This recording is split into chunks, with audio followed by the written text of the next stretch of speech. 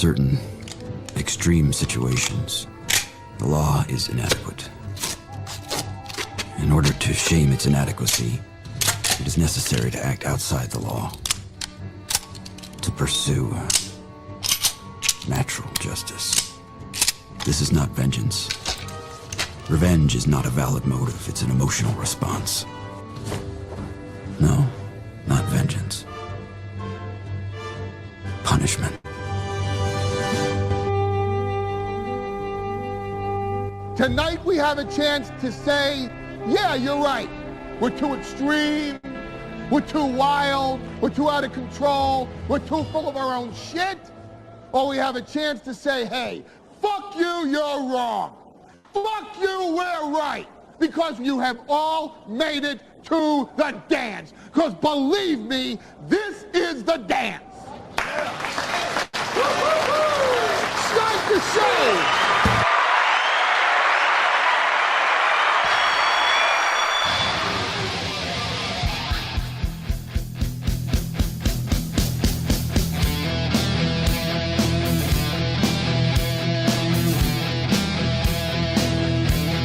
Good morning, boys and girls. Welcome. Do I look different? Do I seem like I have more of a glow? I'm pregnant. Do I look like a celebrity superstar? I'm kidding. It's not, guys.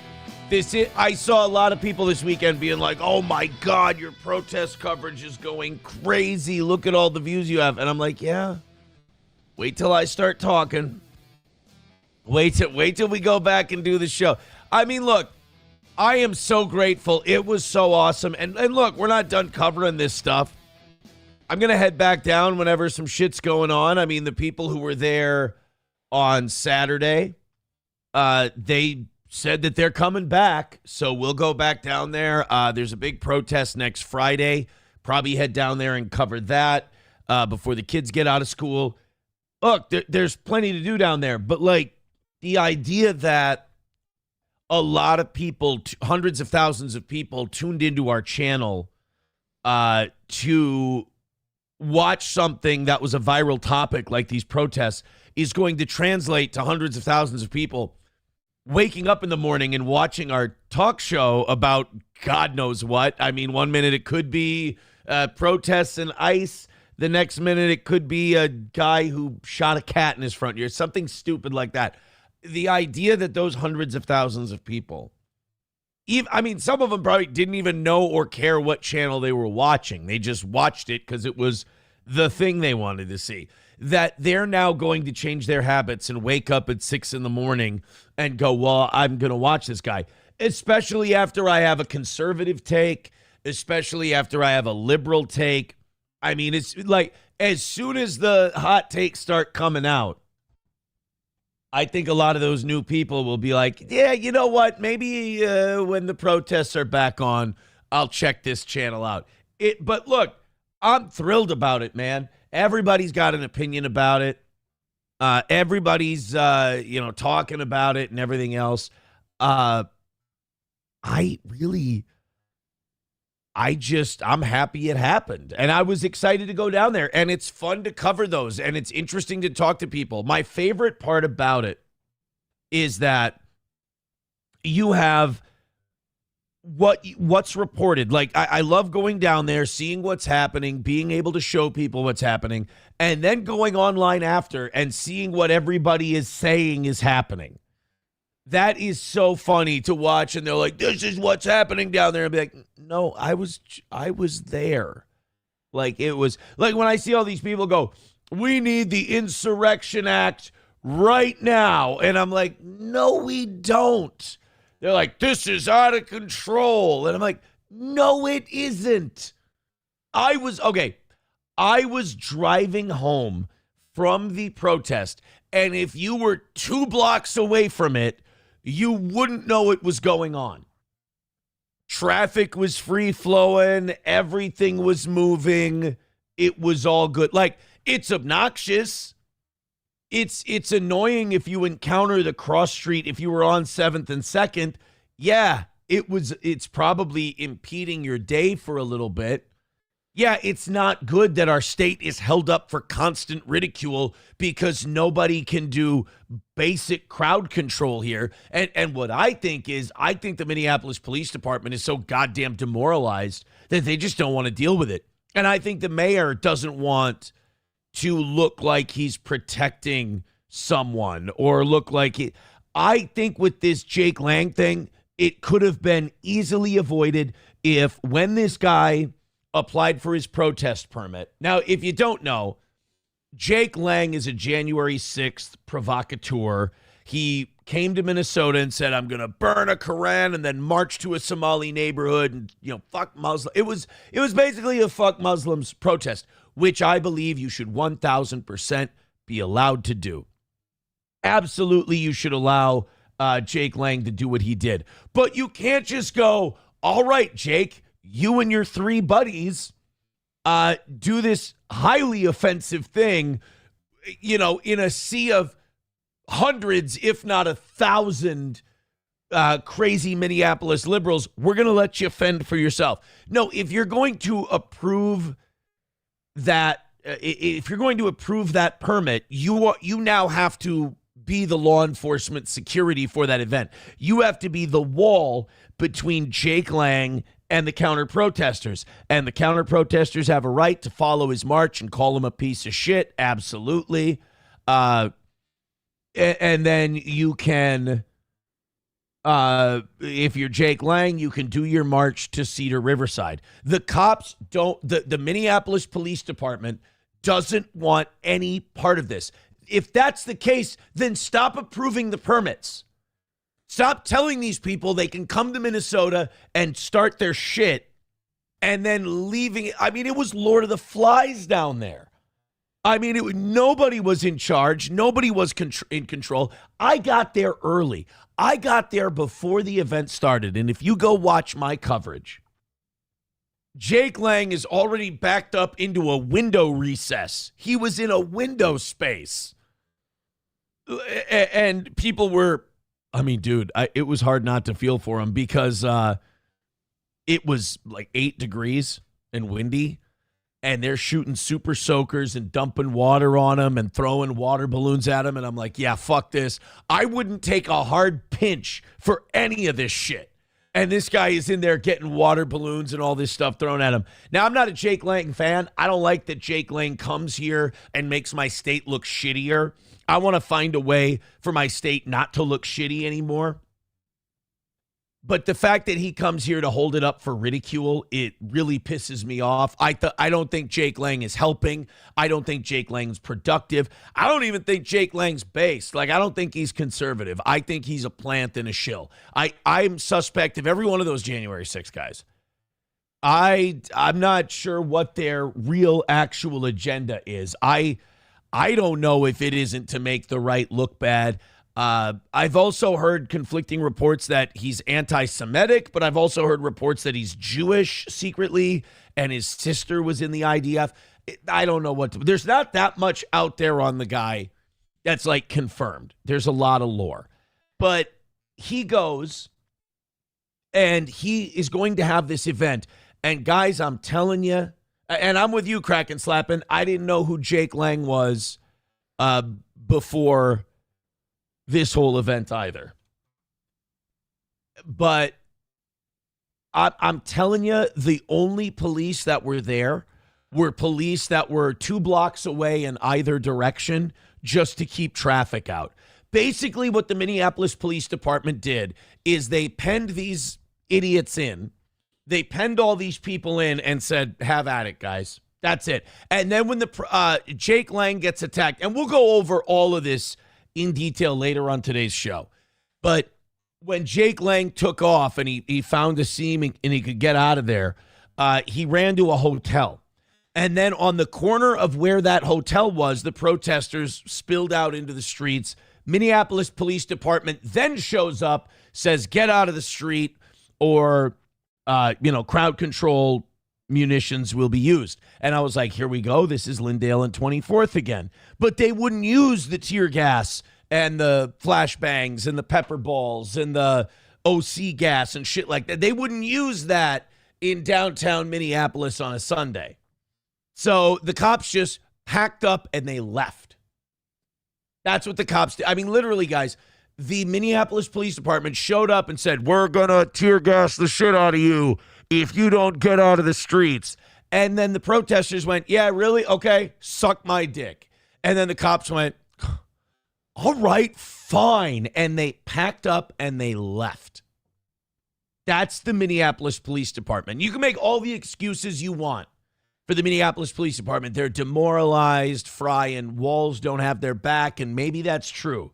But those guys did next to nothing to maintain order. They gave away that section of Minneapolis. The MPD, the county police, and people are like, well, where was ICE? But let me tell you something. From what I saw in Lindale, do not bring these ICE guys in to do crowd control. They'll do nothing but instigate. I mean, these guys are so trigger happy with the let ICE round up the migrants. The local police can do the crowd control. They do a better job, regardless of what I just said.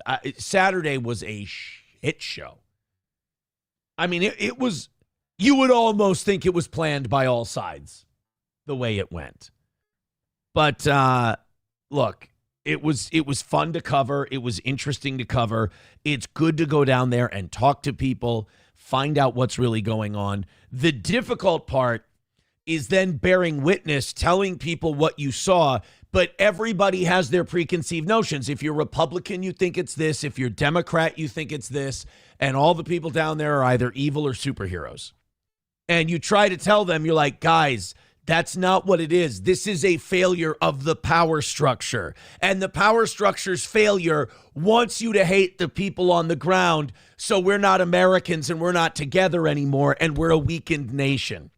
It's the guys on top. It ain't the people on the ground. So, and you can't, you try to tell them that. They're like, what are you, fucking liberal now? You don't like Trump? No, I don't. I didn't think that was news, that I really feel like I was sold a bill of goods on this second Trump administration. But that Jake Lang guy is a joke. Nick Sortor is a joke. Who's the other? Cam Higby. They're all Zionist jokes. They're all distractions to keep you guys from, asking about Epstein, wondering about what's going on with Iran. Why are we getting involved in all these foreign wars again? That's all these guys are. And when it comes to Higby and Sortor, especially, and we'll talk about them later, those two go into Minnesota. They poke the bear. They poke. And when the bear pokes back, they go, oh, but my camera. Oh, look what happened to my camera. It's like when a woman gets shot in the face, these guys go, well, fuck around, find out. These guys go into a poor Somali neighborhood talking about how Muslims are dog shit and we should get rid of them all. And then they go, and then they get their shit rocked. They get their stuff jacked. Fuck around and find out. Should people have their camera stolen? Absolutely not. It's common sense. But there's a lot of shit that shouldn't happen. Like when you're kids, your parents will tell you that. They're like, no, it's not good that they did that, but what did you expect to happen? I mean, you go down there basically waving a banner that says Muslims smell like dog shit. And then Muslims go, yeah, I fucking hate you. I'm going to take your camera. And then you go, right, can you believe that these people yeah, I can. I'm sorry, I can. When you come down to a city that's not yours and you go, I'm going to burn a Koran on your steps and I'm going to march to your Somali neighborhoods and I'm going to tell them what pieces of shit they are, those people are probably going to beat the shit out of you. That's what? Like, that would be like a liberal protester going in the middle of, what was that? The Charlottesville rally. And walking in there and going, yeah, all you Nazis stink and multiculturalism is the way and you're all a bunch of fucking Jew-hating pieces of shit. And then they smack the shit out of him and go, get the fuck out of here, you libtard retard. I guarantee every one of you guys would be going, that's what you fucking get for going down there talking a bunch of shit outnumbered. 100% you would. Should people do that to people? No, absolutely not. But can you use your fucking lizard brain for 5 seconds and realize that that's usually what happens? But you can't talk about it honestly. You really can't. You can't have the right opinion on this. You can't have the right analysis on it because people are too stupid and tribal. Like, if you listen to me, you'll get the right stuff. But everybody wants their side to win. I got news for you guys. The side you think you're on, none of you are allowed into the club that's running that side. None of them want you. None of them like you. All right? One of them thinks that we're all guilty by our fucking skin color. The other one wants Israel running the world. All right? Neither of us want that, but we all think we're on their side. So, no, they're not letting you in, no matter how fucking hard your tweets go. Joey Caravello at $2 says, would you ever have Sean and Marley on the show? Also, would you ever piss in Johnny's ass? These are the important questions. $1 from Coltrane says, this is the first time I've heard of the guy, but if they were spraying water in this weather at that dude, that's crossing a dangerous line. Yeah, and there were no police. No police in sight. They were all 2-3 blocks away, just making sure no cars drove through. That's what it was. And I knew, like when I was driving in, finding a ramp to park in, and I saw how the cops were doing this, I went, oh boy, this is a shit show. Like right away I knew. I'm like, no, this ain't going to work. This ain't it. And then there wasn't one cop down there. It was a sea of counter protesters. And literally the only pro Jake Lang guy I saw was Jake Lang. I mean, by the time, like I said, by the time I was there, he's in a window recess trying to dodge water balloons. There was one Muslim guy who was like getting his back and protecting him because he's like, I just believe that this shouldn't happen to anybody. And they're like, well, do you like what he says? He's like, no, I fucking hate the guy. I just don't think he's kind of like, his opinion was kind of mine. I'm like, I don't like everyone making my state look like shit. I'll joke about Minnesota. I'll talk about the disaster that we are, but I want us to be the disaster. And then I want us to figure our shit out, pull our head out of our ass and fix it. I don't want these interlopers. I don't want these foreigners, out-of-staters coming into my state and causing trouble. You know, like I'm going to go make my stand. Like I'm going to go get myself over at Minnesota's expense. No, fuck you.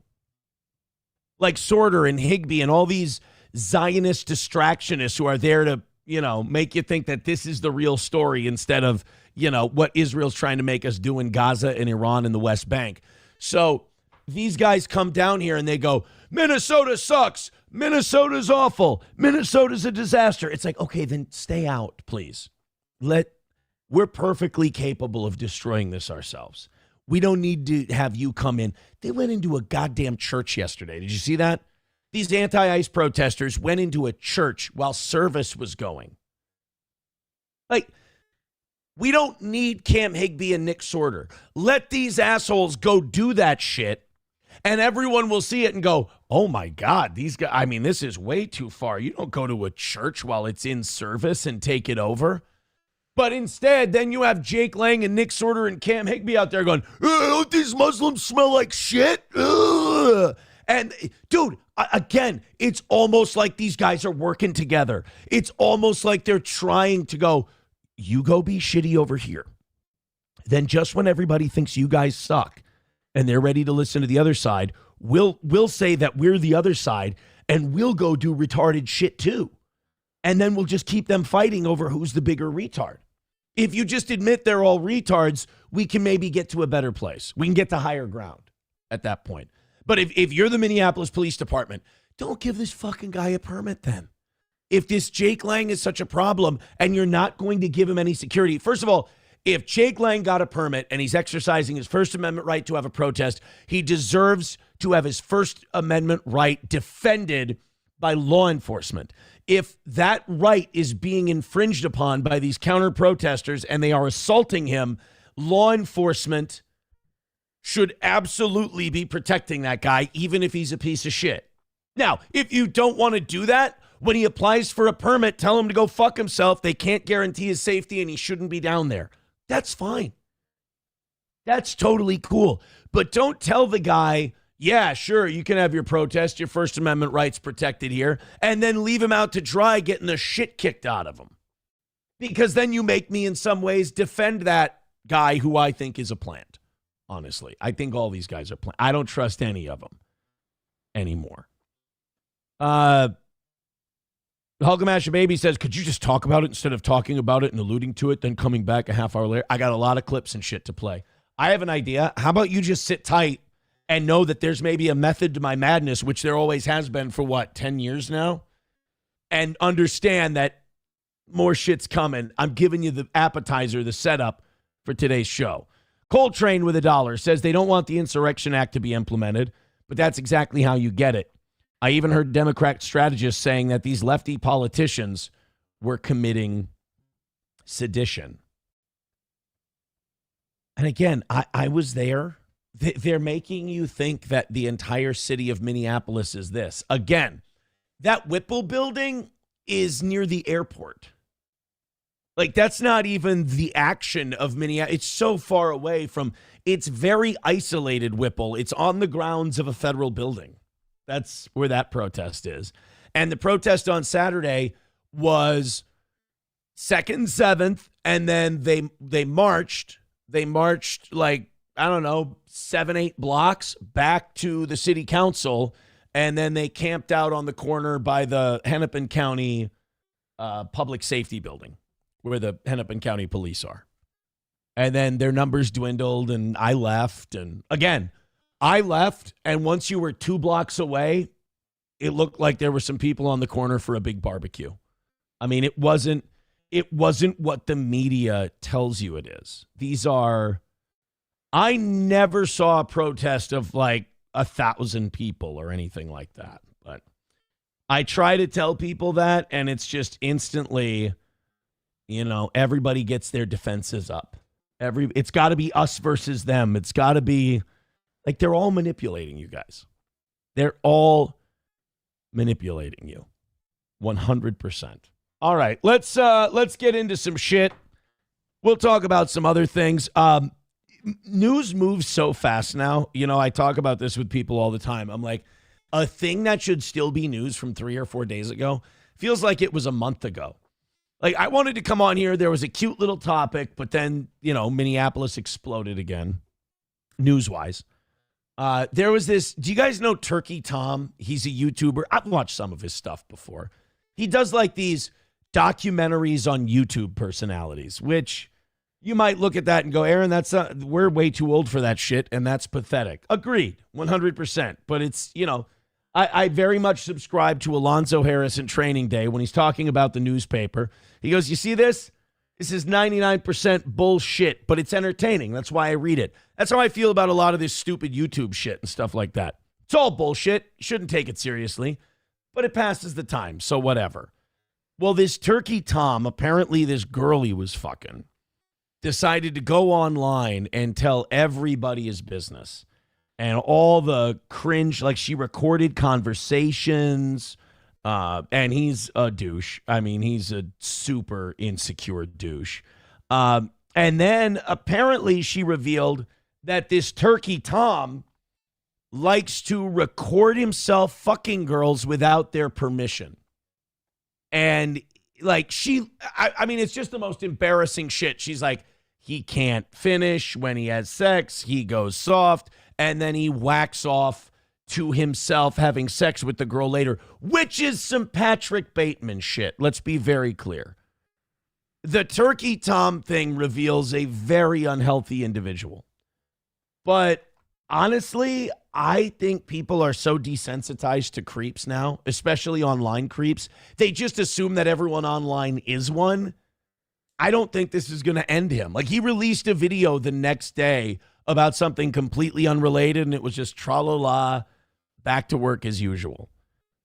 But, and in a way, that's a good thing.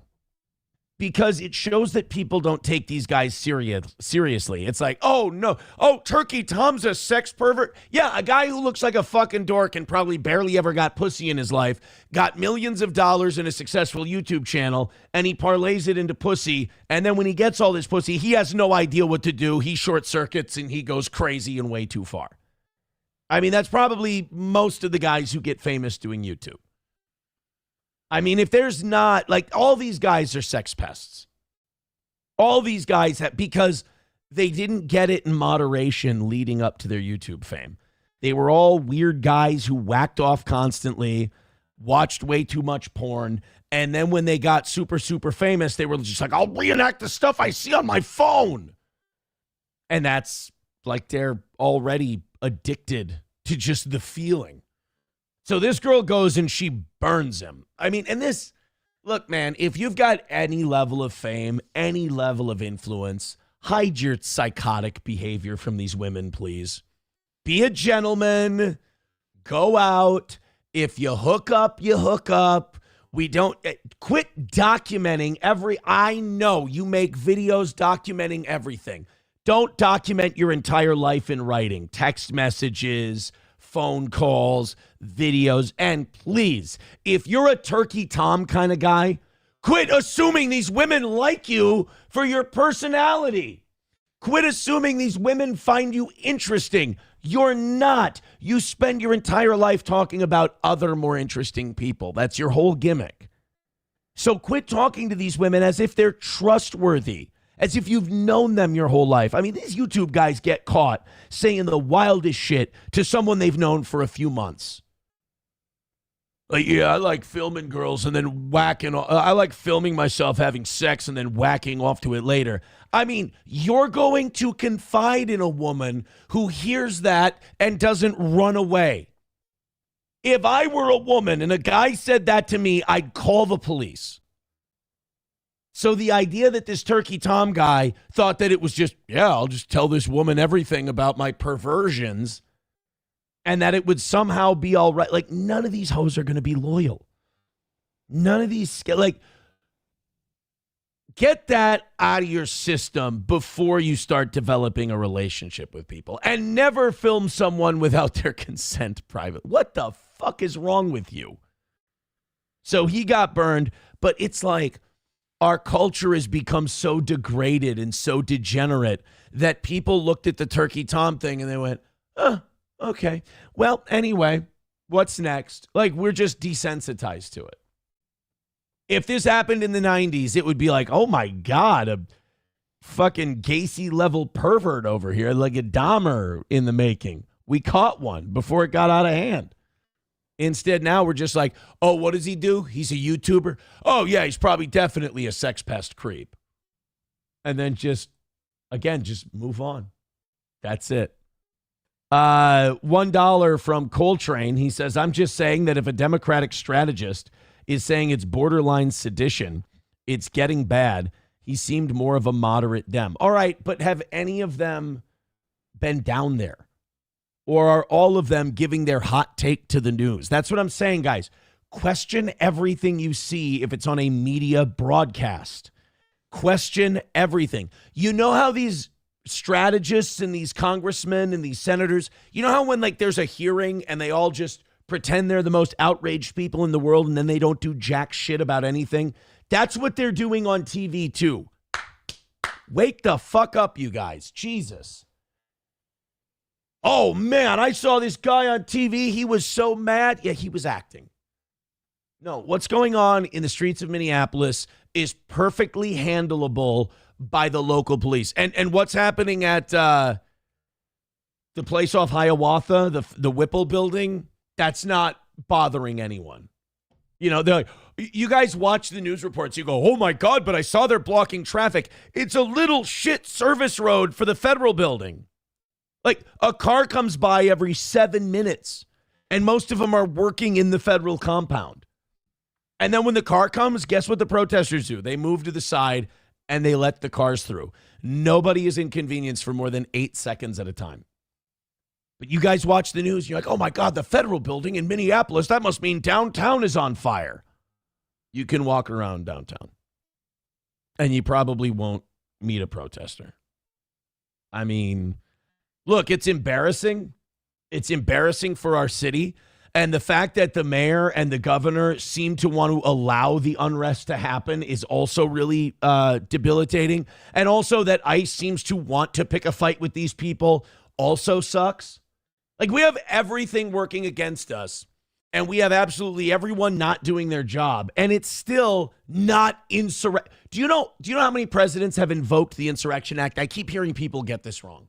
Just want to make sure you come here, you're at least dealing with the facts. 15 presidents, 30 times have declared the Insurrection Act. Do you know the last time the Insurrection Act was used?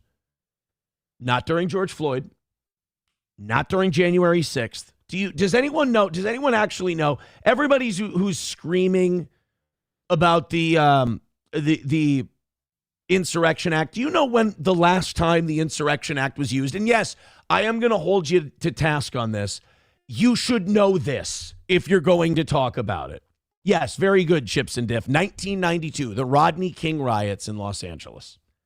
And I don't mean to be libto. I don't mean to be, Mr. doesn't know what he's talking about. I don't believe what I've seen in Minneapolis rises to the level of the Rodney King riots. Now, when a semi-driver gets pulled out of his car and smashed with a brick and everybody starts dancing to Who Let the Dogs Out or whatever the fuck, and rooftop Koreans are out there sniping looters, then we can talk about it. But until then, this is a problem that is handleable. It is right now, it is a choice. All right? It is a choice by the city of Minneapolis, the state of Minnesota, to not handle this. All right?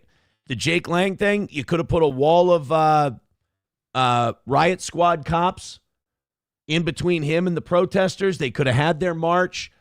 I also don't believe Jake Lang wants it that way. I think Jake Lang I don't think he wants exactly what happened. By the way, he wasn't stabbed. He says he was stabbed. He fell, he hit his head, it split open.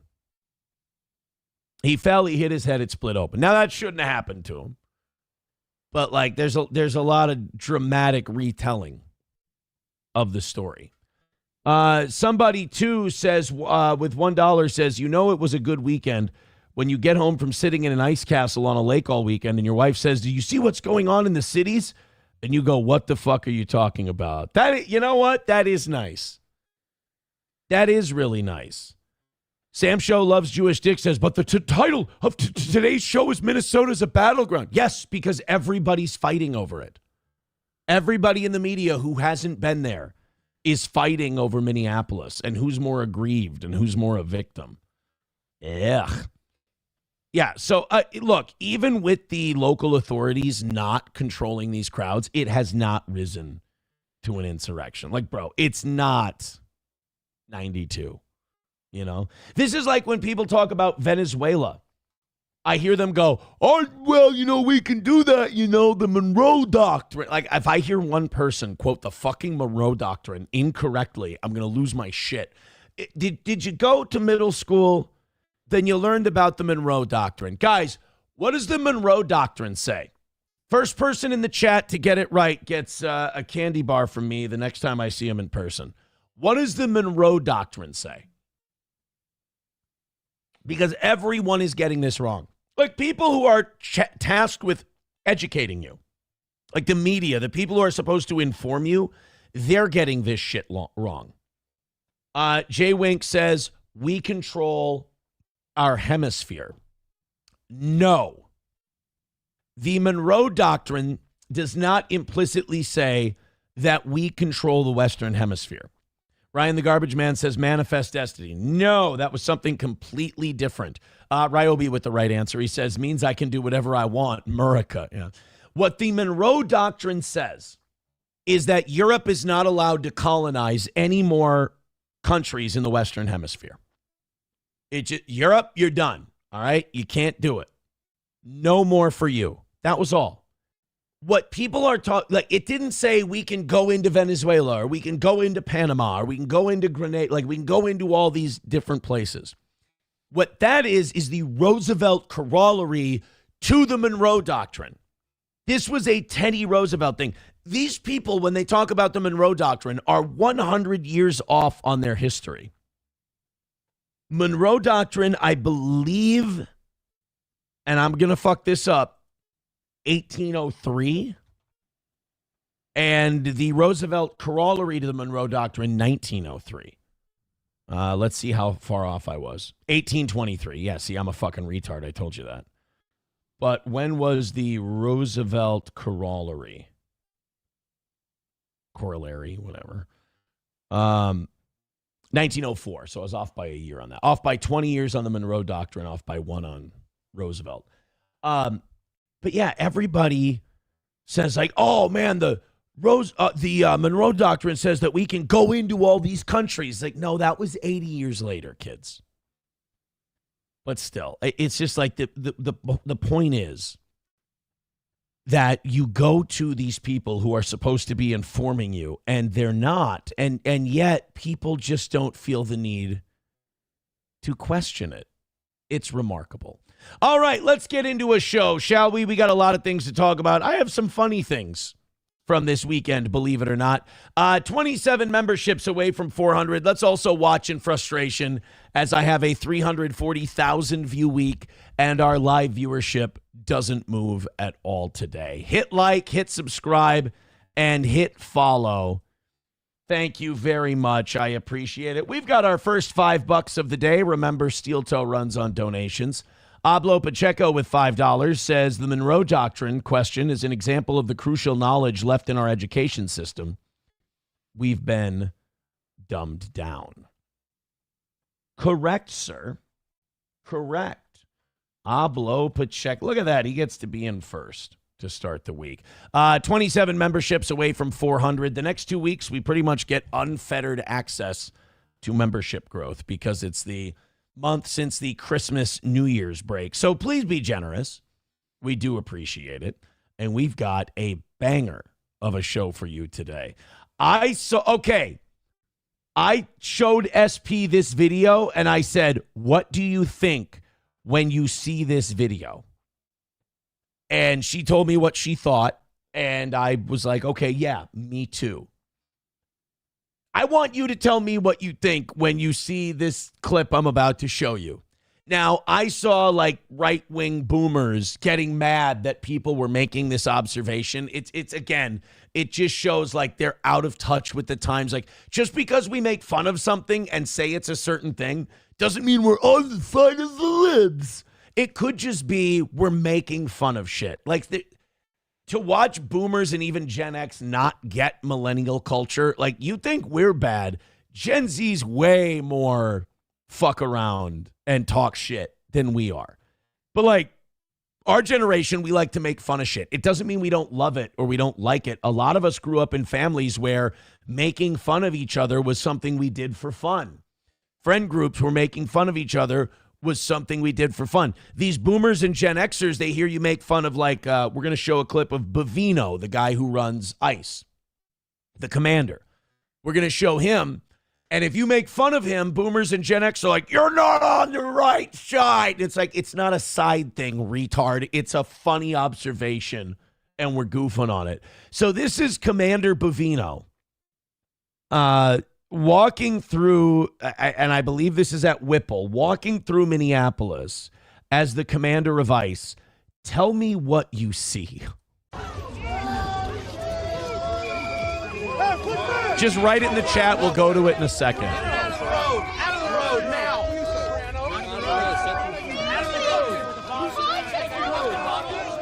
Hey, jump that photo. You're all fucking pretend. Okay, this guy, by the way, if you guys want to know what Minnesota is, this guy's Minnesota. Better or worse, good or bad, right or wrong, this is Minnesota. And by the way, this guy served somebody apple strudel right after that. Like, he was, Minnesota is this guy giving himself a coronary and then being really nice to like 4 people over there. Coward chicken shit fucks. Coward chicken shit fucks is legitimately a good insult, though. But what do you see here, though? Like, what is this, as the kids say, what is this giving? Just tell me that right off. I want to see what the chat says. I want to see if we're on the same page. Yeah, Cheeseburger Pie says, is that a Hugo Boss jacket? Historically White says, I see a Nazi. Yes. Dude, it looks like a Gestapo officer. And I don't mean that as like, no, I should a bunch of Nazis and we should. I'm saying that as a matter of fact. As a matter of fact, that straight up looks like Heinrich Himmler is walking down the streets. The dress, the look, the strut, the whole thing. Hooters Girl says, is that little dick syndrome? It could be. I mean, then Hitler had a micro penis, if you didn't know, so it could be small dick energy. Aussie Mark says Gestapo vibes through the roofs. Yeah, it was. I watched that and I'm like, it's one of those things where you see it and you're like, I don't even need to read the comments. I don't even need to say or see what people are saying about this. This is being called some Hitler shit. Like, especially consider like people who are on ICE's side, quote unquote. They saw it and they went, oh boy, that looks like Nazis marching. So like now imagine the people who already think these guys are Nazis and what they think that it looks like. As a matter of fact, can we get some musical accompanist with this, please? Let's go ahead.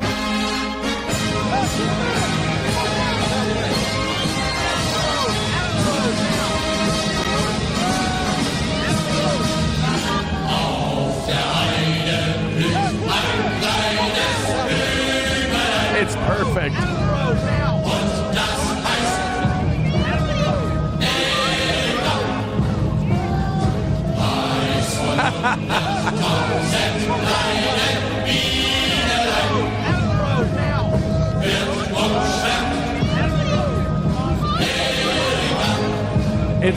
It's actually a little too perfect. It might be, honest to God, it's a little too close. It's almost like I didn't put that together. That looks like ICE produced that. Not even me. Root says it made it look 1,000,000 times cooler. 09 Canyon says the song is too cheerful. Well, hold on a minute. Let's hear. Guys, we'll find it. We'll find the perfect vibe for this. Give it 1 second here. We got time. Here, this one's gonna work. This will be a good one for you.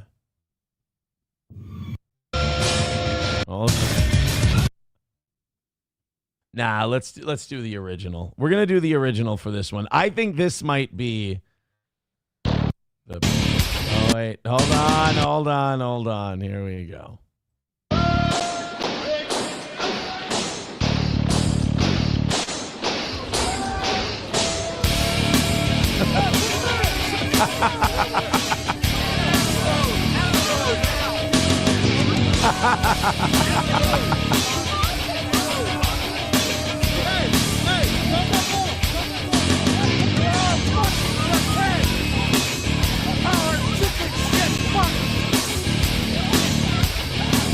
Even that guy's energy.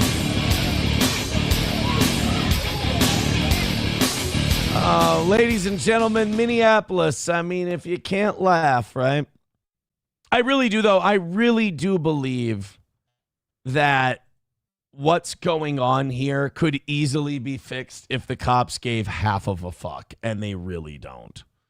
Like, all of this shit could be... Like, Whipple, every time I've been there, it's been under control. And I got gassed at Whipple.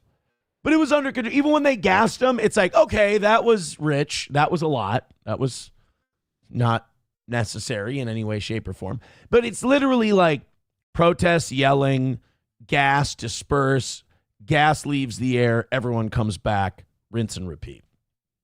It's a show. Like, it's kind of a show. Saturday only got out of hand because the cops let it be Lord of the Flies. Minneapolis Police Department, if they wanted to, could have prevented shit from happening. I think secretly the Minneapolis police are tired of it and they want this shit out because they have enough to deal with just the protesters. So if people come by to be like right-wing protesters, they're like, well, let's just let them all fight it out and then maybe this will stop, which I think is the wrong attitude to have, but I think it's their attitude. Waylon with $5 says, okay, that was worth $5. The German march. Nice. Well, I mean, does it not look like a Nazi? I mean, you can't do that. Like boomers and Gen Xers, you do that. You make that observation and you play that music and you laugh. And they instantly go, oh, what now? You don't love Trump? Oh, what now? You don't think ICE is good? Oh, you think that Islam should take over America? It's like, no, I thought the guy looked like a 1940s German officer, and I wanted to play funny music with it. I just wanted to have a moment of levity. You know what? I'm sorry. I'll go jack off to really sad shit. How's that? I'll just do that, and I'll just be really sad. Look at all these people who need memberships in the Rumble chat. Let's nail it. Let's get all these people asking for memberships. Hit like, hit subscribe, and hit follow. Oh, you guys are pushing the 6s already. Thank you very much. Make me wrong today. People were like, oh, all these views you got this weekend. The show's numbers are going to be... No, they're not. They're going to be about normal. That's my opinion. I think the show's numbers are going to be about normal. That's all. Beck says, can we use babies as shields? Points make prizes, possibly win the car. Jesus. Zen Man says, you totally skipped my rant like usual. I'm sorry. I'll go back up and find it. Zen Man with $1 says, can you do a boots on the ground view of the Mall of America? I heard it's almost empty now that the illegals and Somalis are scared of ICE. I have not heard anything about that. However... there's at least one Mexican restaurant in St. Cloud here. Well, it's Sartell technically, but Anejo's, which is good. I like Anejo's. But they shut down. They said they're closing down while ICE is here because their staff is worried about getting raided. Here's my thing. Like, we talked to an ICE agent during one of our protest coverages last week here in St. Cloud. By the way, that St. Cloud protest was a week ago today. It feels like a year ago. Like our first protest stream. So we talked to an ICE officer that day, and he's like, we have a list of the people we're looking for. They have criminal records, and they're here illegally, and we go and we get them. And so I feel like when a lot of these restaurants say, we're shutting down because we're terrified of ICE and our employees are terrified of ICE, I feel like that's accidentally tipping your hand and telling ICE, hey, you might want to go see who works at that restaurant and then go pay him a visit because they ain't nervous because they're here legally. So I feel like it's kind of antithetical. Like, I understand why these places are shutting down, but I also feel like it makes you stand out more than anything else. Redbird with $1 says Antifa is starting to show up. They will continually escalate until the feds have to back down or go lethal. It will look like a war zone in a month. I hate to pull this on you. I really do hate to pull this on you. But what ass are you pulling that out of? That they're here in droves. Like, I don't want to play this card, but I've been there. I've seen it with my own eyeballs. It's not a war zone. It's not looking like a war zone. There was a fucking shooting last Wednesday. And it wasn't a war zone. A couple of poor black people got fucking riled up and broke into some ICE cars. That's not good. Those people should be arrested, and a couple of people were, and that should not be allowed to happen. But that's not a fucking war zone. God damn. It's almost like there's people out there that like want this shit to get as bad as possible so they can be right. Yeah, I think shit's going to be like World War. It's going to be like there's some people rooting for like Civil War type violence so that they can say their prediction of a civil war was correct. I believe in seeing shit with your own eyes and then testifying as to what you saw. Roots Calhoun says there's a Mexican joint over here giving free food to ICE. The neighborhood protested against them, but the food is too good, so nothing happened. There's a church. Again, we'll get to the church story. I don't even know if the church likes ICE, but the protesters said they do. So they all went in there and interrupted services. And honest to God, like, you want to find a way to get people off your side faster? Start going into churches during services. Now, here's Here's the other thing. I think it's important to look at this and make comparisons.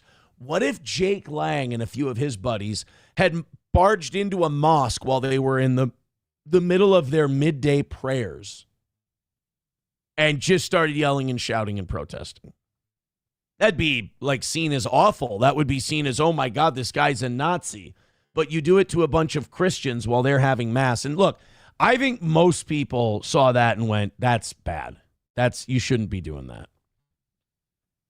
But we don't play them out the same way. Chips and Dip says the pastor was related to ICE somehow. Right, and that's what they say. That's what they say. So speaking of Bovino, I feel like we owe him a clip because we basically just called him Heinrich Himmler. Look,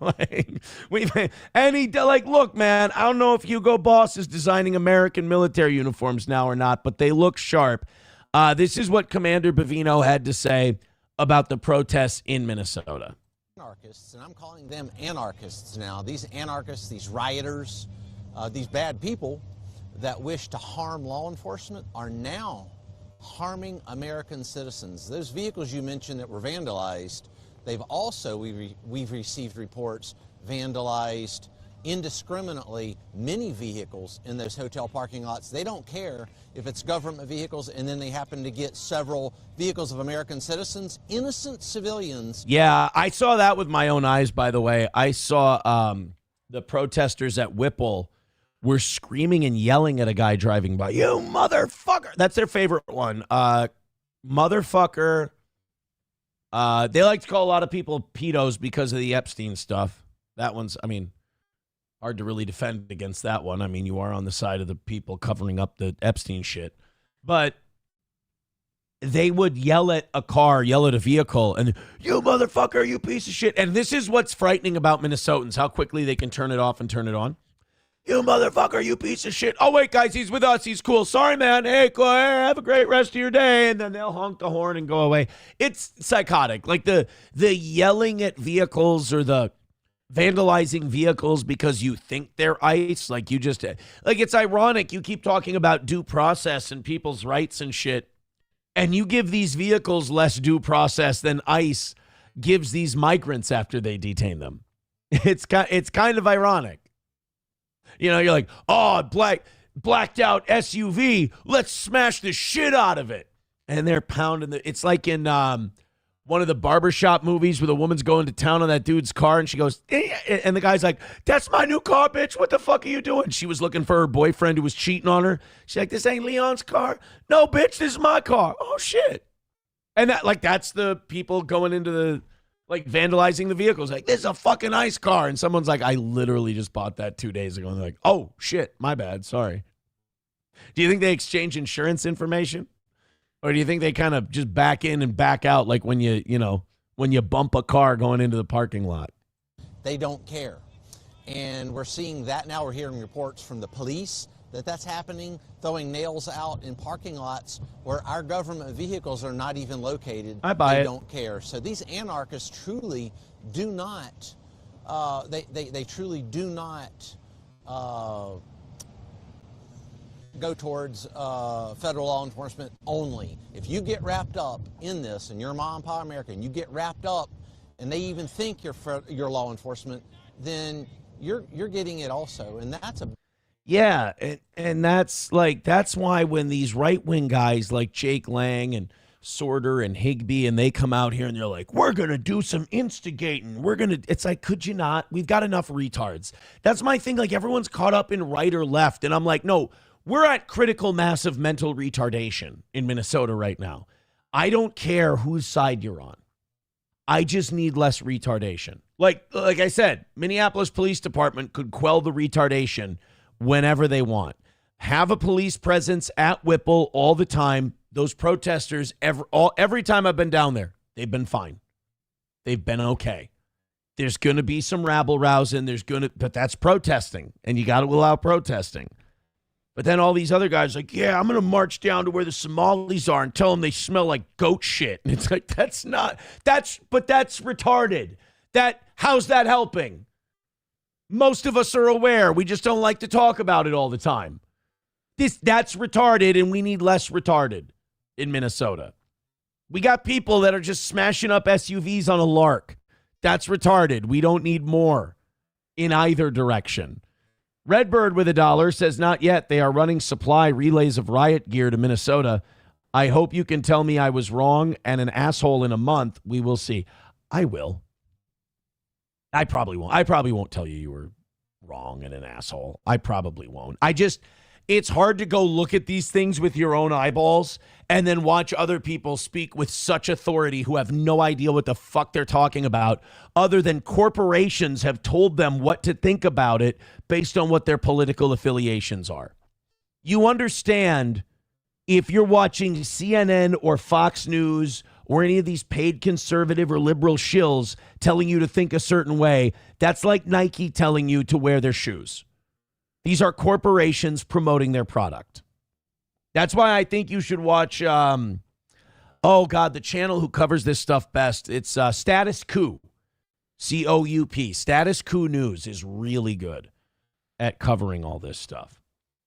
Bigot on socialist media says, fuck you, I know everything about everything. Chips and Dip says, time to trade your Tahoe for a minivan, Aaron. Can't be too safe. Yeah, someone was asking me the other day, they were like, why do you say that you park a couple of blocks away? Well, number one, it's more convenient to get out of there. But number two, I have a black Tahoe with black rims. And I could see, it's a 29, is it 19 or 20? I think it's 19. It's, because it turned 6 years old last year.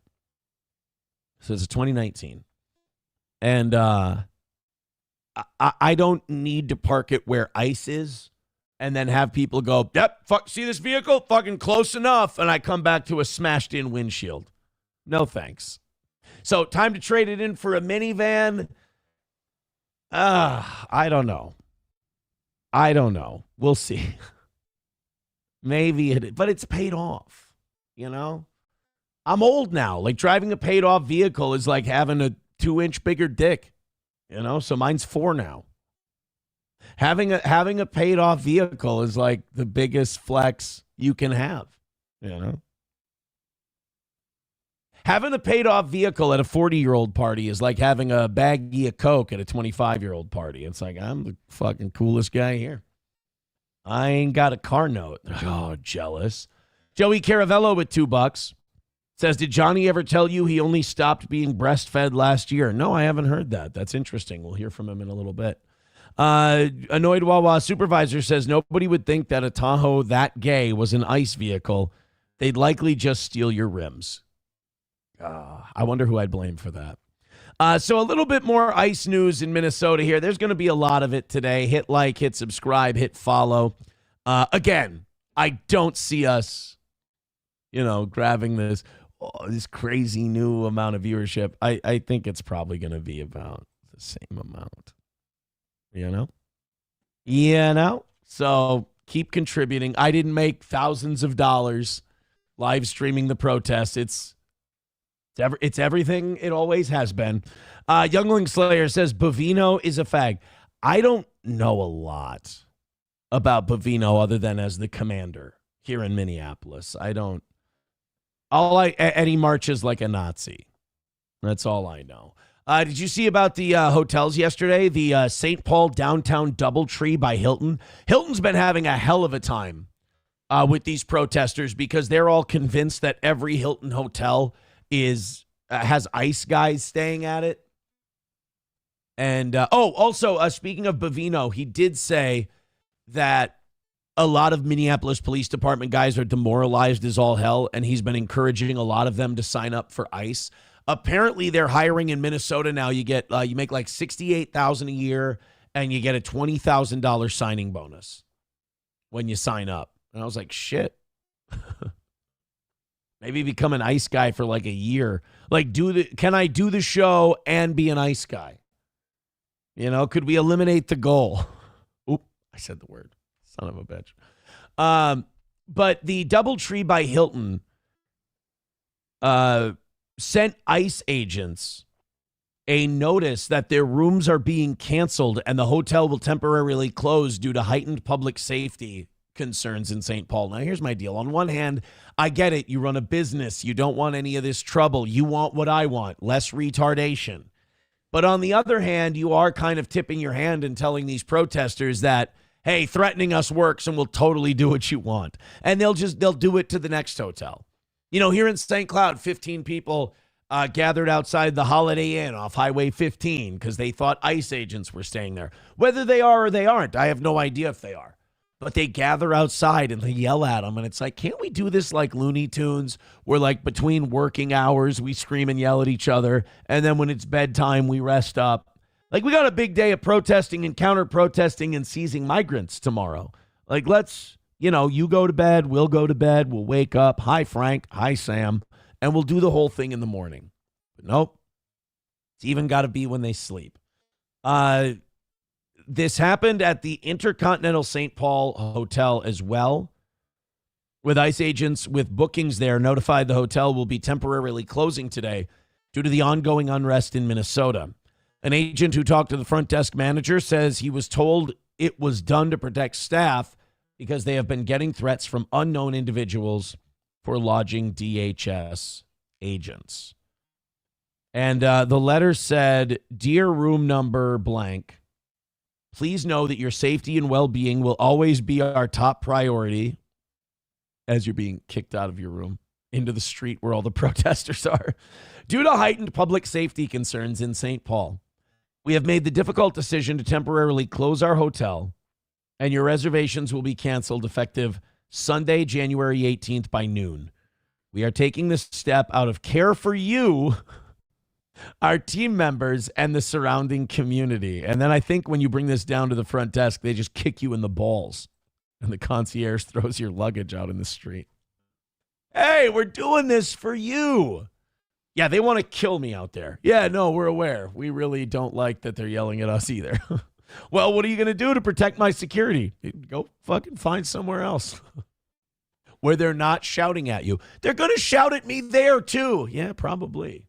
But they won't be shouting at us. Also, I think a lot of these places might be closing down for the same reason that Mexican restaurants and stuff are closing down around here too, is because some of their staff might be going like, I ain't coming to work today. My status in your country is not exactly what you'd call legal. So I think that there might be a couple of different reasons as to why they're doing this. And like, again, I understand like trying to make your money and standing up for your business and everything, but like you're also kind of giving these people exactly what they want.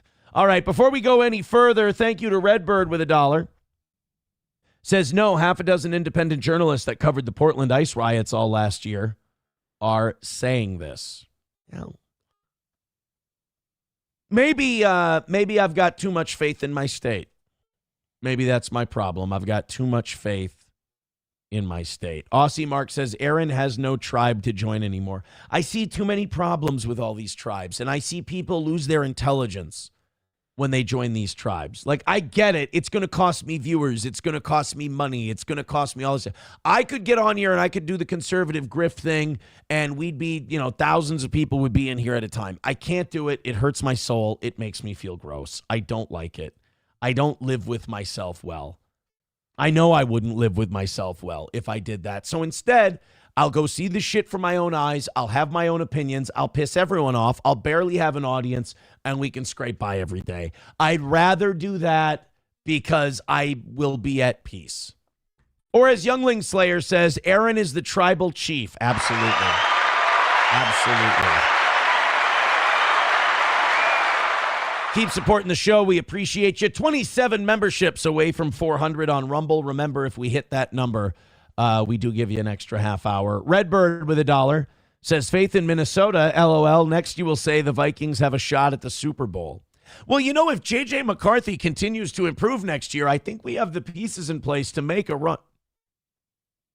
By the way, I'm so glad Caleb Williams lost yesterday to the Rams, because if Caleb Williams had won, it would mean that every quarterback drafted in 2024 has been to a conference championship game except Michael Penix and J.J. McCarthy. And that would fucking suck. But like Jaden Daniels went last year. Drake May's in this year. Bo Nix is in this year. Just Caleb Williams. The lefty in Atlanta, Penix, and JJ. That's it. All right, let's bring Johnny in here. There he is.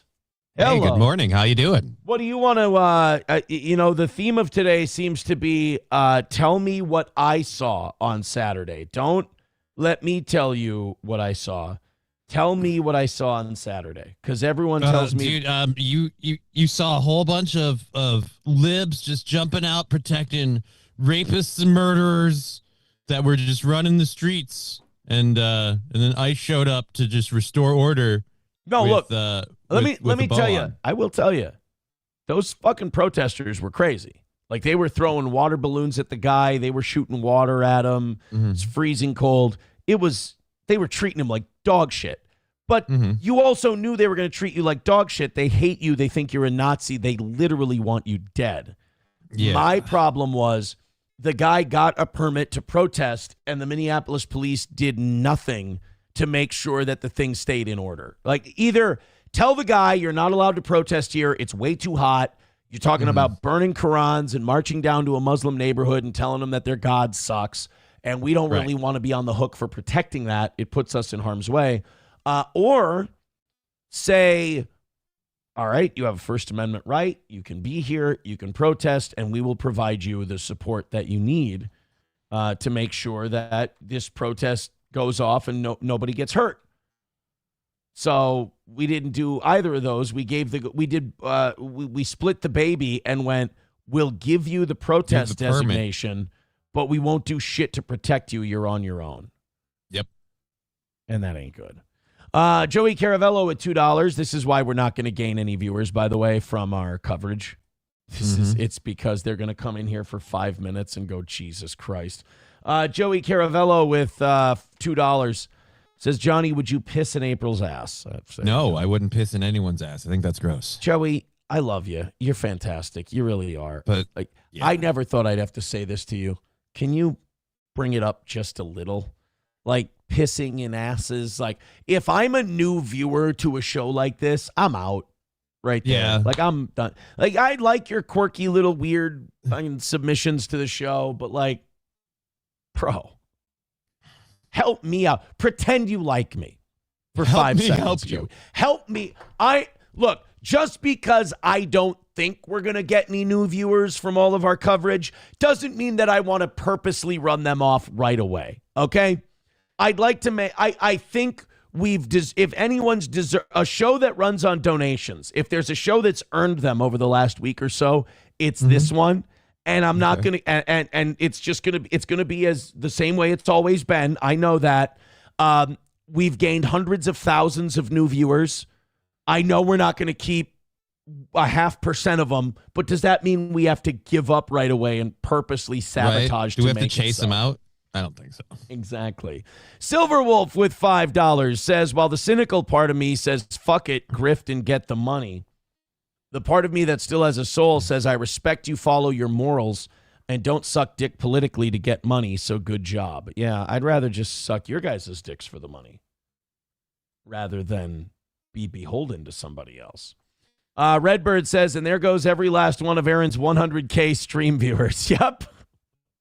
Yep. Joey Caravello, by the way, responding to us by saying, hey, what's wrong with asking questions?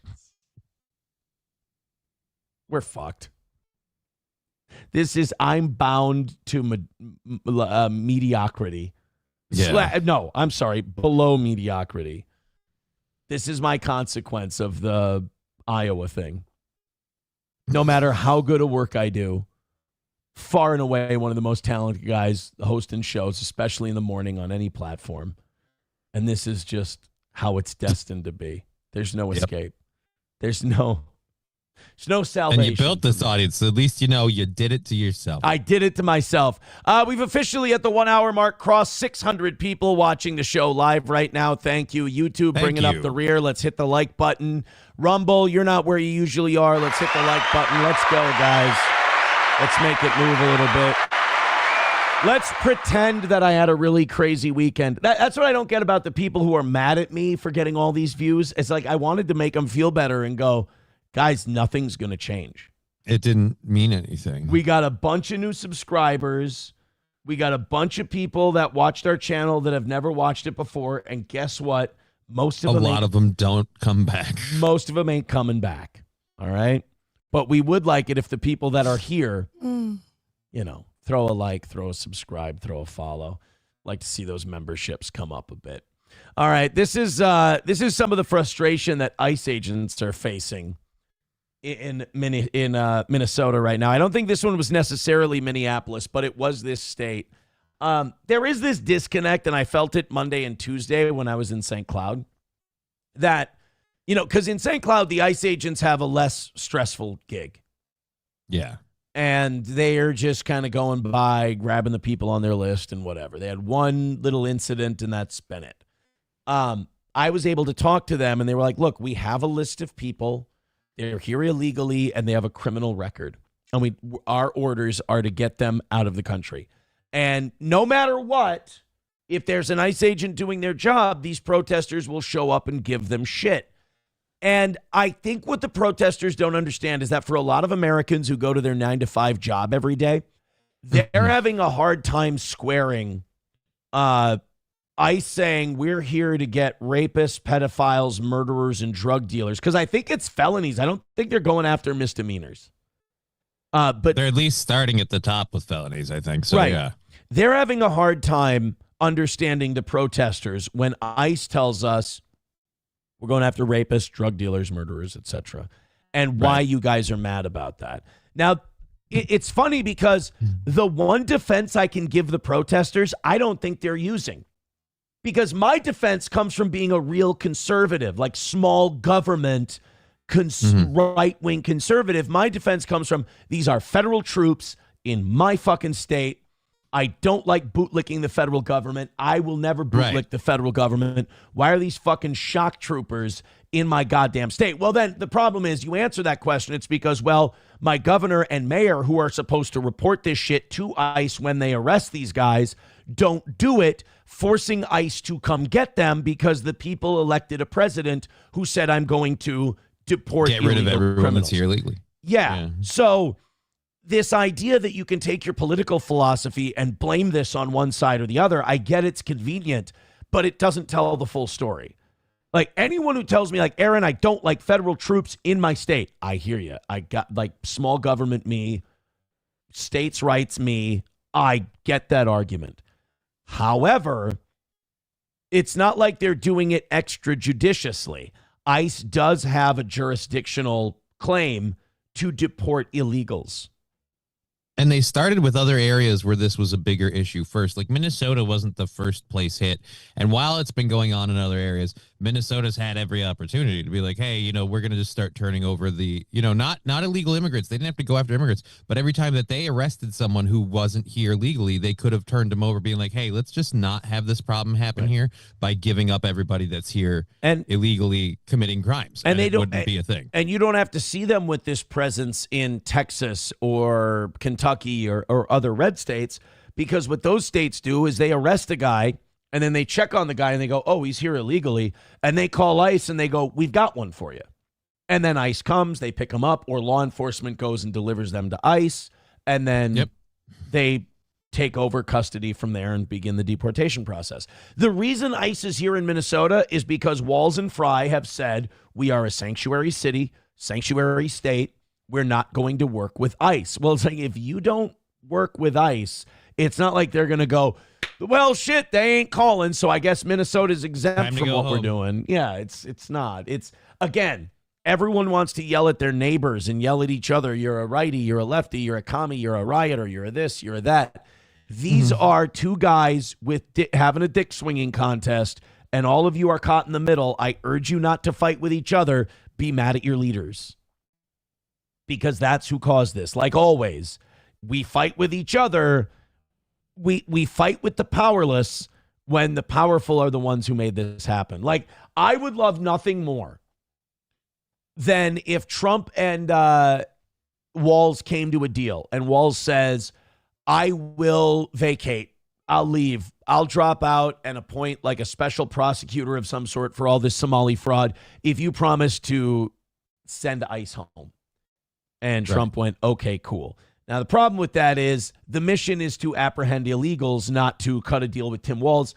Also, if you lose Tim Walz, you get Peggy Flanagan, which for those of you who don't live in Minnesota, holy shit, worse. That would be a ride. She would be more entertaining than Tim Walz. She's a hellion, Peggy Flanagan. Don't let the name Peggy fool you. But anyway, here are ICE agents fed up with somebody filming them. So they tell the people filming them exactly what they're there to do. And by the way, this won't change anyone's opinion. We're here to arrest a child sex offender. And you guys are out here honking. Oh, we're not. No, we're pressing.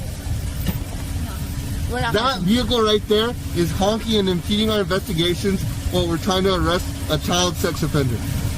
That's who you guys are protecting. Insane.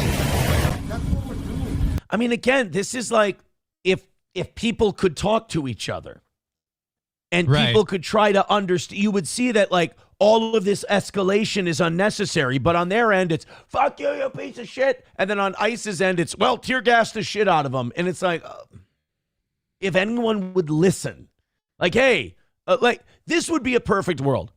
ICE protesters show up. We don't like that federal troops are in our state. Yeah, good. All right. Small government. Let's do it. States' rights. Cool. Let's rally. But then an ICE commander came to him and said, hey, guys, there's a guy who fucks kids in that house. And all the protesters went, all right, guys, we're going to see you at the next one. We're going to pull up stakes. Good luck. Get that fucking creep out of my neighborhood. Yeah, but if we followed that rule right now, at least we'd pretty much be turning him away every time. Right, because most of the people they're going after have a record of some sort. I don't know.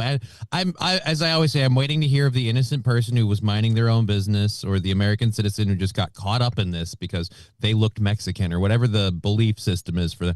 It's weird because the protesters are the ones screaming, "You're pedophile protectors," but technically the ICE agents could be like, "We're trying to arrest him, and you won't let us." Hey, here's what I would say as a man without a country in this. Hey, when you guys are done getting that sex offender, which we totally want you to do, and you get all the sex offenders in this state, there's a guy protecting a shitload of them at 1600 Pennsylvania Avenue. Go straighten that motherfucker out, and then we'll be perfect. Like, I want you to get it. Here's the problem with not being. Here's the problem with not being team right or team left is that I got one side that's with me all the way until I go, yeah, and the guy protecting Jewish pedophiles at 1600 Pennsylvania Avenue, get him too. And they're like, oh, you don't like Trump? And like, it ain't about Trump. It's about, I don't like people who go, yeah, pedophilia, whatever. We'll get to it when we get to it, as long as it doesn't make me look bad.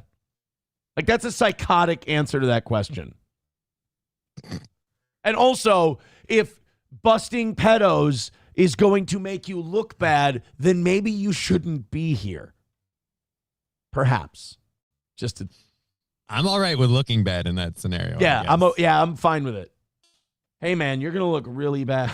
All right. Well, price of doing business. To who? Billionaire pedos? Yeah, I'm going to be fine. They don't like me anyway. I'm too old. Yeah, right. $1 from Redbird. He says, that list they posted of the ones they grabbed in the first week in Minnesota was nothing but absolute cartel animals that and tortured children for fun. Yeah, like there have been legal residents that they've detained and let go. Right. But they haven't caught up in the mix. They haven't arrested and deported any United States citizens here in Minnesota. No. Although, what's her name? Christy Noem did piss me off the other day. She's like, if you live in Minnesota, just be prepared to show your proof of citizenship if you're ever asked for it by ICE. And I'm like, fuck you, get a warrant. I mean, that does kind of give me your papers? Yeah. No. Eat my shit. That's a good way to decide. Like, that's a good way to tell, is someone actually conservative or are they just a Trump federal government bootlicker? Mm-hmm. Because, like, if ICE goes, hey, prove to me you're a citizen, the only proper response to that is either fuck off or piss on their feet. Like, those are the only two possible answers I'll accept. And I don't care. Technically, I'm giving you DNA evidence. Just run the urine. Yeah, run that. There's my proof. You'll see my genealogy. But then technically you've just given your DNA to the government, so you did kind of fuck yourself there. Yeah, you lose as much as you win. Main Vein with $5 says, good morning, Aaron. Good morning, Main Vein. ICE have finally made it to Maine, and I couldn't be happier. I hope to see every inbred subhuman Somali rounded up and deported. Well, you can't be deported for being an inbred, what was it? Subhuman Somali. You have to be here illegally. Very specific. Yeah, you have to be illegal. It's here, like, and that's the other thing too. Like, people get rid of all Somalis. Like, I doubt they're going to be deporting a whole lot of those. Like, they're not going to do shit to Somalis. That's all a distraction by Zionists. Here I go. That's all a fucking distraction by a bunch of people who want Israel to attack Iran and want to drag us into it with them. Joe Thompson quit. He's gone. And I'll tell you why Joe Thompson quit. Because he had a usefulness. It was make it look like we're investigating. Find me Somali fraud. And he did. And he found it. And then they kicked him out. He found a shitload of it. And then the bullshit reason they're giving that, like, oh, they asked him to investigate Renee Good. And he said no, and he walked out. Bullshit. These guys get asked to do evil shit all the time, and they do it with no problem. The reason he's gone is because he found the Somali fraud, so Trump could go, fucking Somalis, am I right? And now people like me are like, yes, let's start prosecuting. Let's start finding out who did this. Let's put people in prison. Like, well, no, because then we can't say fucking Somalis anymore, because then we'll have fixed the problem. Like, none of these, Trump's not on your side. He's not a fix the problem guy. He's a let you know the problem exists and make you really mad about it guy. Like, Thompson's gone, guys. They're not doing shit about Somali fraud. It's over now. Like, you think they're going to start just wrapping shit up. No. The most they'll do is cut the programs for everybody and fuck over like everybody. Have been doing. Yeah. They're not, I mean, how many times does it have to happen? How many times do they have to go, Hillary's emails, Dr. Fauci, all these different, Epstein? How many times do they have to tell you, oh, we've got this, and nothing happens before you realize, oh, we're being fucked with? It's time for guillotines. I'm telling you.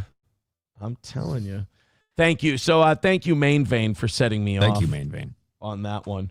Yeah, now that I've been down there, it's going to be pretty easy to set me off. I will tip you off on that. Oh, yeah.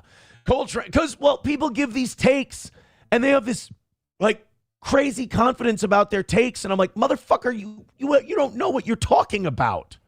Did you drive by the protest? No, I've been sitting here in front of my TV screen the whole time. Like, right, so maybe shut it. Coltrane says, I voted to get these people out. They are being treated above the citizen. What laws can we openly disregard and get away with? None. I want to pay no taxes ever again and be allowed to. Well, you have to go up and drill an asteroid and drop a nuke in it. Damn it. Yeah. Hulkamasha Baby with $1 says, if Minnesota didn't say they were going to purposely impede ICE, they would just show these people's rap sheets and the protests would be less hectic. Yeah, just say we're not ICE, dress in fake uniforms, and we're here to pick up a drug-dealing pedo. And they'd be like, oh, yeah, go ahead.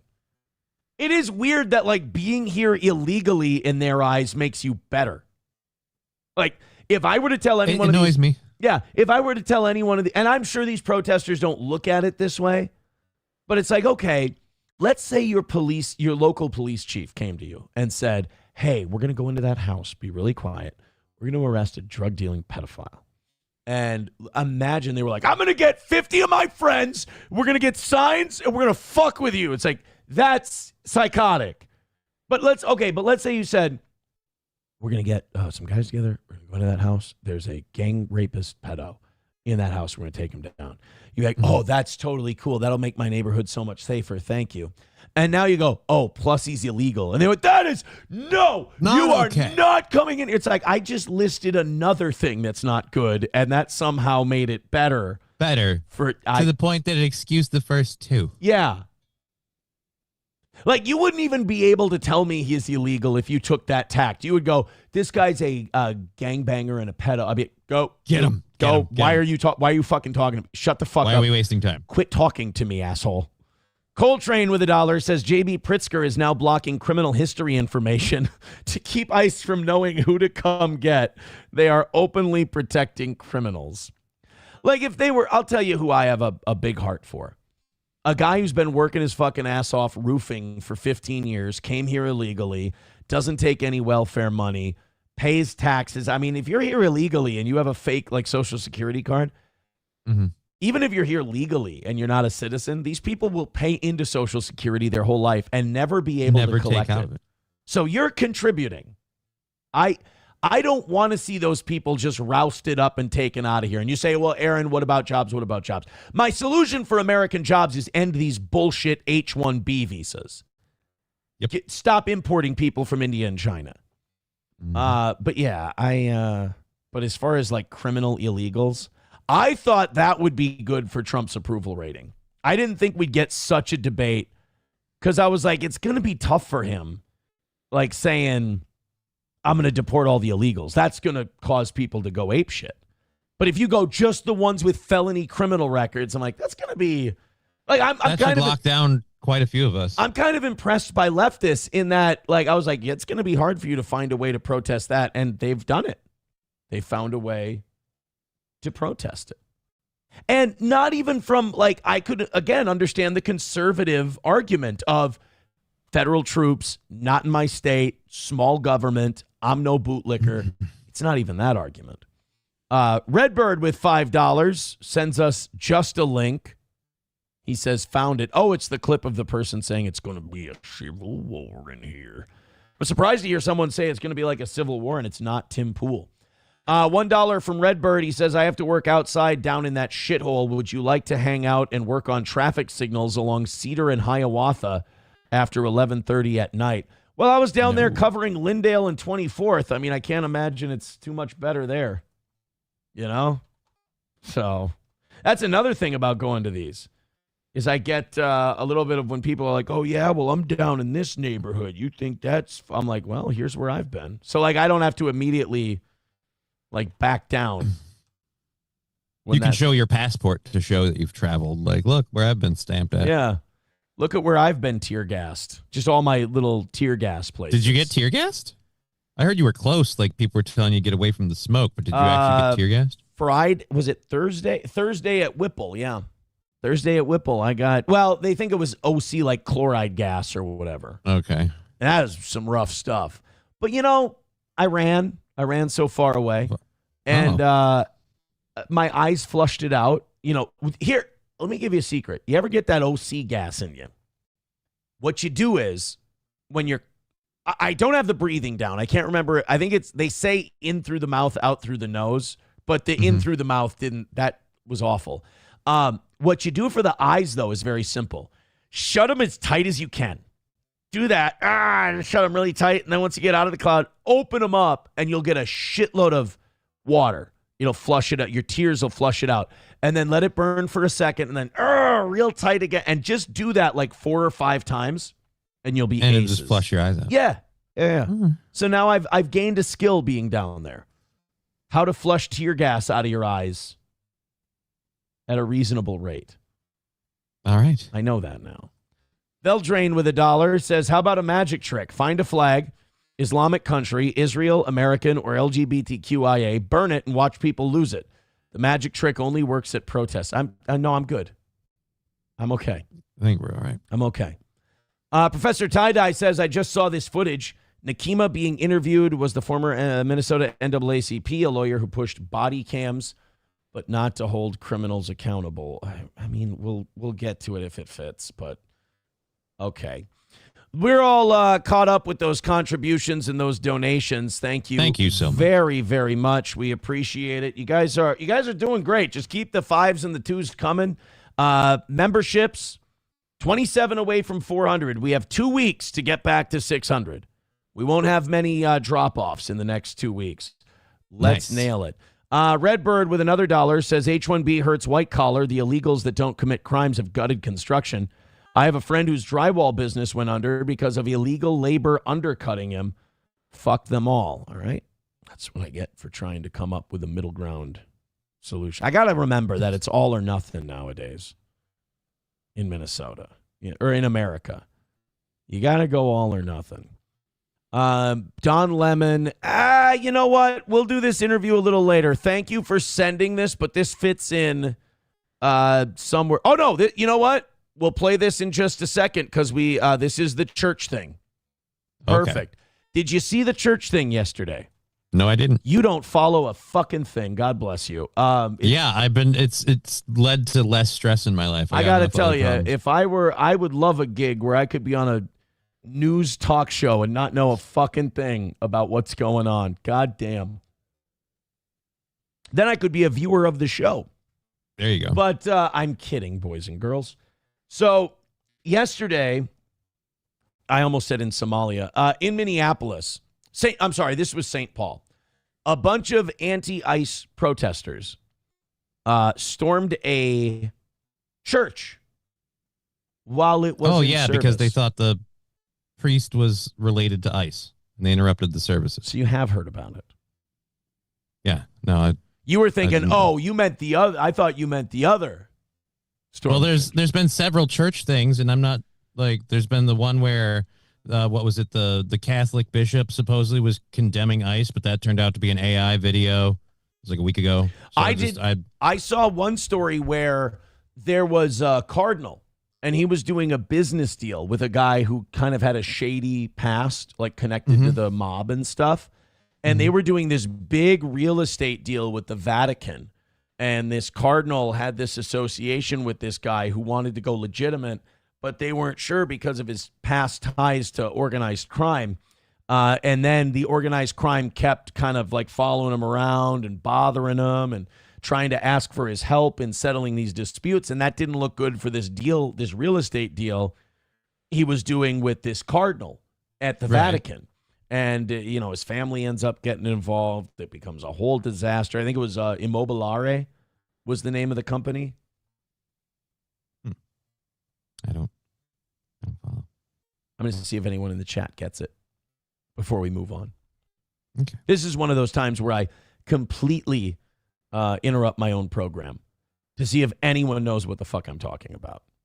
And so far, not a goddamn person. They all think that this is the problem with me trying to be cute, is that I don't realize I just hijacked my own show because I thought I was being funny and cute. Professor Tie-Dye, I need you to be a little more specific than that. You can't just say that word. It has to be specific. Yeah, nobody. And when I tell you what I just did, you'll be like, oh my, there we go. Dick Von Du says Godfather Part 3. Yeah, that was the plot to Godfather Part 3. Oh. Ryobi technically right as well. He says, bad movie. Yeah. Balls Deep with $5 says Johnny's Exotic 40s German outerwear coming soon. Yeah, you can look like Bovino. Redbird with $1 says a lot of people never grew up in the America you grew up in, and unfortunately a lot of us are at the point of fuck it, burn it all down out of spite. Yeah, and since you and I share that country, I'd like to see that not happen. That would be, if that could not happen. I'm still hopeful that we can course correct back to the days of yesteryear. Yeah, I'm still hoping that, shit might work out. And I understand that drew raucous laughter from the crowd. Hit like, hit subscribe, and hit follow and pretend we had a good weekend. So this is the anti-ICE protesters storming a St. Paul church. And a fucking wild Don Lemon appeared during all this, by the way. Like, Don Lemon just showed up. At the actual church? Which surprises me because I was always under the impression if Don Lemon walked into a church, he'd burst into flames. You'd think so. But this was not, he'd be flaming for a different reason. But in this case, Don Lemon showed up. A bunch of protesters in St. Paul decided to go into this church during its service, interrupt it, and protest inside this house of God because they were pretty sure the pastor supported ICE. Pretty sure? Did they have any proof or just kind of, he smelled like it? Was he wearing a color or a hat or a bumper sticker? What's the deal? Let me say this. I thought lefties loved it when pastors got involved in politics. It's almost like Pastors, I've been saying pastors getting involved in politics is an absolute nightmare, and it benefits nobody. Render unto Caesar that which belongs to Caesar, render unto God that which belongs to God, and that the politics and the pulpit shouldn't be mixing with each other. But apparently when it's a trans pastor talking about how chopping dicks off is rad and God would love it, that's totally cool. That's We're good. okay. But as soon as a guy says, hey, if you're here illegally and you rape somebody, I'd like to see that not happen to one of my congregation, I think ICE is doing the right thing. Now, let me be very clear. I think both of them should not do that during service. Well, what's it going to accomplish? Isn't it, though, like in the case of the religion, though, like, isn't it like kind of the teachings of Catholicism and Christianity to not, to give shelter to those in need and things like that? Right. I think if you're going to do the Christian thing, technically the Christian thing you would do is protect an innocent illegal. I don't think a Christian is bound to protect someone who's wanted by law enforcement for harming one of God's children. I think that would fall under render unto Caesar. That which is Caesar's. I mean, that's Caesar's guy now. The government gets him because you have to take responsibility for the things you've done. But this is the protest entering a church. Now, I don't think this is Catholic. At least I hope not, because then they went soft. And again, Don Lemon popped up on this one. This is the beginning of what's going to happen here. When you violate people's due process, when you pull people off the street and you start dragging them and hurting them and not abiding by the Constitution, when you start doing all of that, people get upset and angry. And they're saying in Our Father, you fuck. They're doing the Beatitudes and shit. Blessed are the meek, and they're reading from the book of Job. Like, why are... I'm curious about his argument, though. What's the due process that's being taken away from people? Because again, like if you're a citizen here and you get caught up in this and you get detained, unless you're getting charged with obstruction or something like that, you're almost pretty much essentially just released and no harm, no foul. Yeah, they cut you loose. And the due process, like before we start, so they have these warrants, they have these notices to go get these guys. But then, like, the process of deportation starts once they detain you, and then they begin the process. That's the due process. remember what the civil rights movement was about. The civil rights movement was about these very kinds of protests. And for some reason, in our modern era, people think that in order to have protests, you got to be, cordoned off to a certain area. No, Don, that's not what we're saying. We're saying if you're going to be protesting, at least protest the shit you're protesting. Like, this has protesting a church while they're doing mass. What does this accomplish? This has nothing to do with the protests. Like, I'm going to say something that might shock you. I'm not black. What? Right. That's what I thought too. 23andMe. Hell of a gimmick. But during the civil rights struggle, when they had protests, they couldn't eat at certain lunch counters. So you know what the protesters would do? They'd go into a fucking auto parts store and protest mufflers. No, they would go to the lunch counter where they weren't allowed to sit, and they would go sit there. You could draw a line. Black people not allowed here. We're going to go places where we're not allowed and demand our rights. You don't protest separate drinking fountains by taking over a Mountain Dew bottling facility.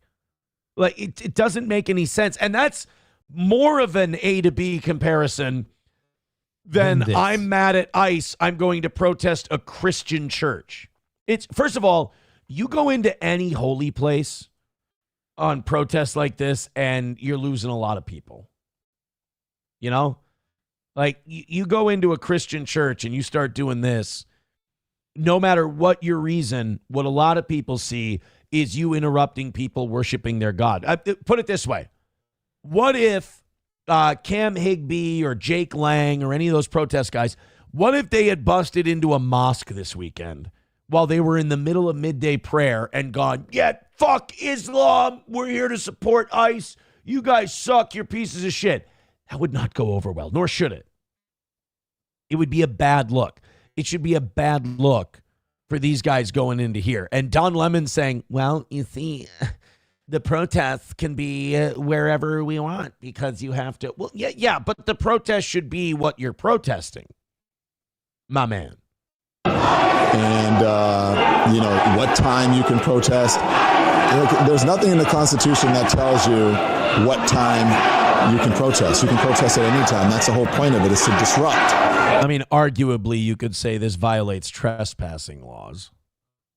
And I would say the point of a protest is to both draw attention to the issue and demonstrate how many people are on the opposite side of it. So I don't know that a disruption is necessarily the plan. To make uncomfortable. And that's what they're doing. And that's what I believe when I say everyone has to be willing to... Oh, my God, I think I met this guy. What in your interviews? I think I met him down at Whipple. Nice. He was really nice. That's the thing with all these guys is like, they're really nice to everyone on that side of it. It's so funny. I talked about this. There was this kind woman who was giving people hand warmers at Whipple one day. And she was handing me the hand warmers. She goes, and honey, don't shake them. Honey, if you shake them, they'll, they won't work as well. Just let them work. I'm like, oh, thank you very much. I appreciate that. And if you need any more, let me know. And then a car passed by, or an ICE vehicle came out of the parking lot. She whips right around. She goes, fuck you, you pieces of shit. Get the fuck out of our state. So if you need any more, let me. I mean, I'm not kidding. Like, on a dime. It was that quick. It was that fast. So, like, damn near bipolar. I'm pretty sure I saw this guy. He had an American flag on him in distress. And he was fucking getting after it at the Whipple protest. I think it could be. I mean, look. It's a bearded white liberal guy with a hat on, so it's, in Minnesota winter. It's not the most specific guess who question that you could possibly ask, but sacrifice something. You have to make people uncomfortable in these times. If you see how uncomfortably and how harsh people are being treated on the streets, you have to be willing to go into places and disrupt and make people uncomfortable. I'll tell you this, Don, I've been on the streets. The people on the streets have the run of things. I mean, one thing I'll say, like, I support their right to protest. None of them have been violent or awful to anyone that I've seen other than Jake Lang and the police. To each other, they've been fine, whatever. They've turned the city over to them. When they gather in large numbers, nobody does anything. I mean, there's maybe some tear gas and some flashbangs. I've seen that on Lindale. I've experienced it at Whipple. But like downtown Minneapolis, St. Paul, stuff like that, they threatened on Saturday. They threatened it to me, but they didn't do it. Right. Nor do I think they would. I don't think they want that protest. They want it concentrated in one area downtown. They don't want to be shooting tear gas downtown and people choking on it and then protesters running in 18 different directions. I think that was a bluff, as evidence that the Minneapolis Police Department fucking vacated the area and just bailed. But just gave up on it. No. Balls Deep with $2 says, who sucks more, George Wallace or Tim Walz? I don't win no matter what I say. So here's a more close-up look. Here's the guy. And yeah, I think I talked to this guy, and he was, again, nice guy. When they don't think you disagree with them or whatever, they're completely cordial and willing to talk to you. It's just, it's weird that they can't have that conversation with people they disagree with. It is wild to see, you're right. It's wild to see that they have that in them to be civil and cordial, but they can flip into this other mode. It's really crazy. As you can see, all these pretend Christians, all these comfortable white people who are living lavish, comfortable lives while children are dragged into concentration camps. You're living real life, nice lives with your lattes, doing absolutely nothing for your Latino. All right, let me just say this. This is not it. Look, you shouldn't do this. But if he wanted to find the representation of white complacency, God, it's like if you disagree with the guy, this is a clip you watch and you go, fuck. Like you watch him and you're like, all right, the people he's filming, probably all nice people, probably all totally fine, nothing wrong with them. Not the most sympathetic looking bunch. as he points out these white people with their fucking lattes. And it's like, all right. He's charged, Your Honor. Yeah. It's like, hey, you guys whose church he's interfering with, could you like cry or something? Could you like look threatened? Because this just looks like it's a mild inconvenience for them. And Somali brothers and sisters, you come here to a man wearing a suit. Is a preacher? Did Jesus wear a suit? Did Jesus profit off the words? No. Jesus would dine with immigrants. Jesus Christ, we coming for you, nigga. Like he's cutting a Booker T promo right about now. Touch me. Touch me again and see what happens. Hey, you can't. You are. Oh, this guy's going to do a lot. Oh, fuck. Yeah, you're really going to stand up to him, buddy. You and your sweater vest are going to stop this. See, now this is where, even though I've been down to the protests, if people who haven't been down there look at this and go, Aaron, Minneapolis, and St. Paul are a shithole, it's all going to hell in a handbag. Like, I could see why you see this clip and you would say that.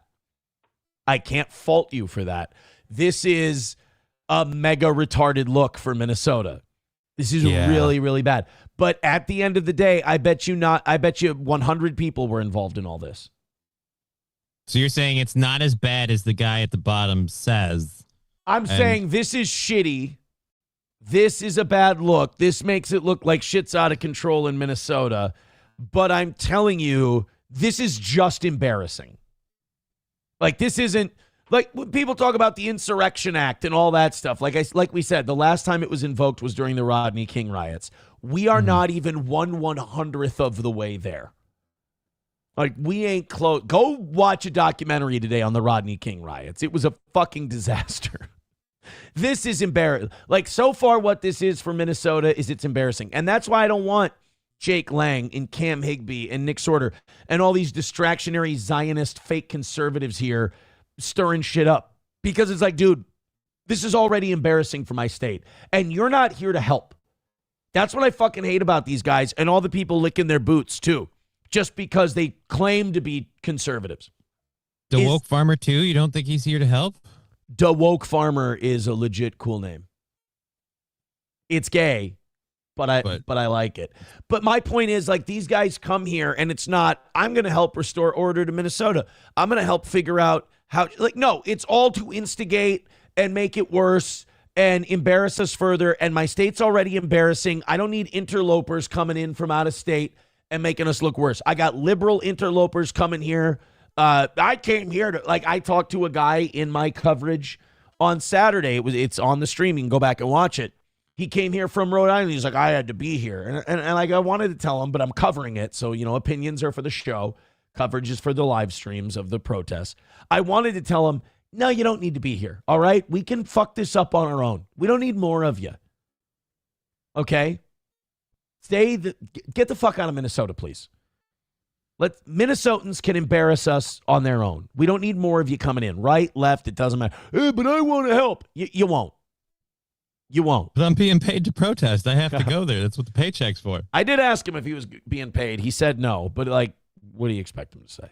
Are they going to say yes? Yeah, right, exactly. Fake Christian, why are you not standing with your Somali and Latino communities? Why do I not see you out at Whipple every day protesting? I have a job. Like, that's the other thing. Is like these people are like, why aren't you out at Whipple? A, probably because they don't give a shit enough to be at Whipple. And B, they got to work. I will agree with people on this one. I don't know what these people do for work that they can be out there all the time. Right. Well, this is, if you believe what a lot of people say, this is what they're doing for work. They're being paid to be there. Then here's my problem then. Then say that. Right? But they won't. They won't. Attack on humanity. Where are you? You're sinners. You're pretending to be Christians. But we know you live an easy life, don't you? A very easy. Christians are allowed to live. And there's no part in the Bible that says thou must struggle. I mean, Christ did say that it is easier for a camel to pass through an eye of a needle than it is for a rich man to enter the kingdom of heaven. But he didn't say impossible. But he didn't say that you can't have an easy life. Easy life while people are starving. Shame. Out Why now. aren't you standing with your Somali brothers? Because they keep stealing from you. living real comfortable while the people starve, living real comfortable while children are dragged. This is like evil communist red green. It's like, if they don't you gotta find make sure to arrest the illegals so she thinks you're handy. That's right. I'm going to stop ICE with my duct tape. If ICE doesn't find you handsome, maybe they'll find you handy. In the concentration camps, you're all living real comfortable, aren't you? Shame on you. No, that girl was sitting on the floor of that van, ironically like an illegal. You guys are They're living packed in there like one of the human smuggling vans, man. This is. You guys are living real comfortable, aren't you? My feet hurt. Those must be comfortable shoes. I bet you could walk all day in shoes like that and not feel a thing. This guy is mad. Do something. Stand with the Somalis. Stand with the Latinos. I would, but they live in such poor neighborhoods. I don't like Again, they've taken everything that's not nailed down. I won't stand with them. I'll lose my wallet. Right. Quit ignoring this injustice. He wears a suit and tie, and he hangs out with Kristi Noem. How is that? Oh, that's why he's got to go. He hangs out with Kristi. No, well, you shouldn't be hanging out. So wait a minute. I thought this was about ICE, and so wait a minute. So because the pastors aligned politically with the wrong people. Okay, weird. Okay, well, okay. Let's bring politics into it for a second. If you're a Christian and you believe shit Christians believe, I really don't think you should be right or left because, like, the right in this country stands for war and bombing poor people, and I think Christians should be against that. The left stands for, I'm going to go with the first one, abortion. I don't think you can be Christian and be like, yeah, abortion's good. Like, I think you got to say, like, my position on abortion is this. I don't know what the government's law about it should be, but I know that I really don't think people should get them, and I think they're bad, and I think you're murdering a baby, and I really wish you wouldn't do it. So you think it's morally wrong, but I think it's you're not making that decision wrong. for other people? Right. But, like, how can you be a Christian and go, like, I side with you guys? Like, do you know how much demonic shit this guy probably believes? But, like, I also don't think conservatives should be right-wing either because there's some really nasty shit. Like, right-wingers are pro-billionaire, and I don't think Christ would be pro-billionaire. There are also a lot of them are very, very pro-Israel, and no offense, but and I'm not officially religious, but technically those guys killed your savior. I don't know. Yeah, and anyone who wants to make the Christian argument for Israel is full of shit because they like to quote, like, I think in Genesis, they say, like, we will keep holy those who keep the land of Israel holy. It's like he wasn't talking about Benjamin Netanyahu's Israel. Israel, like the nation of Israel in 1948, they took a fucking brand name. They basically just slapped it on their thing. Exactly. And then started fucking slaughtering people. Like, that's like, if I call myself Gandhi and I just go out killing hookers, like that doesn't make me Gandhi. You're supposed to accept all immigrants, are you not? Why are you not going down to Whipple and joining us in protest against this inhumanity? Because I don't like supporting child R-worders. I will say I've had nothing but a decent time outside of the being gassed at Whipple. It does reek of weed down there. So you might not. Of course. You know what? Color me surprised if you told me this guy was a pothead. By the way, this guy looks and sounds like the guy. Remember that Las Vegas, Nevada story where the guy went to the guy's Ring camera and said he was going to come in there and rape and kill the lady inside? He was like, hi, I'm going to rape and kill the woman who's in there. Let me in. I want to ask you some questions. Like, he kind of. If that is true, now I know why he's on the protesters. So that's what the protesters did yesterday in St. Paul to make themselves look good. Jury's out on how it's going to work out, but I have a feeling it's not going to be. I don't think the reviews are going to be awesome on that one. And again, anything that causes a Don Lemon sighting is not okay with me. See, it was so weird that when you said Don Lemon church story, I assumed I hadn't heard about it because I didn't realize Don Lemon came to Minnesota. Yeah, Don Lemon was here. Redbird with $1 says a lot of people never grew up in the America you grew up in. Oh, no, we did that one. Yeah, that's where we left off. $1 again from Redbird says, nah, fuck you and your boomer parents. You all sat on your asses and kicked the can down the road. until we got it and couldn't be kicked any further. Now the tabs do, and nobody's going to have fun. And that sounds like a cheery place to live. Yay! I mean, Is it wrong though? Can we talk about that debt for a second? Can we? Because he's talking about the tab is coming due. Yeah. Do you know who we? I just want to make. Hopefully today I can make people. You notice how my vibe today is like trying to calm everyone down, make them Bring feel it down, better. like lower the Do temp. you know that $38 trillion? Let's see. Let me catch up with these $1 contributions. Let me make sure we're caught up, and then we're gonna break this down for a second. Main Vein with $1 says, "Why are the men of this church not doing anything about this loudmouthed cunt? I would love for this trash to show up at my church. They leave fucked up and bleeding." And yeah, and then Jesus would look down on all of you and go, "Oh God, it's all we're doing our best, I guess." What are you talking about? God would be behind me going, "That's it. Get him, Blue. Get him." You got to get the carotid. If you don't get the carotid, it's not going to be a proper blood choke. Jesus would be telling you how exactly to pull this off. Remember, release when you hear the gurgle. That means he's out. Yeah, right. Exactly. Don't go too far because you'll catch a case. And that's what you don't want, homeboy. Thank you, Main Vein, for the $1. I appreciate that. Veldrain with $1 says, "Why wouldn't they be starving if, well, they wouldn't be starving if they didn't sell their EBT benefits." Okay, let's talk about the national debt. He talked about the bill coming due. Yeah. Of that $38 trillion in debt, do you know who we owe most of that debt to? Everybody in the chat, take a guess. Who do we owe the largest portion of that debt? Who do we owe it to? It's billions of dollars. Well, I used to think it was China, but I found out I was wrong on that. Okay, that's 3 guesses. I'll give you 2 more. And everybody in the chat start guessing. Anyone who gets it right, I'm going to say either the Federal Reserve or Israel. Okay. And I'm out. So. No. China, no. Federal Reserve, no. The Jews, kind of. Grand Poobah got it, and Ryobi got it. They guessed 2 different things, but they were right. Social Security, the proper phrase is America. Most of our debt we owe to ourselves. Now you're going, Aaron, what do you mean by that? How can we owe Keep printing money? Well, that's what I meant by the Federal Reserve. But no. The Federal Reserve is separate. They're number 2. Okay. They're number 2. Okay, so I'm wrong. We owe that money to ourselves. So back in the 80s, Ronald Reagan created something called the Social Security Trust Fund. You know how people saying Social Security is running out of money? They're wrong. It's not running out of money. The Social Security Trust Fund, which is the overage. So back when the boomers weren't retired, but they were paying into Social Security, we had way too much fucking money in Social Security. Like we had so much because the boomers weren't claiming it. But instead of thinking, hey, these boomers are going to claim it someday, we're going to need this money, Reagan created something called the Social Security Trust Fund.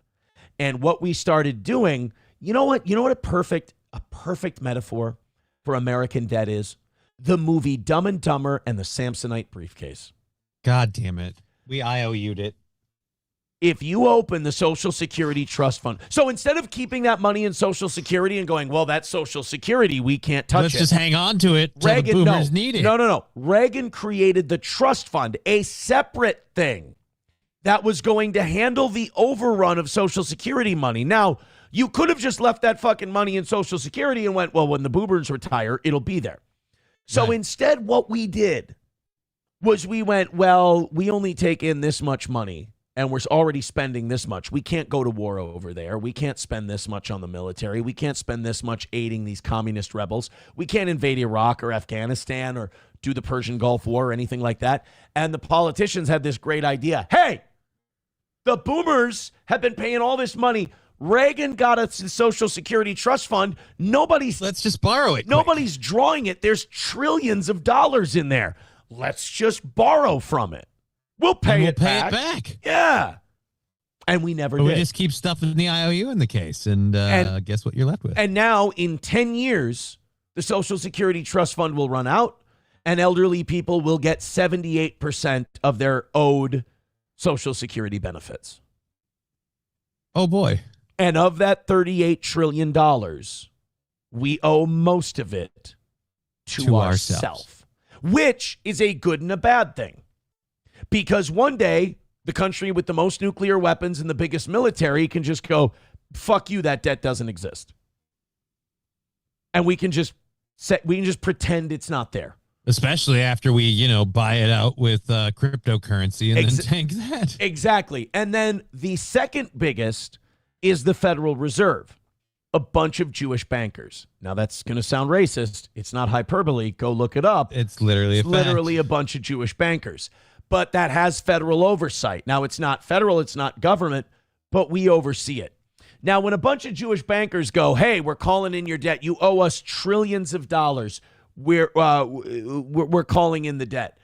What army does the Federal Reserve have that they can force us to pay them money? I don't think they have one.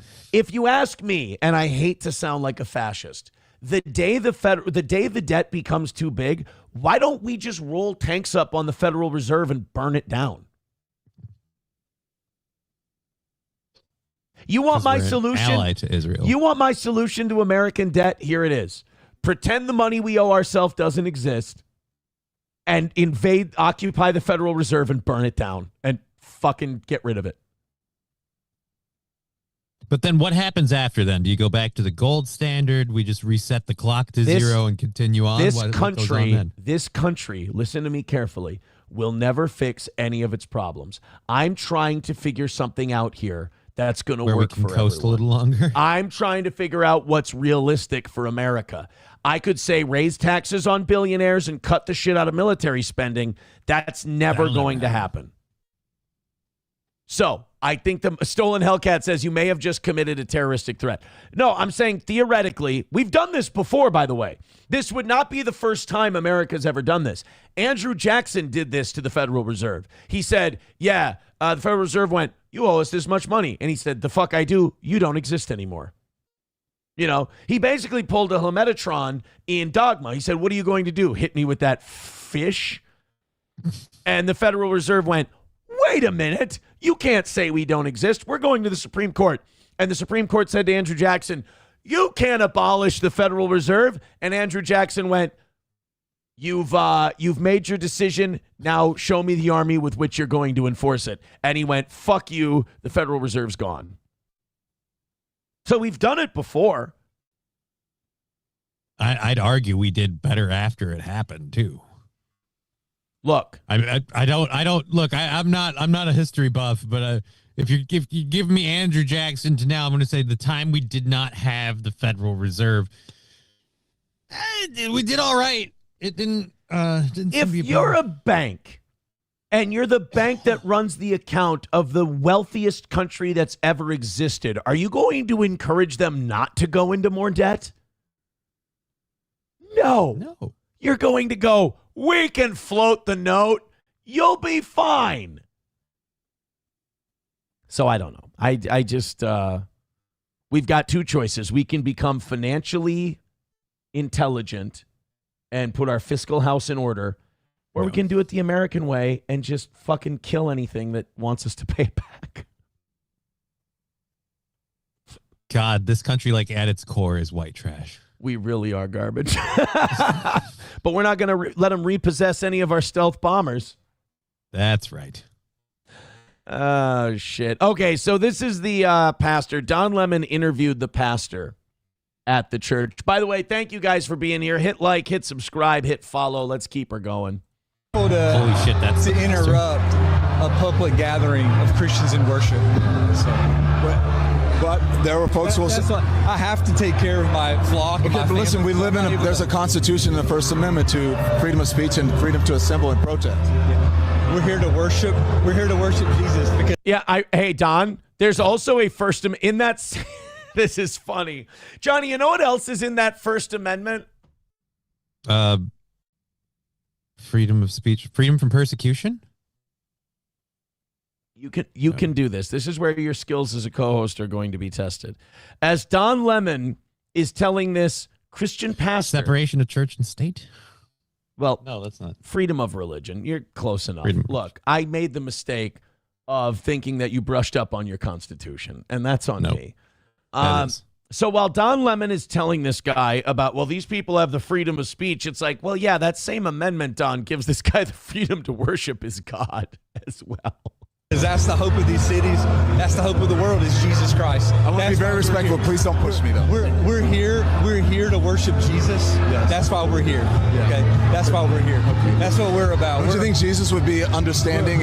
We're about. I don't think Jesus would like a sodomite interrupting his service. I don't think God is cool with the guy who's got a rope tied around his waist to keep his sphincter from having a shit fall out. Running up into its church. Yeah, we're definitely not going to keep any of those viewers from the protest stream. Yeah, I don't think so. No, not at all. Not when they hear, hey, you know that guy that I was watching that protest stream on? He covered it really well. He was super professional. So I decided to watch his show today, and it turns out he was talking about Don Lemon having a rope tied around his stomach to keep the shit in. Is that true? I think I'm going to unsubscribe from that guy.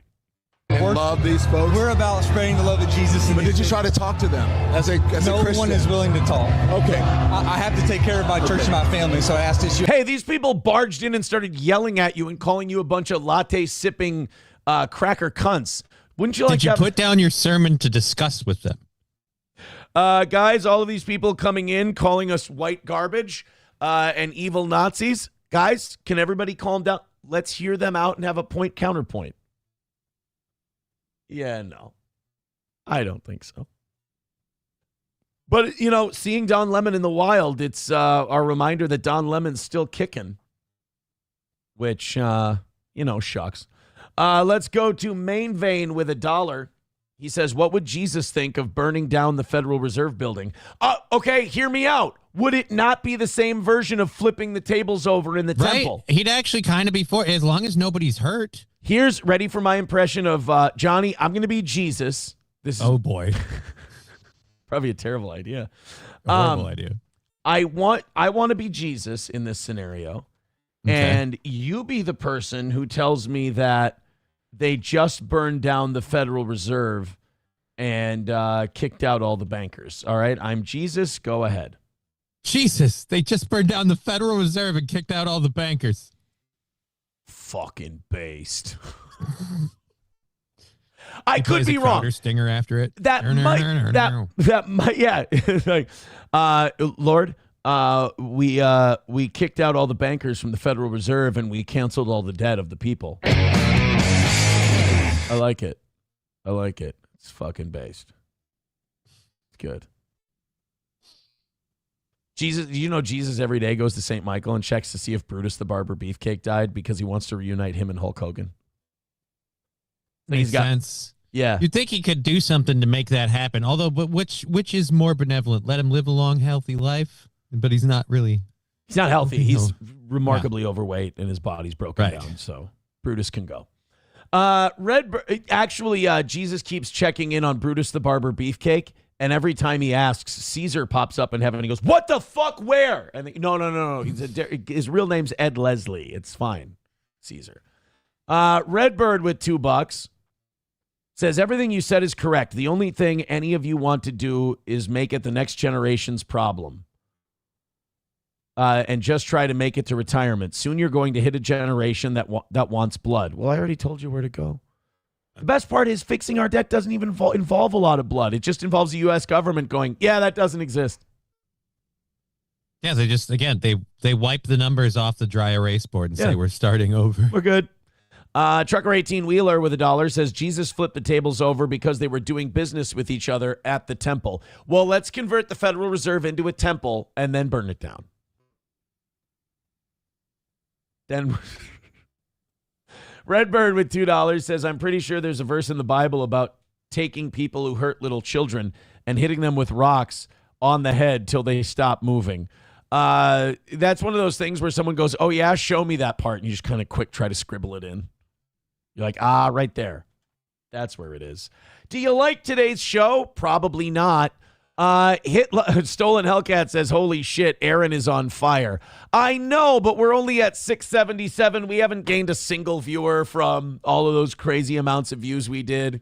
And don't tell me, oh, it's Martin Luther King Day. We're at 700 like we always are. We're,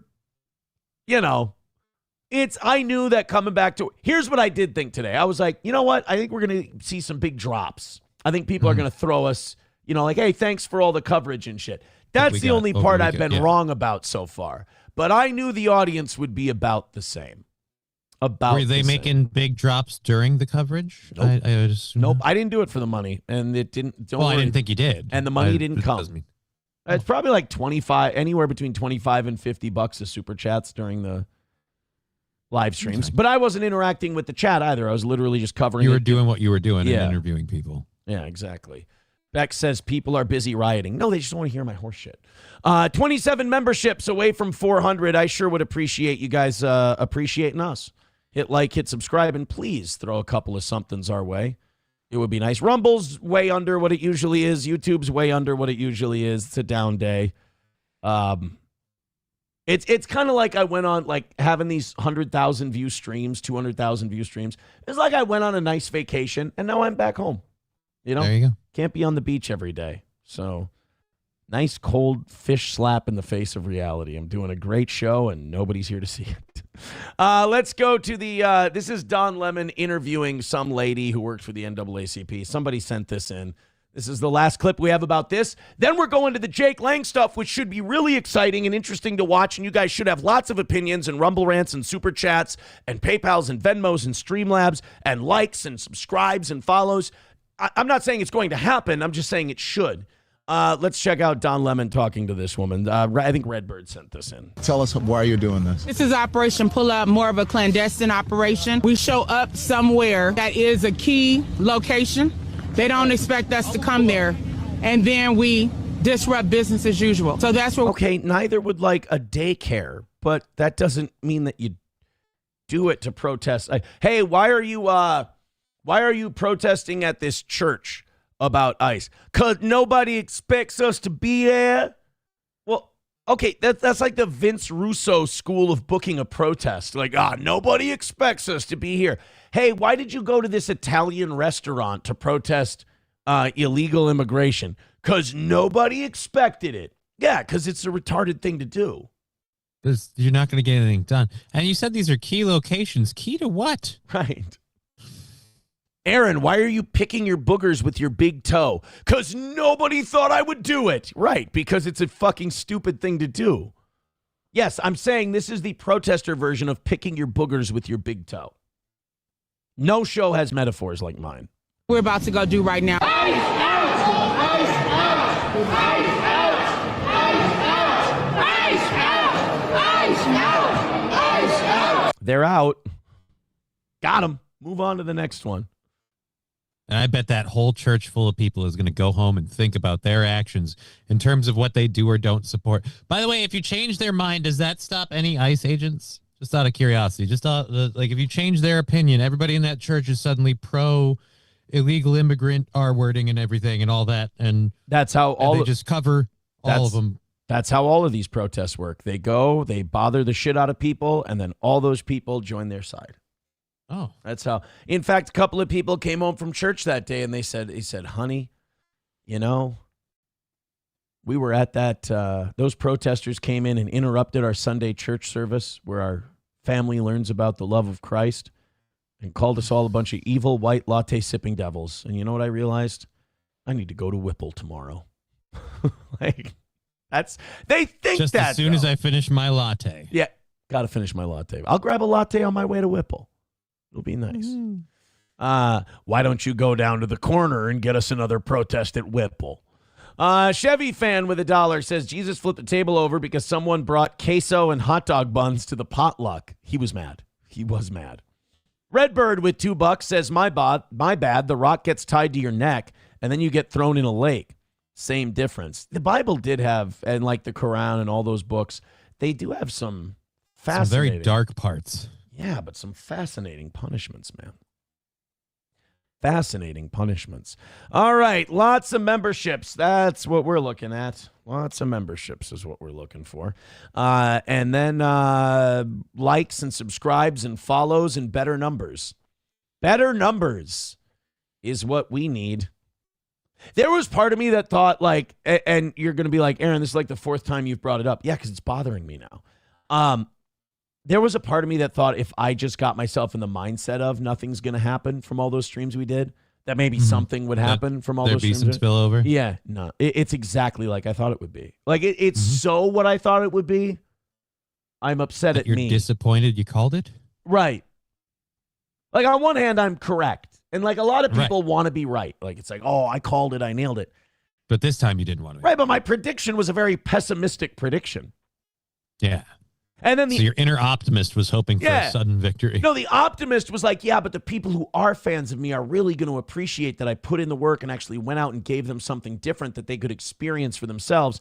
And that would lead to, you know, crushing it today. That's not even happening either. So if you're someone who's all bent out of shape that the toe was getting views, don't worry, guys. It's the same struggle session it was last week. And it'll be the same struggle session it's always been next week. All right? And don't be upset for us because we're used to it. This is our normal, and we're good with it. So I think everybody is getting what they want. All right, let's open up this Jake Lang stuff. While we do, let's talk about Midland Armory in downtown Foley, Minnesota. MidlandArmory.com when you need protection from psychos breaking into your church or whatever. Go to Midland Armory, hunting, personal carry, home protection, you name it, they've got it out at Midland Armory. That's Midland Armory in downtown Foley, Minnesota. MidlandArmory.com. All Care Towing, 320-253-5203. When somebody smashes the living fuck out of your SUV and trashes the damn thing because they're pretty sure you're an ICE agent, you know who can pull it out of there for you? All Care Towing, 320-253-5203 for All Care Towing of St. Cloud. Once again, put that number in your phone. It's better to have it and not need it than need it and not have it. All Care Towing, 320-253-5203. And Stoney's in downtown Rockville, Minnesota. Of course, our pals at Stoney's have they've got 250 cans on Thursdays. They've got, there is no White Power Wednesday. I don't know why people keep saying that. By the way, there were people during the protest stream like, you're chicken shit. You won't tell them that on your show you've got to, like, they were so jealous that we were getting views that they were like, this guy has jokes about a White Power Hour on his show and blah, blah, blah. Why won't you do that now, Aaron? It's like, because I'm covering a protest. We're doing a thing at the moment. We kind of can't. Like the White Power Hour fills the lulls. Don't you watch the show? You know how it works. Oh, don't worry. I'll do it again on the show. For real. But just not now. That's, of course, Stoney's. No, that's not Stoney's, but we're talking live music every weekend. Go watch the playoffs. Stoney's in downtown Rockville, Minnesota. Coltrane with $1 says, I'll be at Midland this week getting my suppressor ordered and probably a lower for an SBR build. No big drops from me this week as Derek and Tracy are getting my money. That's awesome. That is good news. And that just means that one of you can do the big drop. Aren't you excited? So you know how Minnesota, and by the way, I just signed up for this weekend, you know, because Steel Toe Media has to sign up for the Minnesota paid leave stuff. And like, I can't run payroll on QuickBooks. Like I have auto payroll. I can't run my auto payroll because I don't have my Minnesota paid leave tax number that I have to then put into QuickBooks. Put into the system. Then I have to take my QuickBooks ID, put it into the Minnesota paid leave system to authorize them to make the payments and everything, so I don't have to do any of that stuff. Like it's a bureaucracy. It's a giant pain in the ass, and already there are reports that this thing is being abused to no end because all you basically need is a doctor's note for paid leave. In fact, so once again, we have people fraudulently claiming paid leave that the state's paying for. Dude, it was the first week 20,000 people took paid leave. The first week. Like, it was a disaster from Jump Street. And now sources are saying that about 100 Minneapolis police officers, starting 2 weeks ago, applied for the new paid leave program. So I don't think the Minneapolis Police Department gets enough shit And by that, I don't mean like the rank and file boots on the ground, because they have no say in what they do. I'm talking about Brian O'Hara. I'm talking about the brass. These guys, they don't do anything to help the situation. They don't do anything to keep these protesters and counter-protesters separate. They don't do anything to get the city under control. They basically defer to these protesters all the time. It's like that Jake Lang thing on Saturday. Again, I was there. That did not have to happen. That would have been so easy to figure out. You put about 50 or 60 police officers downtown, and you put them between the protesters and Jake Lang, and you let him do his gay march. And then it's over, and then the afternoon's and done. Then he's done. Yeah. And if people get out of line, you do your favorite thing. You do your tear gas and your mace and your shit like that. And then it's over and it's done. Instead, you have a whole afternoon where people are walking all over downtown Minneapolis, and you got people throwing water balloons at people and causing a scene and embarrassing our state nationally. Well, the rumors are that Minneapolis police are so demoralized that they want to join ICE, that Commander Bavino has been telling them, hey, if you guys are bummed, quit your job, come work with us. We need people. He's been saying that publicly. And now 100 Minneapolis police officers have applied for the new paid leave program. I'm sick. And that's all you need. So Tim Walz's new big government bureaucracy in action, allowing police officers to just bail when shit's going down. Well, but, normally when you bail, at least you didn't get a paycheck. Now you can bail and get a paycheck. Yeah. Oh, yeah. You get paid. Yeah. And they can't fire you. And as Parody says, 24 just quit and 18 joined ICE. That's the rumor as well.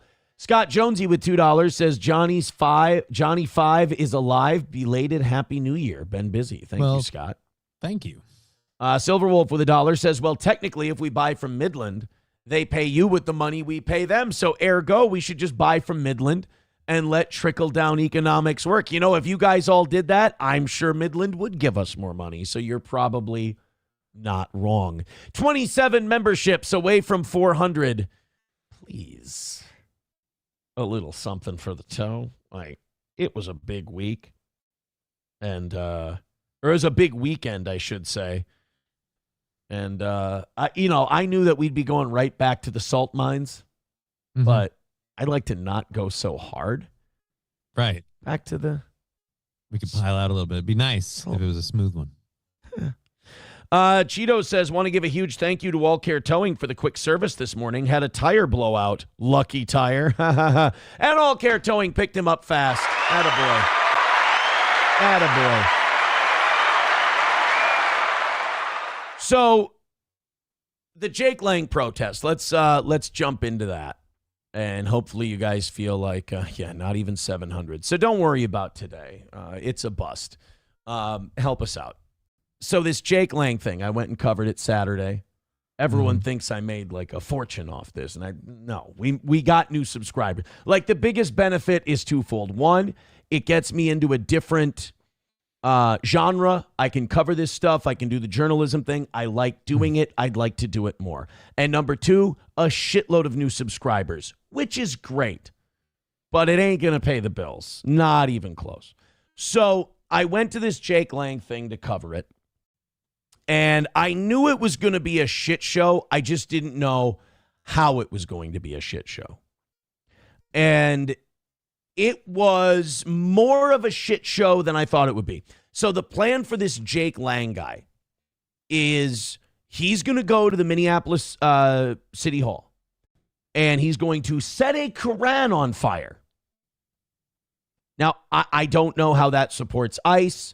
I don't know how that helps anything other than get retards like crazy worked up and retard strong and want to kick the shit out of them. Yeah. But then after he burns the Quran, he was going to march to the Cedar Riverside neighborhood, which what's in Cedar Riverside? I think a lot of Somalians. It's the Somali neighborhood, the old crack stacks we used to call them. That's where the Somalis live, Cedar Riverside. Those were the days. Yeah, so he's going to be, they're going to love him there after he, got the smell of burnt Quran all over him. Yeah, he never made it there. Because like we said, counter-protesters, anti-ICE protesters gathered. And I got there 10 minutes before this thing was supposed to start. I had to drop the kids off. I got down there. Boom. I start filming. I'm ready to go. They already had this motherfucker pinned back up into a window recess at the City Hall building outside, and they're dumping water on him. They're throwing shit at him, snowballs and stuff like that. He is fucked up immediately. No cops anywhere in this area. They're all blocks away setting up a perimeter, right? So we're at this thing, and I'm like right there. Like I'm right. You see these people here? Mm-hmm. I'm probably 2 rows of people behind them. Gotcha. So there's this, and then me. And he is having a hell of a time. And I can't tell if the people up in the window recess are on his side. I can't tell if they're trying to fuck with him. I don't know. There's a lot to get to here, and I'll try to keep it in order. Jake Lang is a January 6er who spent 4 years in prison. Trump pardoned him. I don't trust this guy one bit. He has plant and fed and asset written all over him. This guy seems like a guy who's supposed to get the lefties and the righties fighting with each other. He's over the top. He's super extreme. He says he's a Christian nationalist, but he's kissed the wailing. He's been to Israel and kissed the Wailing Wall. There are rumors that he's actually himself Jewish, although he says he's Christian. He said his sister was in the IDF, but he says a lot of anti-Semitic shit. So who knows? Like, to me, the guy reeks of Fed. So you think he's paid opposition? Gotcha. Maybe not that far, but like an asset to stir shit up. Like, he's not there to help. Right. He's there to stir shit up. So I don't like this guy coming into Minnesota and starting shit.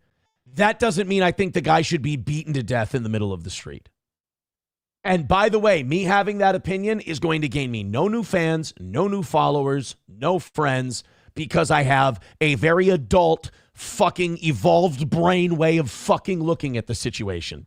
Of going, hey, I think this guy's a Fed. And all the righties will go, yeah, Fed, he's like Trump and he's supporting America. And then I go, I don't think he should be beaten to death in the middle of the street. You fucking Nazi, why don't you suck Trump's cock? So there's no win in this for me. Right. But I am telling you like it is, and I am telling you what I think. I'm not lying to you. We've been 2 teams of all or nothing for a while. Yeah. I'm not Ben Shapiro or any of these other guys looking to get your money by fucking lying to you. I hope you appreciate that. So this Jake Lang guy shouldn't have been here in the first place. And then that guy, Zach X, who we're trying to get on the show here from this area, who likes to go down and start shit. I just want to ask these guys, what's the goal? What are we trying to accomplish here? What's the point of all of this? What is the result you would see that would make you happy? Well, because all these guys, before they come here and start shit, we're going to get to Nick Sortor and Cam Higby, a couple of other Israeli assets in a little bit. That have been a little active lately. Yeah. All these guys are like, Minneapolis is a shithole. Minneapolis sucks. Minneapolis this. But yet they come here and they stir up the shit.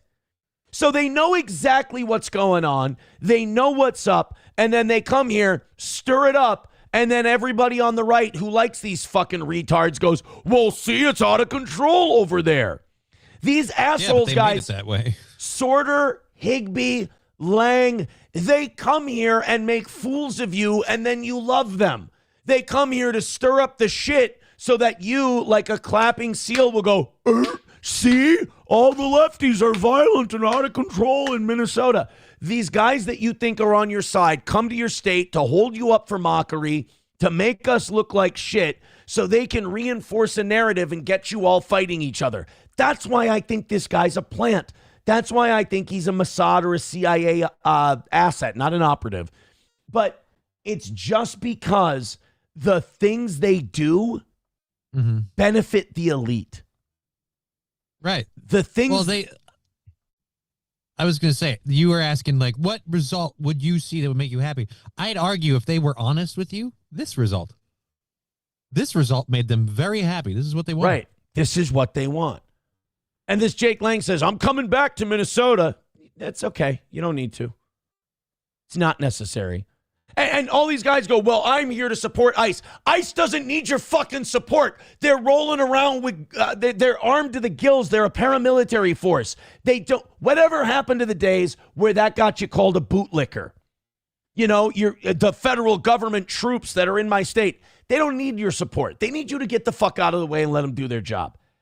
People are like, do you support ICE? I don't support or not support ICE. They're not an entity to be supported. They're guys doing a job. Whether we support them or not does not affect whether or not they're going to get to do that job. Like, to all the liberals protesting, these guys are going to stay here until they get their people. Yep.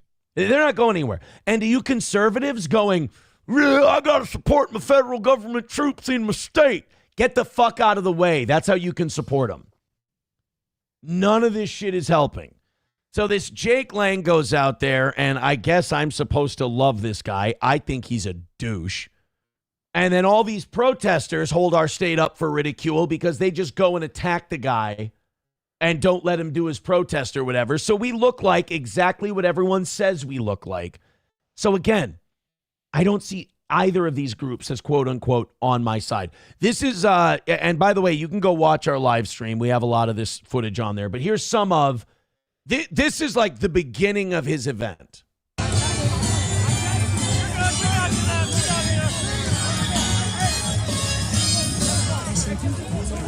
This is like The Walking Dead. Like, he doesn't want them to pull him off that window recess because he's worried they're just going to rip him apart.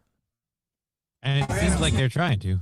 Now, this black guy, and then there was a Muslim guy that I have on my stream that we talked to.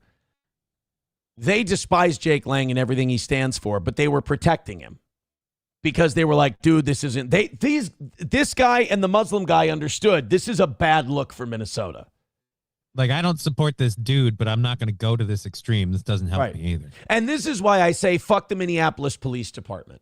Because now they should have been doing his job. Right. This guy is now putting himself in harm's way to do a job that you guys should have been doing. You guys should have had the riot shields out, forming a barrier between these two groups of people.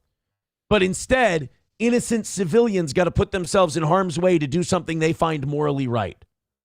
I don't think that's a win for us. I think that really exposes just how fucked we are.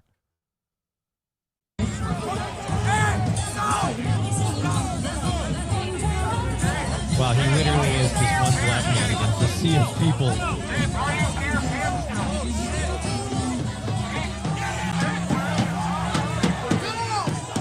I mean, look at that crowd. I'll be honest, I'm weird. I'm trying to pick you out.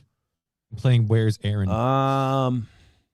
I should be right. I was right behind the cameras, so I should be like right somewhere off the side. Okay, fair enough. Oh, that might be. No, there's my hat. That's me right there. See the little ball on top? That's my Vikings hat that I was wearing. All right. There's your boy right there. Right behind the flag there. Okay. Oh, wait. No, that's a guy holding a different flag. That's not me. Yeah, all right. I was right by that guy, though. And I was right by all these cameras. I'm in here somewhere.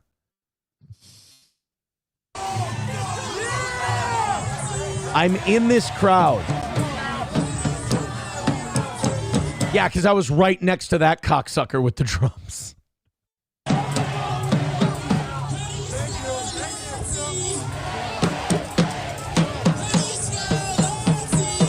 Oh, no, that's not it. Nope. I'm in here somewhere because I was like right with all these cameras here. I was right with them. Okay. So that was like when I first got that's happening like in the first 10 minutes. And that was before everything was supposed to begin, technically? Technically, right before everything was about to start. Yeah. Oh boy. So it was a fuck up right from the beginning. It was a nightmare before anything even got started. And again, the police were blocks away creating a perimeter, basically penning everyone in and saying, Lord of the Flies, you guys have at it. This was not a situation that was uncontrollable. This could have been controlled. There was no effort. Coltrane with $1 says, hey, I have a $50 gift certificate to Stoney's I can donate to the channel.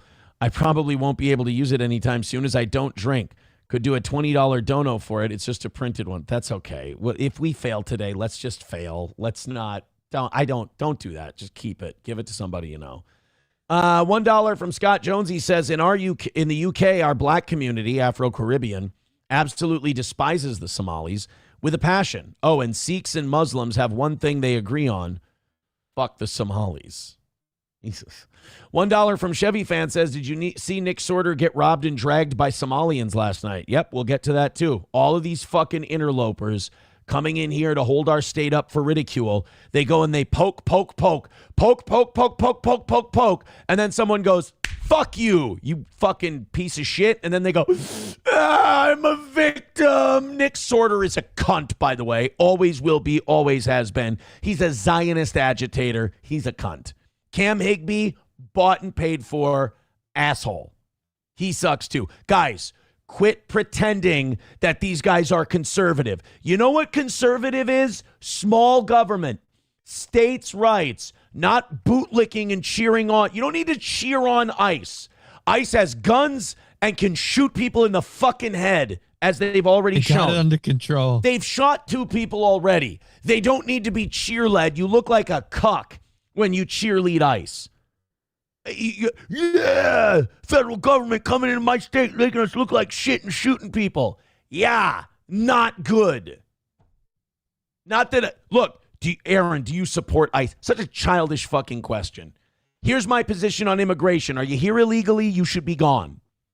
Yeah. And now we have to enforce that somehow. But no, I don't support. They're not to be supported. I support ICE. I joined the boosters. I've gotten the gift bags. I have, I think, one of the throw pillows even around here somewhere. So then this whole thing continued. This is Jake Lang being beaten by the mob. Now, he did get roughed up. Like, he says he was stabbed. I ain't buying it. I think a lot of these guys are sensationalists. But he did crack the back of his head open. And oof. I think it was, he says, I was beaten by these protesters. And, like, I can understand, him thinking that. But I think he split his head open when they were pulling him off that recess. I think You think he fell and banged his head back because a little bit? It was one of those cuts where it was obviously like swelling. Like a flat line? Yeah, swelling and the skin split open. That kind of cut. So it looked like it was from blunt force impact. Like he whacked it on a rock at the City Hall building and it split the back of his head open. This guy was also, I got to give the kid credit on this. He was taking water balloons, shots from water bottles and water guns. This kid had to be drenched, soaked, and freezing.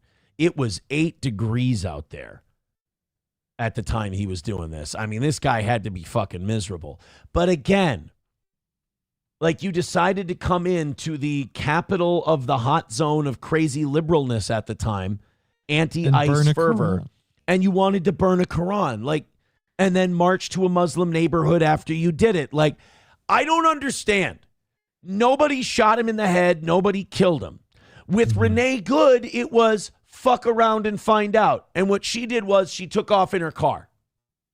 And that was fuck around and find out. But for some reason, when Sortor, Higby, and Lang come out and they fuck around and they find out, and they don't even get killed. They don't get shot. One gets their camera stolen. The other one gets water thrown on them and hit a couple of times. They fuck around and find out. It's not fuck around and find out. See, this is the cancer that all these plants and all of these fucking operatives have put you guys in.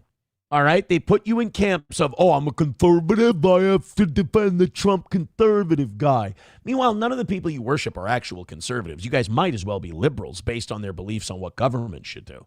You guys are big government, 100%. And they're fighting with all the lefties. Meanwhile, this Lang guy comes here, stirs shit up, causes a bunch of trouble, fucks around, finds out, and you want to defend him because you're terrified that if you don't defend him, that looks like you're a lefty. You're allowed to say a pox on both their houses.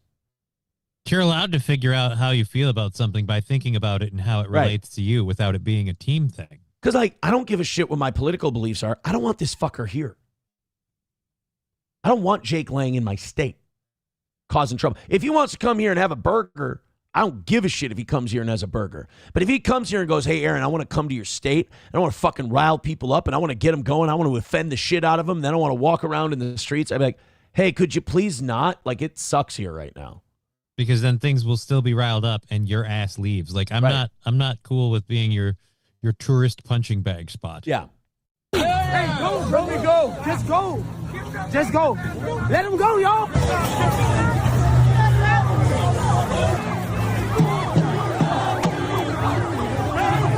See, they're whacking him. Oh, shit, there I was. Damn it. I'm in there. Because when they were hitting him and pushing him back, I got pushed back. So this would be a good spot. That's the other thing I was curious about. You get too close to this, you can end up catching like an elbow or a fist, and you're not even the intended target because we have a mosh pit trying to attack one guy. The worst I got was like as someone was being pushed back, I caught a shoulder to the chest and got kind of thrust back a little bit. Nothing too bad.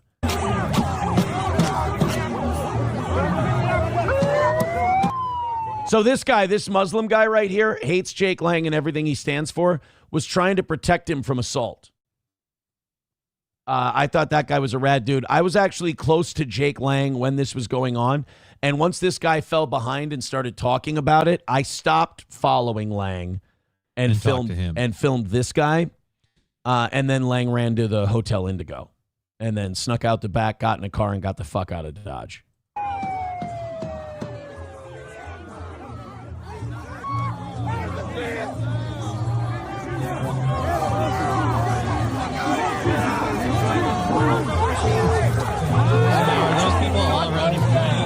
Yeah, they're chucking shit at him. And, like, none of this makes us look good. We look like children that can't emotionally regulate. And then we also, this guy comes in and makes us look like fucking assholes by starting his shit. So none of this is good. None of this is productive. Like, Minnesota and all these protesters celebrated like, we got the Nazi out of here. It's like, yeah, but like, we don't look good. But at what cost? Right. Like, what would have been funny? You know what really accomplishes something? Empty fucking streets. Him and 4 of his boys walk down to Cedar Riverside. And then as soon as nobody gives a shit. Nobody gives a shit. And then as soon as they get down there and because Cedar Riverside is where like some of the gangster Somalis live. And they get down there and they start walking around and it's quiet and they're filming and they're like, oh, what the fuck is going on? They're shitting their pants and like, okay, there. But like this just looks like a mob. And again, fuck the Minneapolis Police Department. For allowing this whole fiasco to happen. Yeah.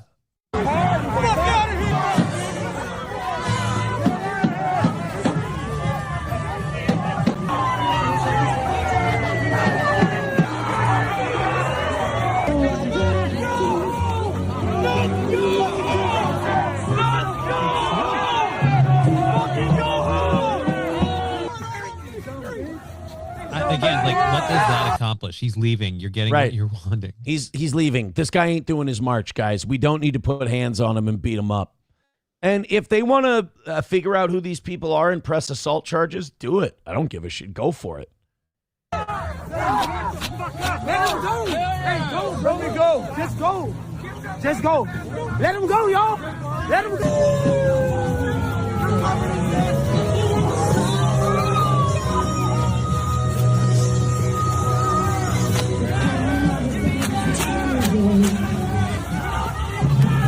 There's the cut on the back of his head, and it's I get leaking. what you're saying. Yeah.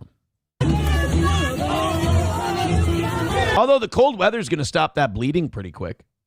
Keep the swelling down. Yeah, that's nice. And that's Hotel Indigo where he went in. And then the protest stayed there for a while. And then after the protest stayed there for a while, the Minneapolis Police Department finally showed up to get traffic flowing on 2nd and 7th again. And then they start going, clear the streets or crowd control munitions will be used. And I'm looking around, I'm like, I'm willing to bet these guys ain't firing tear gas canisters downtown with all these windows and businesses. No. They're not going to do it. And sure enough, although I've gotten so used to tear gassing and pepper balls now that like I'm filming this shit and they make that announcement and I just look to my left and look to my right. I go, okay, I'm going to head that way. I'm going to hide behind that thing in case the gas comes out. And like I've got my whole... You got a plan. Yeah, I've got my preparation ready to go. Like, okay, sidewalk's icy there. We're going to go that way instead. Like the whole deal. But yet I was also like, they ain't going to do shit. And sure enough, they surrendered to the protesters. They got in their van, they took off, and they just fucked off. I didn't see cops the rest of the time. And the protesters marched through the streets to the Hennepin County Public Safety Building. And that's where everything kind of calmed down after that. They got their win. They did their celebratory march. Whose streets? Our streets. This is what democracy looks like. All those chants, they were doing them. Which is the funny part. This is what democracy looks like. Right, because you guys cast a vote and a ballot and you decided that the majority rules.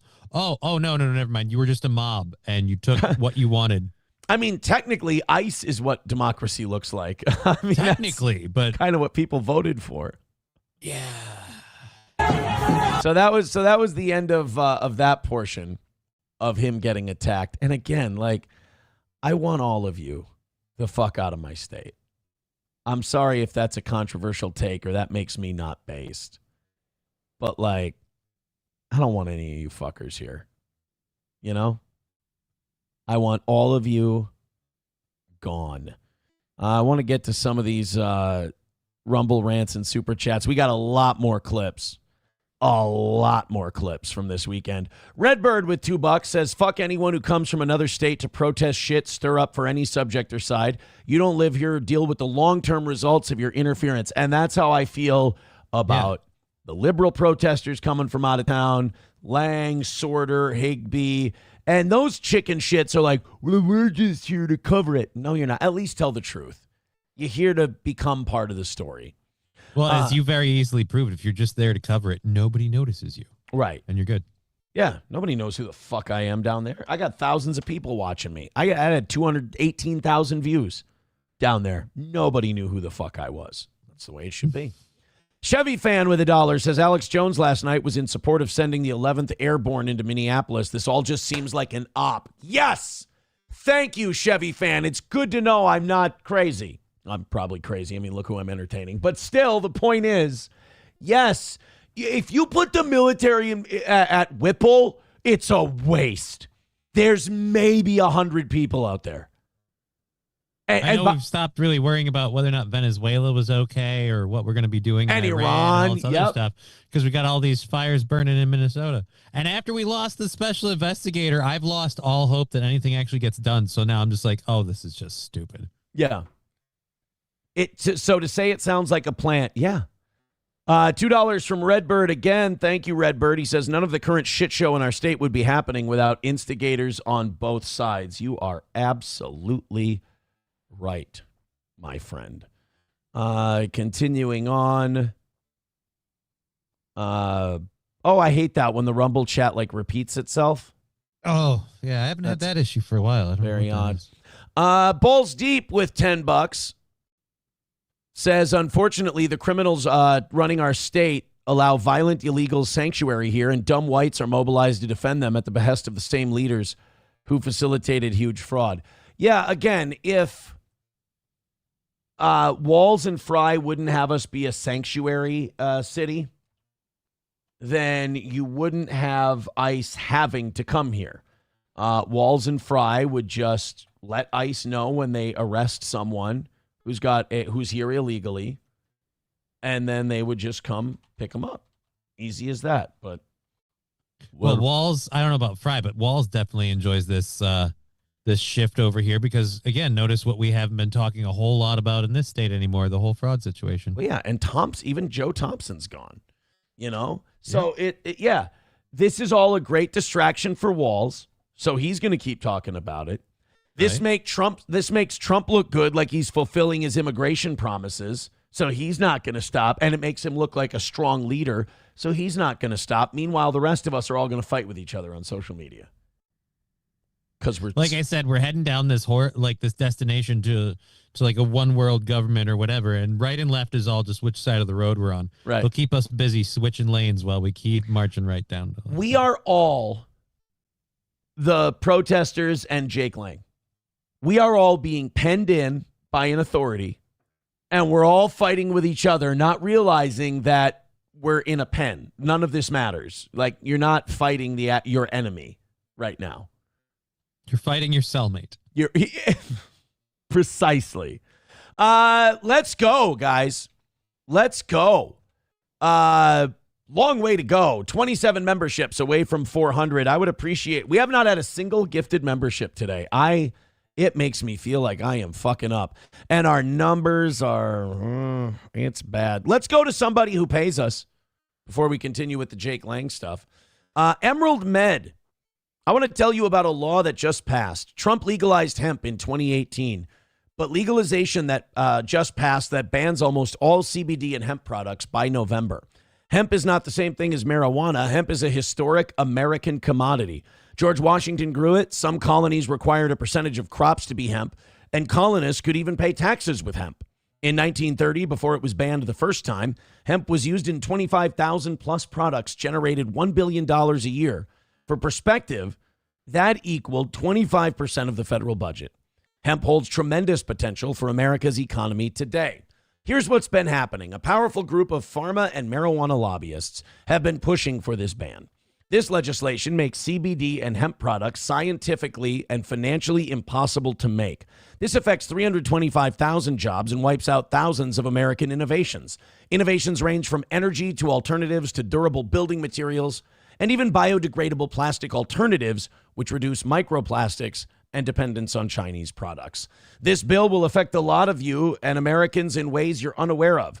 Click the Emerald Med link below to learn about this bill and how to fight the ban. The company Emerald Med, who helps support channels like ours with ads, has been fighting this ban. They fought vaccine mandates during COVID and reached 120 million plus views in ads fighting mandates. Now they're fighting this ban and need your help. So click the link below and learn more from Emerald Med. All right, let's see if we can't get something accomplished today, huh? On a Wall with $1 says, I generally think Johnny is full of S, but I think he's cooking with gas right now. Hey, there you go. Well, thank you for your honesty. You're usually full of shit, Yeah, but you're sounds not fair. full of shit now. So Now on the right track. this is a clip of after he ran into the hotel. So there he goes. I don't know how many people. I got to say this about the protesters, though. At least they didn't go in the hotel and bother people. Yeah, I was about to say, how much do you hate it if you're a hotel employee and you're just not even supposed to be here today? But I just see that now they're bottling up and the doors can't open. I don't. Yeah. And you know, this is probably a lot of the reason why these hotels are shutting down for a little bit. They're like, we just don't need this shit. We don't need this shit.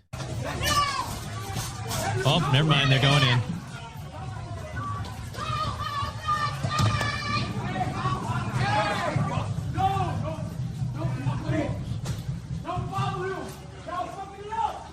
Like, these people aren't going to be happy till one of these right-wing guys shoots one of these people. Right. And then they're going to cry about how it's a horrible travesty and injustice and how could those horrible animals do this? I don't know. You hit them, you hurt them until they didn't know what to do anymore, and they dealt with somebody they didn't fully understand. And you know, it's again, I've got to put a lot of the blame on this on the feet of the Minneapolis Police Department. When you know, everybody knew this was happening. The police chief was talking about it. You send people down. You do an escort kind of a thing. You don't leave people to their own devices. It's just complete lack of leadership by Brian O'Hara. Numero uno Josh Denny fan retweeted something from today's show and says, I almost choked on my drink laughing at this. Okay, perfect. Okay. Did you see the church thing yesterday? No, I didn't. You don't follow a fucking thing. God bless you. Yeah, it's led to less stress in my life. I got to tell you, if I would love a gig where I could be on a news talk show and not know a fucking thing about what's going on. God damn. Then I could be a viewer of the show. There you go. But I'm kidding, boys and girls. So that was a funny clip. That was because like I'm like neck deep in the shit this weekend.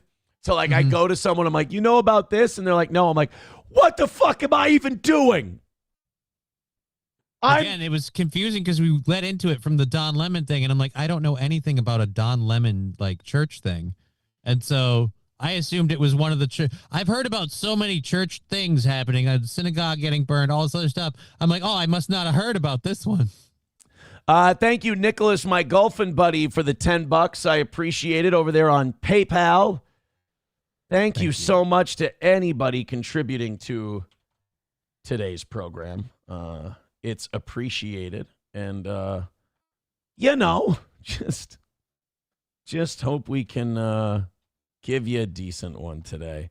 People are saying, oh, Martin Luther King Day. Don't be so worried about, doing dog shit today. I'm like, no, that's no excuse. That's no excuse. Martin Luther King Day. I didn't even know it was Martin Luther King Day. Yeah, we just... I don't know what people thought was going to happen from me covering this stuff. Like, we're always going to be a struggling little show. That's what we're always going to be. 27 memberships away from 400. That number at least is staying consistent and hasn't moved. Guys, hit like, hit subscribe, hit follow, and for God's sake, throw us a couple of bucks and pretend that we've actually done something good this last week or so. So here's some irony on this Jake Lang deal. Mm-hmm. Jake Lang is having trouble. He's getting beat about the head. You saw it. You saw all the problems he was having. So he gets out of this hotel. People see him coming out of the hotel. They start chasing after him. They're going to get him.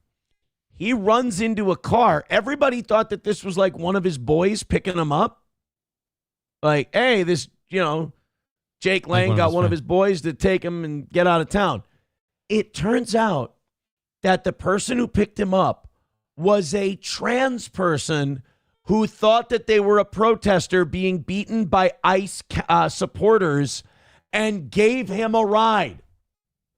And this dipshit Jake Lang then told her who he was, and she kicked him out of the car.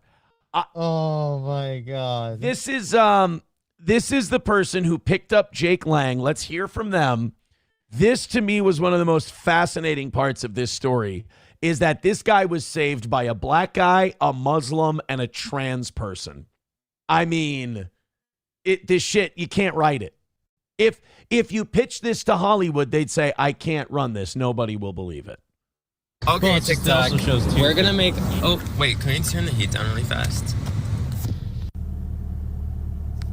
Okay. Can we edit? This works and it doesn't cut up again. It looks like they don't have a windshield. It kind of does. Yeah, no, they got a really steep one. Looks like they're doing this through their windshield. So, my name is Day. This is my friend Aaliyah. Hello. This feels so weird to do this I feel really like fast. I might be ugly. Yeah. So, by the way, this is another video not helping Minneapolis. It's just, let me put it that way. Let me give y'all the rundown on what just happened to us in case we do go viral or whatever the case is. We were driving, we're on our way to Tom's Watch Bar, right? We want to have some cocktails, little girl day, whatever. We see this crowd of protesters outside of a hotel, and obviously we are anti-ICE. What the fuck is all this shit that's going on is such bullshit. I'm low-key scared for our country, and it sucks that it's starting in Minnesota, but you know what? I agree with the trans person. It's embarrassing as fuck that this is happening here. It's embarrassing. But again, I don't mean to get stuck up on points here. It's been going on for a while. It didn't start in Minnesota. Yeah, but Minnesota's really good at ignoring.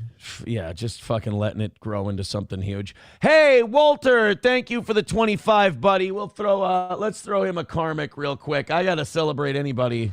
Wanna fuck? Throwing us a couple. Fuck! Thank you, Walter, for the 25. He says, listening way behind, but just wanted to say great job with the live stream Saturday. Thank you. Thank you, Walter. Balls Deep with $5 says, if you'd tried to open a tongue-in-cheek daycare next to the protests, you'd have got some sweet, sweet attention for the goof. Yeah, but I wanted to show that I can do shit that's outside of goofing. All of this nonsense, That I can do a wacky show, but I can also, play it straight.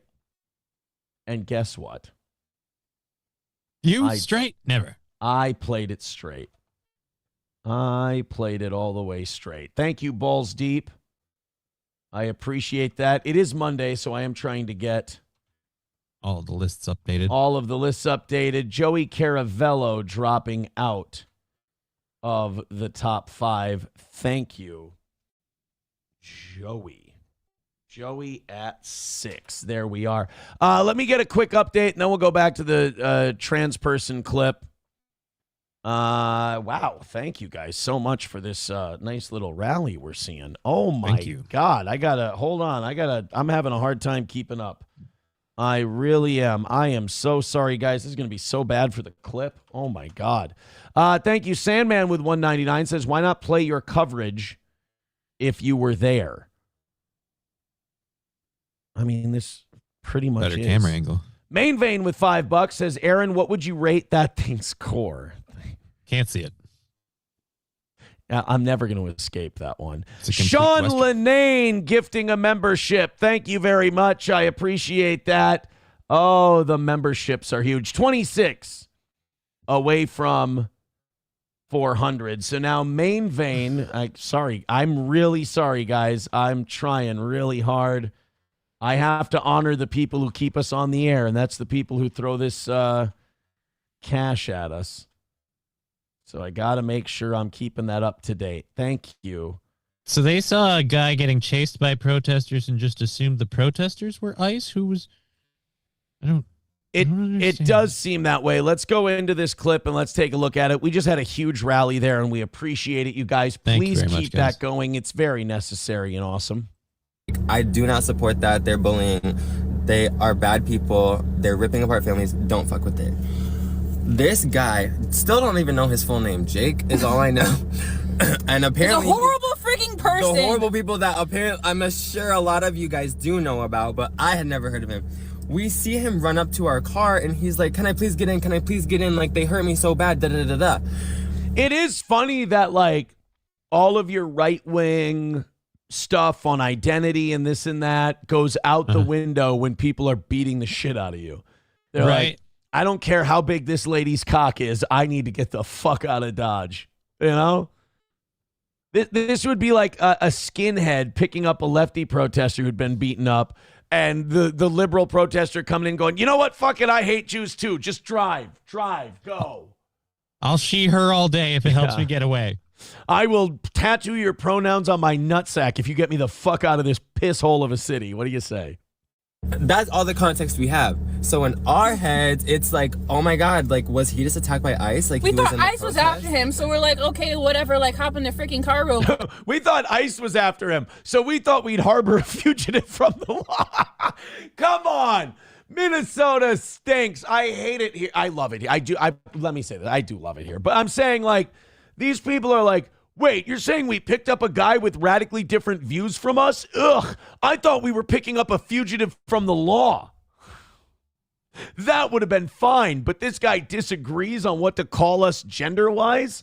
Ugh, I need to go. Get out of our car. They're going to do like the Ace Ventura thing where they go home and plunge their mouth and squirt toothpaste all over their face, and they're just going to, oh, I can't believe I picked up a Trump supporter. I thought it was like an illegal alien felon child abuser. That would have been fine.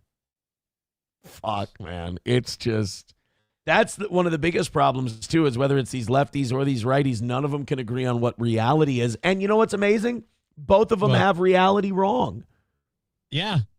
Well, he's getting attacked. Clearly, it had to be ICE doing to it because the protesters wouldn't be violent, aggressive, or abusive to anybody. And then all of a sudden, there's a whole bunch of people coming here and storming us and, like, beating up the car, ruining the car, pulling this dude out. Like, what is going on? Surrounding the car from every single angle. And, yeah, we had no idea what we was getting ourselves into. It's just, like, we saw an injured man, so, like, obviously we're going to help because we're not bad people. What? And I don't know him. And so... You see, look, stop the video there. Perfect. Now we have America. Great. Yeah, that works. Now, the problem is they're going to do their yeah, but part now. And it's like, no yeah, buts. You nailed it. He was just a guy. Yeah. He was in trouble, so we decided to help him. Hey, USA, USA. Now they're going to go, but we found out that he would call me a he, so I hope he dies. The irony of this is they are literally the embodiment of like the protesters. We didn't know who this person was. We just assumed because these other people were chasing him that he was an innocent victim, so we covered for him. Then we found out he's been R-wording children and murdering people, so we said, get the fuck out of the car. We've got nothing to do with this. It's funny. They're like, we saw people being violent, so we just assumed it was right-wingers. It turns out it was the left wing. And by the way, I want to be very fair to these two. They don't seem like they have a political... They're like, we were just going to get some cocktails. Fucking Minnesota's embarrassing right now. But it's just funny to me that they're like, we thought it was a fugitive trying to escape the law. We didn't know it was a guy who doesn't agree with our politics. Icky, sticky. Oh, yeah. Anyways, he gets in our car. Like, yeah, surrounded us. They broke our tail light. Was banging on the car, whatnot. They tried to rip him out the door. Like, they was, like, opening the door and shit. Wild.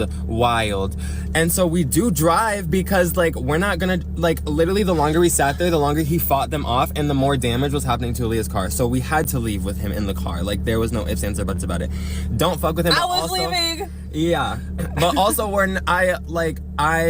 we can't just, like, you know, like, what else are we supposed to do? He's not gonna, like, let us kick him out the car. He's not gonna get out. So, like, that was our only option at that point. This one isn't trans, is she? I don't think so. And I think it's her car. Because I find her kind of cute, and I'm afraid to say that. Because, like... I've been playing the guessing game. Let me just say this. If she is, she's hiding her Adam's apple way better. I think I like her. Like, and now I'm just going, oh, hope this is just her trans friend, right? Right? So we literally just go around the block, and I'm like, you know what? Like, you need to get out. Yeah, we're still in the same spot. What is going on? Like, whose side are you on right now? Because, like, this is not okay. And I'm just getting... Do you see this? A piece of her weave, like a piece of her fake hair while they were doing all this, got stuck in the door. This is a strand of her hair. Her hair got slammed in the fucking door. Super weird, bad vibe from this dude, and he's just like, "Oh, Trump something me. I gotta owe him back." And I'm just like, "Yeah, he was I don't care what Trump did for you." Like, Trump pardoned him, by the way. He was in prison for January 6th, and then Trump came in and pardoned him. Trump really like I think most people are, I got it because he's doing stuff for me. Like, no, he doesn't give two shits about it. This guy actually technically legit has that claim. This guy does kind of owe Trump quite a bit. ICE is fucking shit. Like, who are you?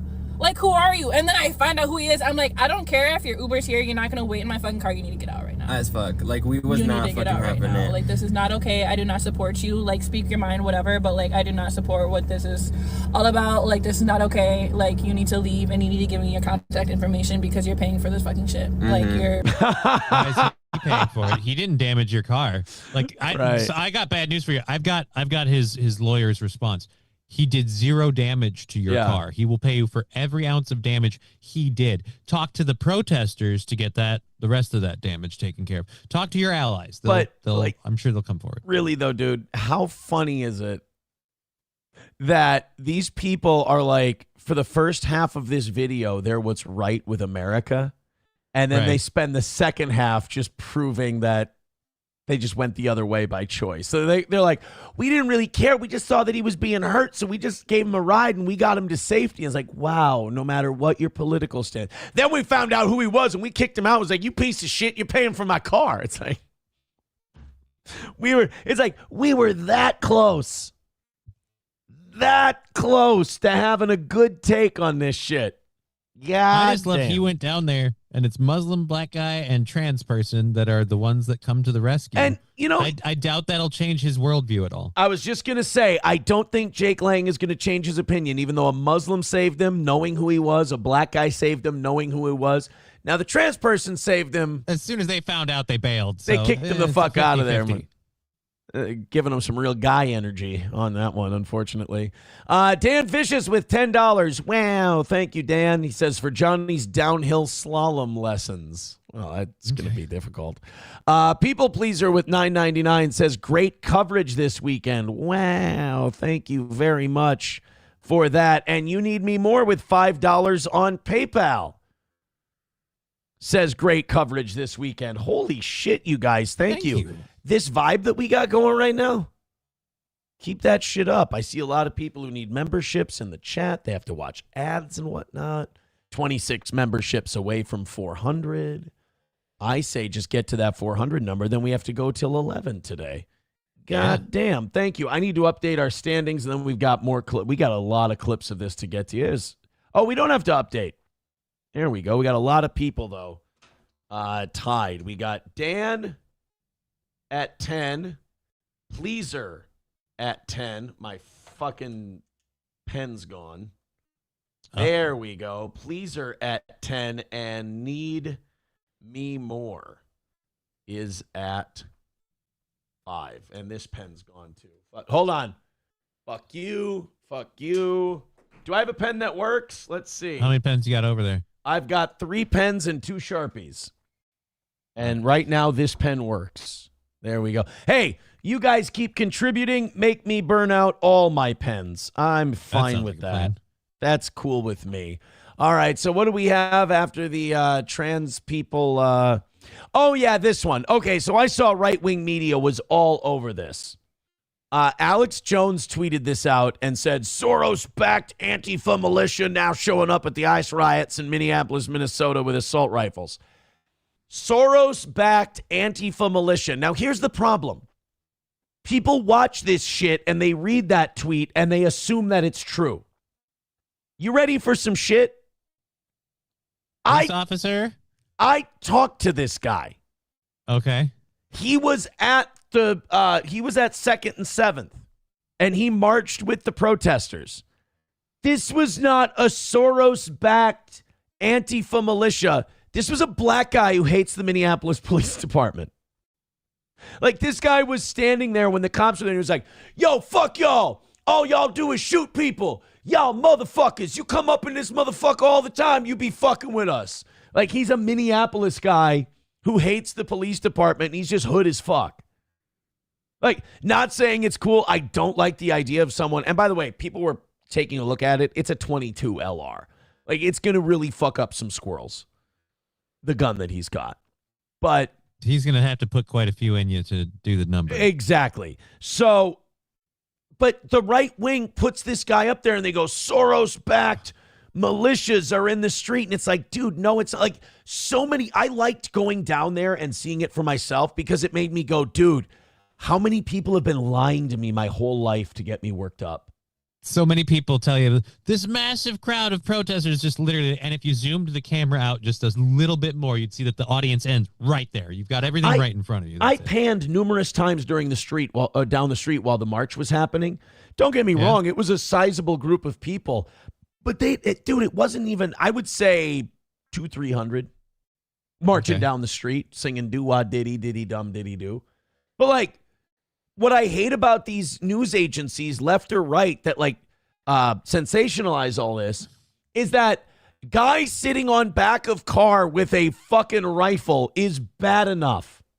We don't need more. We don't need to go, he's a Soros-backed Antifa militia. It's like, no, he's just a fucking crazy black dude. Like, in Minneapolis, like, how about that story? In Minneapolis, crazy black dudes can walk around with rifles. That sucks. That's not good. But doesn't really fit that whole, like, we're a racist state thing. That's for sure. So, yeah, I saw this guy. He was yelling at the cops, telling them what motherfuckers they were. Then he showed up a little later. He's sitting on a trunk. I'm going to say this. Of all the people there yelling at police officers, the ballsiest one is the one who does it with a weapon. I'm going to tell you this. They might be inclined to take that as a problem. Any police squirrels come up and fuck with this guy, they're done. They're done. Yeah. So is that his car he's sitting on or just someone's car? I don't know. He doesn't have a lot of respect, I don't think. But I think it might be his. It's funny because it goes back to that thing we've said before about how, like, black hillbilly or white hillbillies and black people are, like, very similar in many ways. They would only realize the people pitching them against each other. Like, that's some redneck shit. Yeah. Like, I could see that guy with a fucking spittoon can, you know, and just going, yeah, y'all come around here and you start some trouble. We aim to finish that trouble. Like, just sitting in a rocket chair. Stay the hell off my hood. Now, if y'all stay off my property, I'm going to be real nice to you. We just going to be real respectful is all we going to do. But yeah, no, that was not an Antifa militia guy. I saw that guy the whole protest. Don't get me wrong. He's nuts. But he's just, if I were to fix that headline, I would go, crazy black dude sitting on car with a rifle during protest. Fucked up, ain't it? But instead, it's like it's got to be sinister. Alex has to make it Antifa and Soros and all that. And it's like, crazy Negro. That's all it was. Jews be Jewing. Niggas be nigga-ing. Aaron's Dancing Porch Minky gifting a membership to Give Me Tips. Thank you very much. Thank you. Keep those memberships going. You guys are doing great today. Scott Jonesy with $1 says, sorry, had the stream paused as I'm building a new cot. Fucked up. Never thought I'd hear that sentence. Thank you to whoever bought me a membership. Really appreciated. P.S. Can you leave Greenland alone and cut out this tariff? Sorry, man. We're not. I don't think they're going to leave Greenland alone. Well, we've got to fight like a whole 13 or I think the latest count's 23 people they put to defend it. One guy from Britain. Bro, they want Greenland. Sorry. Hobo says 22 platform against 556 steel jacket. Let's see who wins after the Pepsi challenge. Yeah, I don't think that guy with a fucking squirrel popper is going to exactly be kicking the shit out of any police. Didn't take him as a threat. They know what he's carrying. Exactly. Thank you to Give Me Tips for a membership to Lab Glass. Thank you. Oh, shit, guys. Do I smell a membership rally? They've got them going. Thank you very much. 24 memberships away from 400. Appreciate it. You guys are really starting to kick it in the ass today. All right, let's piss off a few more people. We're going to be pissing them off today because I'm going after a lot of their right-wing guys. I feel like on this show, it's understood that we don't like all the progressive shit that's happening in this country. But guys, they lost. So now I feel like we need to police the right wing and make sure they're doing shit that is principally good and not just showy and gay.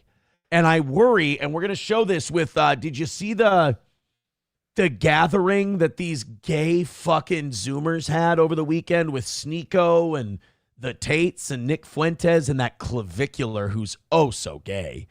That's one of those where I told people, I'm like, I'll never get involved even if I agree with your side because it never looks good. And this is proof of it. It was it's so cringe. And I was disappointed that Nick Fuentes got involved because it's like, Nick, you're you're on your way to being a guy. You've got your thing right now. Don't muddy the waters. You don't need to hang out with some fucking goofy Muslim grifter and a weird Filipino Mexican creepy guy and then this meth addict gay kid who smashes his face bones for funsies. And the Tate brothers who are alleged human traffickers. Nick, you're going past the Tuckers of the world. This is going to bring you down, bro. Yeah. Nick's got to learn he's past the small potatoes shit. He's past the streamer meetup phase of his career. Streamer meetups are fucking gay. You might as well jack each other off on camera. Well, hear me out. Now, it's just an opinion of mine, but if you are in my opinion, a rampant homosexual, wouldn't you kind of like a couple meetups and maybe he doesn't get to socialize much? Fair enough. Maybe he and Clavicular can cornhole each other. You might have a point there. So speaking of gay, here's Cam Higby. But guys, don't fall for the Cam Higbys and the Nick Sortors and the Nick Shirleys. Please stop. Nick Shirley, I watched an interview with him. He might be diagnosably retarded. Nick Shirley's dumb. God bless. Didn't we cover that last week? Yeah, God bless what he's done on the Somali fraud and all of that stuff. That's good. But Nick Shirley is a guy who should be behind the camera, exposing all that stuff, releasing the video, and shutting the fuck up. Because I watched part 2 of his video. There's nothing in there worth me even playing for you. He brought this really racist guy with him. The guy he had with him last time, but this guy talks more. And it's very clear that this guy's just got an axe to grind against Somalis. Your video is so much more effective if you just bring a numbers guy with you. Who's and he just tells you specifically, well, you spent this much here, this much there. So these Somalis, Nick Shirley shows up with his Israeli security, by the way. That was the funniest part of that video we played where he's like, your security doesn't even speak English. And it's like, he's got it. Nick's got his IDF security. Old kiss the wall Nick. Here we go. So Nick Shirley gets run out of an area by Somalis because he shows up with his IDF guys. He shows up with his racist white dude. They start walking up to their front door, and the Somalis are like, oh, no, we don't want any fucking part of this. Get out of here. And they're like, oh, is this because you're committing fraud? Now, let me say, these guys are probably committing fraud. But no, that's not why they want you to get the fuck out of there. They just see a bunch of Jews and white guys showing up to bust their balls, and they're like, not interested. I don't have to take part in my own abuse. Get the fuck out. So they get him out of there. They get in their car, and the white dude, Nick Shirley asked the white dude, so how much money are they getting? He goes, I just want to say right now, this is why, we say Somalis are the most violent people there are. There is no more violent person than Somalis. Somalis are incredibly violent. And you're just like, Nick, you might want to get this guy the fuck out of here. It's not helping. I saw a crowd of people being relatively violent. I'm sorry. I just don't. It's just like anybody's violent if you start punching them in the face. When you're doing you know how we think that Michael Moore is a douche because he gives all of his little takes in his documentaries? Yeah. That was the second part of this Nick Shirley documentary. Oh, boy. So, another guy who's there to distract you. By the way, do you know when the first Nick Shirley Somali fraud video came out? Right before we did the Venezuela stuff. The day they were legally supposed to release the Epstein files. Oh. Yeah. Oh, yeah. But after the Nick Shirley stuff came out, obviously everything died down. We got back on the Epstein file stuff, and then they released the Epstein files. We have released 1% of the Epstein files as are legally mandated to be released. But everybody's mad at Somalis and immigrants now. But it's all the new stuff. Everybody's mad at Somalis and immigrants now, so we don't have to find out who Israel has been blackmailing us with the pedo stuff with. It's fucking great. And we're supposed how many halls of power have been corrupted. And we're supposed to believe that Nick Shirley, Cam Higby, and Nick Sortor are a bunch of 20-somethings who are personally funding their trips to... Nick Sortor's been living here for a month, and we're supposed to believe that he's just, I saved my pennies. Like, nobody's paying and putting him up to do this. It's because he makes up so much revenue on the YouTubes and the Rumbles. And everything. Yeah. Oh, absolutely. He's completely organic. So Nick Sortor and Cam Higby, who, by the way, Cam Higby doesn't even hide it. He's a Zionist. I mean, he is 100% in the bag for Israel. But my problem with Sortor and Higby is that these guys go, we're America first. It's like, no, you're not. Stop doing that. Knock it the fuck off. It's not a brand name. It means something. So these guys go to the Cedar Riverside neighborhood. They don't let these bullshitters fool you. They know that the Cedar Riverside neighborhood is Somali. Anyone who takes one step into Cedar Riverside knows it's Somali. I don't know, maybe the Nasib restaurant in the background might be a gimmick. So they go down there to fuck around. And wouldn't you know it, the Somali community there kind of on Isn't high really interested in. Yeah, kind of on high alert for being fucked with lately. So this is Cam Higby and Nick Sortor down in Little Somalia in Minneapolis. Well, because we're being followed. We don't have to. What do you mean? There's a convoy of 4 cars behind us, and we've got 6 people surrounding us. Driving Oh, we don't want to leave. We're being followed and intimidated. I don't want to leave when that's happening. I don't want. That's the time you do leave. See, by the way, that lets you know what he's after. Right. I'm being followed and intimidated. I don't want to leave when that's happening. That's what we came here for. That's what we came here. We came here to be bait. I love how they say all this shit about Somali. They're low IQ. They're violent. They don't belong here. And then they go down there and they go, hey, why are these guys being low IQ and violent with us? This is surprising to us. It's like, you knew what they are. Excuse me, retard. Do you feel the need to punch me in the face? Cam Higby is like, hey, excuse me, retarded Negro. Why are you guys such fucking retard fraudsters? Hey, did you see that Somali? He just slapped me in the face. Oh my God, I'm a victim. They're so violent. You know what? Now I'm not sure Cam Higby isn't just Jewish. He's not a Zionist or Israel first. He might just be Jewish. He goes in there and instigates these people and then goes, can you believe that they hurt me? I'm such a victim. Why do we have to get out of here? It's in your place. Why is it not our place? This is America. See, it's that passive-aggressive tone of they know why. You can tell it in their tone that they know they shouldn't be there. Loitering's still a thing even in America, buddy. But yeah, this ain't your neighborhood. Move on. Yeah. Hey. So they stole Nick Sortor's phone. They stole his camera. So Nick Sortor is filming this Somali lady, and the Somali lady just goes, whoop, and just grabs his camera. $1,000 camera. Again, Renee Good gets shot through the fucking face, and these guys go, well, fuck around and find out. These guys go to taunt Somalis in Cedar Riverside, and one of them just takes his camera and runs away, something a child might do if they're causing mischief. And we don't get to say fuck around and find out. Why? Because I'm conservative and I'm supposed to be on this Zionist side? Fuck him. No, I feel like, especially given the outcome, we should call them both fuck around or find out. You got away with it a hell of a lot more than Renee did. Yeah, Renee Good didn't fare so well in her fuck around and found out. You lost $1,000 camera. Call your Jewish handlers. They'll buy you another one. And you'll file it on taxes as a business expense. You'll be fine. Yes, dude.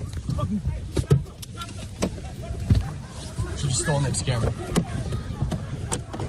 Be funny if then these Somalis run back into this car and steal Cam's camera that he just set on the ground. She took Nick's camera. So now he runs.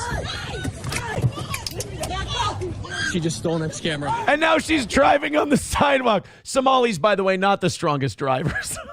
I love how many stereotypes are being enforced in one video. know. It's so convenient. Thank you. And like everyone wants to make this a war cry on the right. They're like, poor Nick Sortor and blah, blah. This is funny. This shouldn't be left or right. It's funny. A couple of dorky fucking Israel First white guys went down to tease a bunch of retards and then got their shit stolen. It's funny. To me, and there's like just enough snow that he slides with the car. I think a lot of these people that are making this a big thing aren't parents. I think any parents, especially parents of multiple kids, look at this and go, oh, he hit you? Well, what were you doing? You were teasing him? Okay, don't tease him. Don't hit him. You guys knock it off. You don't get passionately for one of the kids or the other kids. You're like, you go that way, you go that way. Stay away from each other.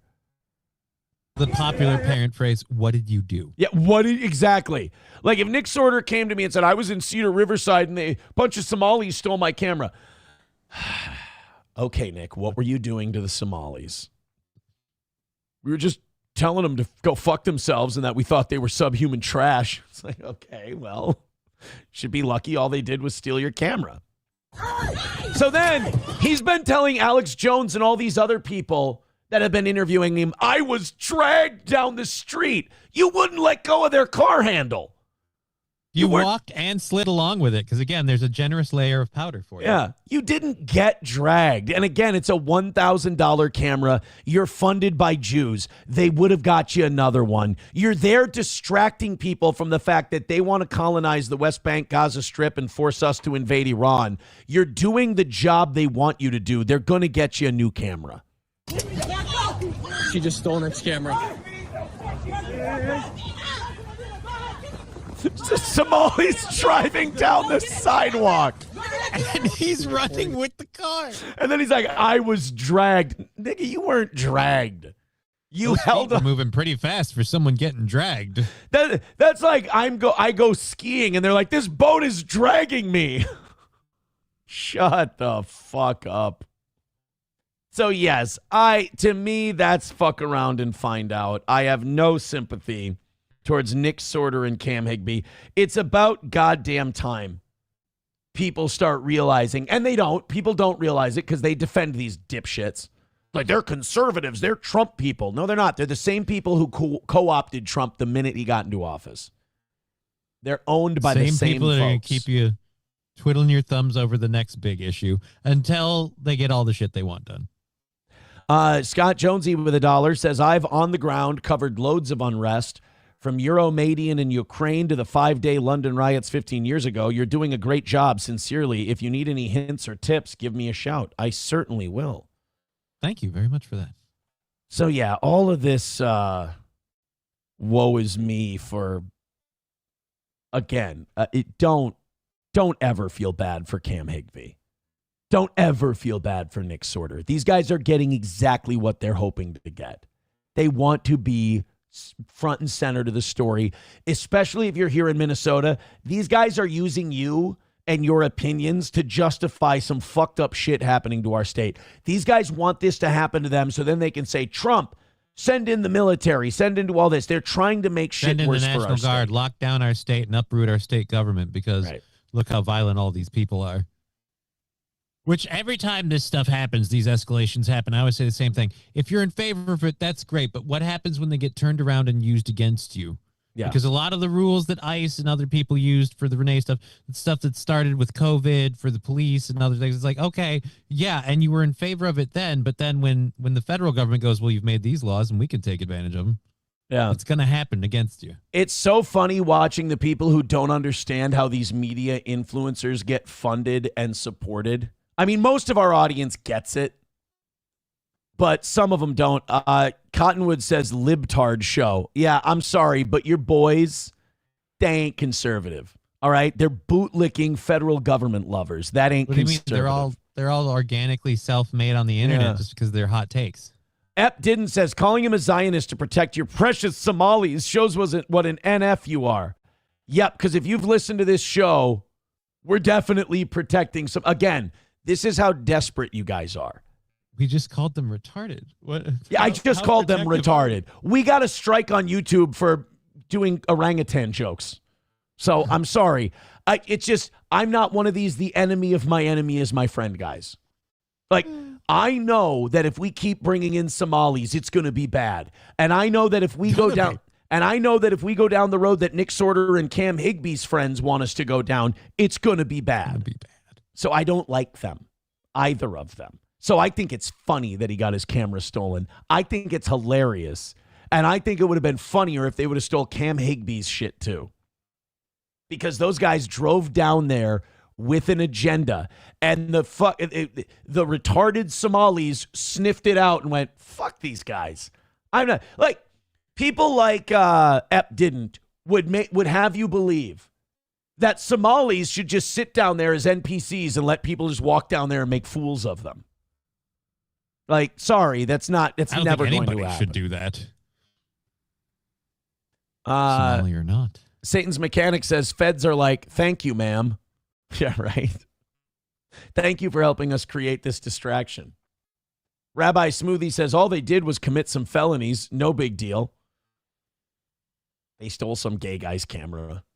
Again, you're not going to get me to be Mr. Law and Order conservative on it. You went down. Again, I'm just holding them to their standard. Fuck around. Find out. They found out. Now, if the cops catch this woman and they give him his camera back and they charge her, great. Cool. Fine. She fucked around and found out too. She fucked around and found out too.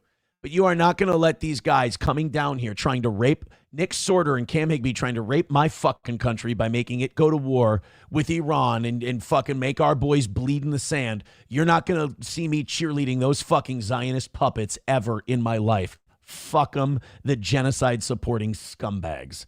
No, thank you. We can handle the Somali problem without guys like that. In fact, guys like that don't want to solve the Somali problem. They just want to make you stare at it while they do something over here. I want to support the genocidal people, but I know that retarded cripples like myself are like second on the list. So it's not in my best interest. By the way, they actually traced the license plate of the lady that stole his camera. And you know where they traced her car back to? Where? An autism center. I was going to go daycare, but really? The Somali lady's car is part of an autism help center. Oh, you can't make this shit up. See, guys, you see how much funnier it is when you stop taking sides and you judge people based on the merits of them? Right? It's all funny. We got to laugh at Nick Sortor losing his camera, and then we got to laugh at the fact that the Somalian lady both apparently can't drive and runs an autism center. If you can't see his fingers are trapped in the door, you're blind. All right, here. No, they're not. They're not. They're in the fucking door handle. It's on the door handle. Look, his fingers are not trapped in the door. Oh, wait. She just... Wait, fuck me. They might have been. They might have been. Now it's funnier. He is being dragged. Hold on. She just stole Nick's camera. Let me see. His hand is in the handle from what I saw. I don't know. Yeah, I don't think it is. Hold on. Is that hand stuck in the door? You'd be screaming if your hand was shut in a door. No, that door is all the way shut. Yeah. Oh, yeah. No. His hand is not stuck in the fucking door. No way. That door would be slightly opened or his fingers would be chopped off. Yeah. Ain't no fucking way his fingers are stuck in that door. She just stole Nick's camera. He's yelling, give me the fucking camera. Yeah, he's trying to get his camera back. His hands are not stuck. You fucking liar. You almost had me, too. And I wanted to believe you.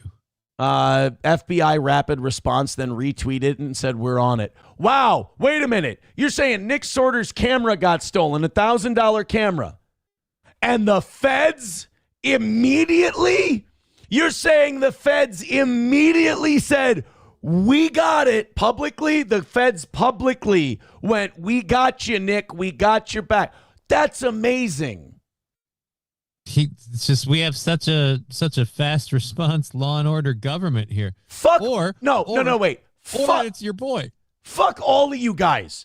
I'm tired of being right and then dragging you motherfuckers across the finish line while you sit there and shit on me for it. Like Ep didn't. I'm tired of it. I'm tired of going, these guys are a Fed. These guys are here to piss you off so you get all riled up. They're not going to do shit about it. They don't want a solution. They want to distract you about Muslim brown people so their Jewish friends can go bomb more poor people. That's what they're doing, and spend more of your taxpayer dollars and create more income inequality and give more money to their billionaire hedge fund manager friends and more money to the NGOs that funnel more immigrants in. You understand the people Cam Higby and Nick Sortor work for are the same people who have been flooding your country with third world Muslim immigrants? These guys don't want to help you. They want to exploit your rage and anger for money. And that's why they did the first part. Why do you think the feds immediately responded to them? Almost like it's a fucking script. Joey Caravello with $2 says, Johnny, would you piss in Digger's ass? There we go. I think we needed that. I think that was a splash of cold water. No, I wouldn't do that to anyone. You sure? Yeah, it's not really my thing. Just want to make sure. You'd have to have some sort of weird, I've never heard of it before, medical condition where this is the only way we can save your life, and then I'll consider it. Deal. Cheeseburger Pie with $1 says his hand was stuck in the door handle until it broke off. He showed his hand later and it was all bruised up. Door handle, not the car. I was going to say that hand was not stuck in the car door. No way. No way. Let's go to Sam Show Loves Jewish Dick says that joke doesn't make sense. You guys have zero fucking idea what autism is. Huh? Oh, they're talking to the chat. I was like, I'm fucking lost. That's why I'm scrolling up. I'm trying to catch up with where you guys are. He's being dragged by his coat. Well, take your coat off. This is ridiculous, says Historically White. See, am I the only one who's a parent and who goes, this is, you guys are all retarded? You guys are all childish dumb. Behavior. This is childish. We shouldn't be seeing this out of you. Everyone has forgotten about the Epstein files, says Beanie Urza. That's a Cam Higby and Nick Sortor fan. Exactly. Everybody. You know why? Because the people that Nick Sortor and Cam Higby work for don't want the Epstein files to come out. So they'll talk about this stuff. Sam Show Loves Jewish Dick says Joey always coming out with brilliant stuff. He really does. He brings us the levity we need. Shuli Madoff with $5 says, be honest, Toe, did you shed a tear last night when you saw the Patriots move on to the AFC Championship game? How badly do you miss Sam Darnold? You mean the Seahawks? Yeah, look, man. Bo Nix, even though he broke his ankle and he's out for the rest of the year, I watched him take a team. That's a guy who got drafted after JJ. I watched him take a team to the AFC Championship game.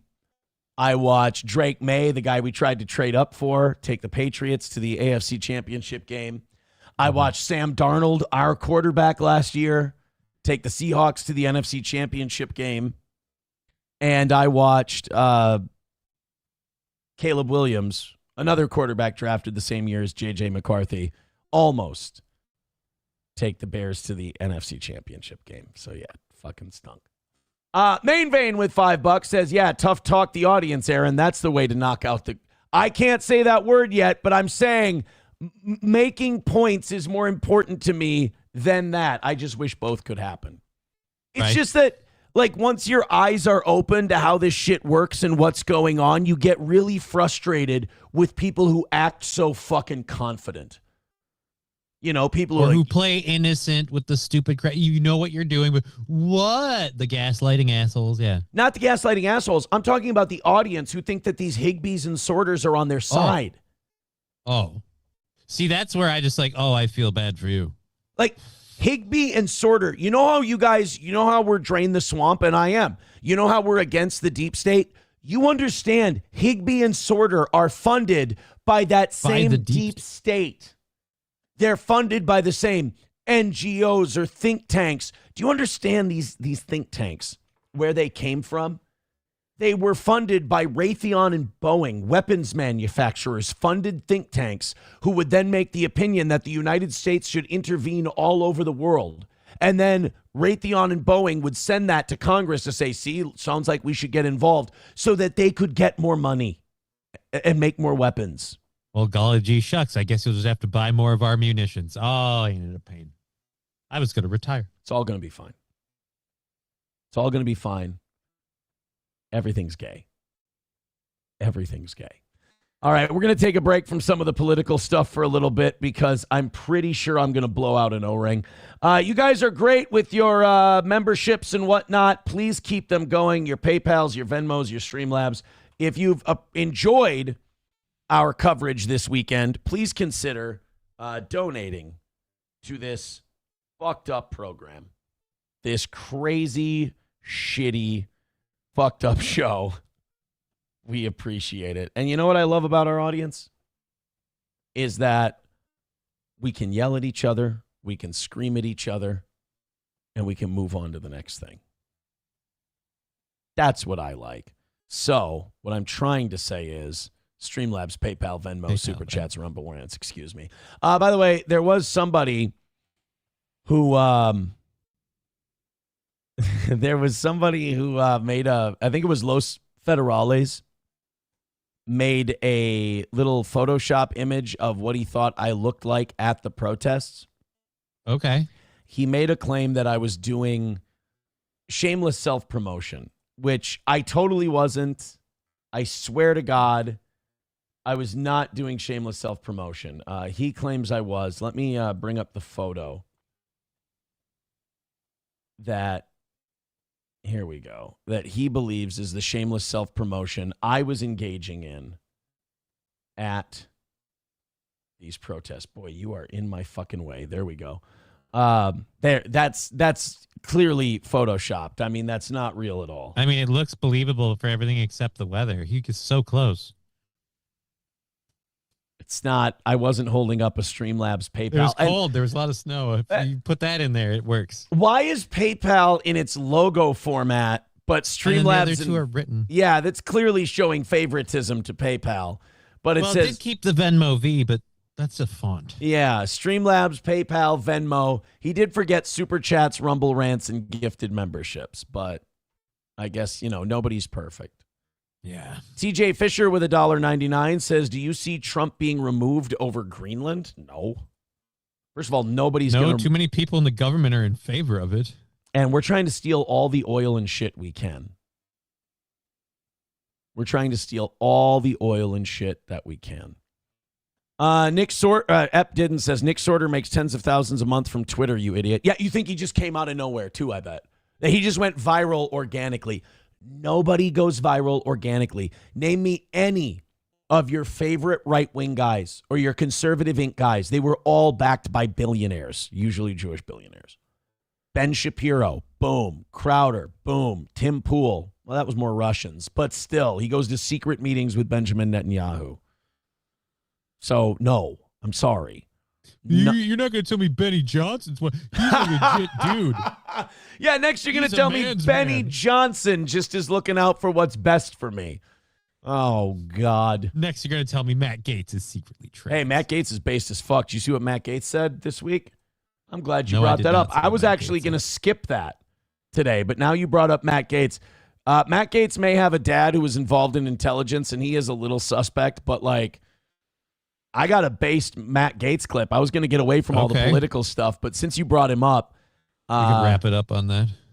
So you know the fires that have been going on in Argentina? Yeah. They found out who's been starting those fires. Who's starting them? Israeli Jews. I wish I was kidding. I'm not. But this Israeli settlers burning down land to take it over. Are Israeli settlers burning down land to take it over in the Americas? Yes. Tonight's story takes... Oh, is this wait a minute.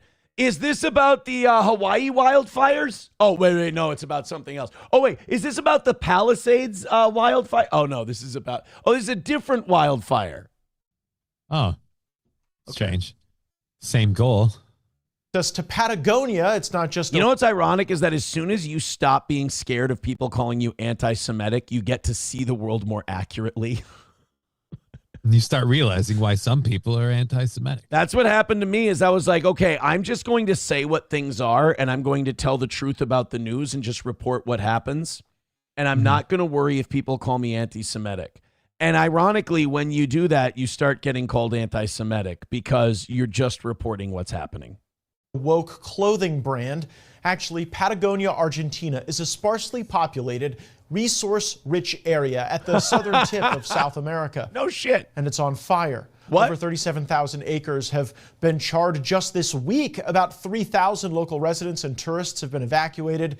Habitat has been destroyed. Land has been rendered almost worthless for the people who live subsistence lives off of that very land.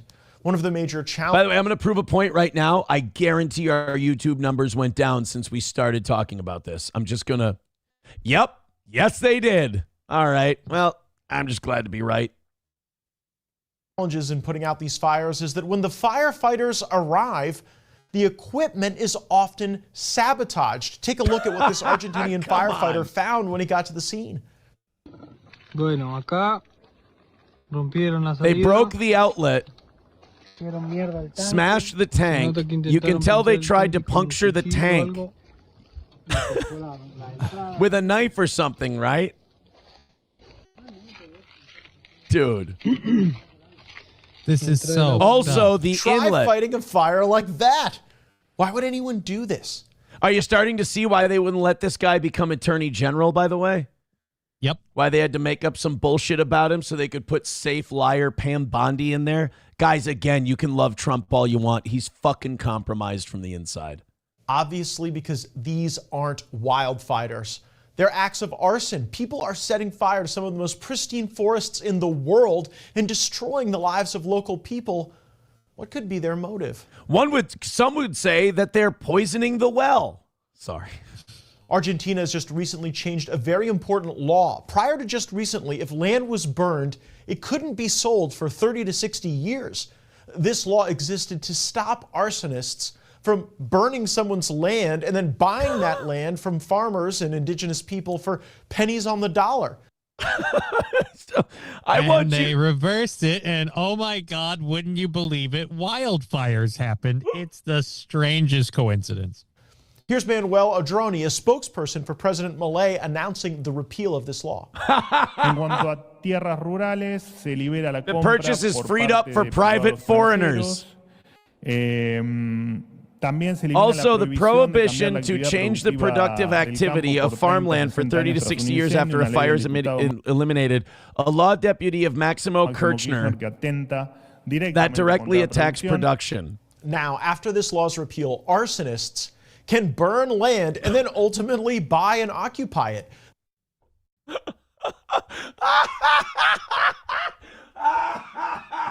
Hey guys, just in case you're wondering, I've lost it. I'm gone. They repealed the rule, and now Jews are just burning it down, and we're not allowed to say anything because that might be hateful. They're terrorists. They're fucking terrorists. Hey, but guys, don't worry. Those Somalis in Cedar Riverside, they're going to come get you and your babies in the night. Savages. The Jews are literally burning down Argentina to steal their land.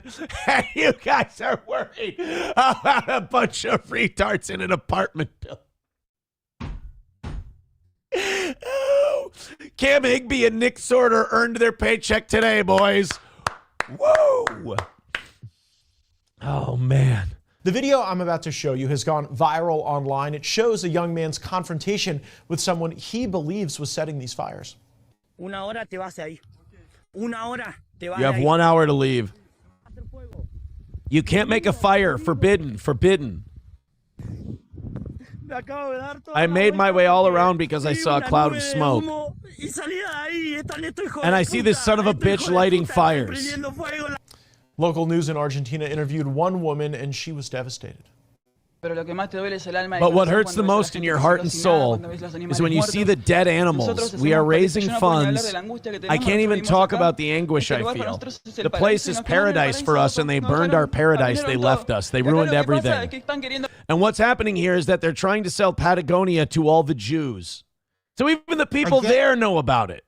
Yeah, again, oh, you're anti-Semitic, you're hateful. Or two things are true, and I'll let you have the first one. But the second one is it's also happening. Right. And Argentina elected that super-based guy, Milei. Yeah. And just like our president, he's repealing shit and doing the bidding of wealthy Jewish settlers, just like our president. Are their conservatives retarded like ours are and pretending that these guys are super based and on their side and going to fix everything for them? Guys, you're on your fucking own. Wake the fuck up. Everyone here knows it. The place is crawling with Israelis. Well, that makes sense because wasn't Argentina where the other Nazis used to flee to as well? Yeah, I thought we recently got information supposedly released, I think, by that Malay guy that Hitler crashed out there. I tell you, didn't bring the video back. Fucking Nazis love Argentina, whether it's Israelis or Germans. The Nazis fucking love Argentina. The weather is beautiful down there. And they let you rape their country. And the minute any of these Argentinians try to fight back or do anything, it's going to be, oy, they were being persecuted again. Country number 110. What have we ever done? It's like these people have a right to defend their land. It's theirs, and you're trying to steal it from them. I fucking hate playing this game, but shoe on the other foot. If people were going into, we're being persecuted, we just have our right to our land. You can't take. Also, you didn't bring the video up. But you can't. You can't punish us and hold us accountable for actions elsewhere. We're just trying to live here, and it's like, yeah, motherfucker. So are they, and you're burning their houses down. Oh, Sam Show says Malay is a Jew. Wait, what? Okay, I'd more than like to follow that rabbit hole. Didn't know. No, don't. No, he's not by birth or official conversion, but he was raised Catholic and has become a fervent student and admirer of Judaism, studying the Torah, attending synagogue, and stating he intends to convert after his presidency. So he's not right, but he's also not wrong. Okay. Sam Show sort of wins again. All right, call me anti-Semitic, Jewish people, but answer me this question. How do we put a stop to this? Okay, tell us how we can, because we don't want you to do this. We want you to stop setting wildfires and stealing people's land. Tell me a workable solution to this problem that doesn't involve us just really fucking losing our minds. Because the more this shit happens, the more we start to look back in history and go, oh, that's why they were mad. Well, you could just, here's one random thought. You could just stop breeding, and we will stop the aggressive actions and just wait for all of you to die out and then take it anyway. Trucker 18 Wheeler with $1 says, I hadn't heard of these three assholes before your show, and now I have a feeling most normal people haven't heard of them. Nick Sortor and the other two guys I'm talking about. No, I'm sure it's very internet-y. I'm too wound up in it, but once you see it, it's hard to unsee it. Nobody's heard of them. How did they get so big? That's exactly it. But we got a couple of fans who just don't put those two things together. Most of them do. Veldrain says, I feel like Johnny should see it on Rumble, Steel Toe Morning Show 11526. Timestamp 231. Dude, I've got to dig so deep. I mean, unless you link it, I'm not going to be able to go in there. It's Malay is a poster boy for lizard in a skin suit. Turtle power. 24 memberships away from 400. Guys, we need to rally. Let's get another one of those rallies going. All right, now we can get away from the politics and I can get away from the Jews. We can do some fun, wacky stuff. God, people are so right, though, when they tell me, they're like, Aaron, the Jews. I know. Like, SP will tell me that, and I'll be like, honey, I can't do a show about the news then. Like, if I can't mention them, they literally have their hand in everything in the news.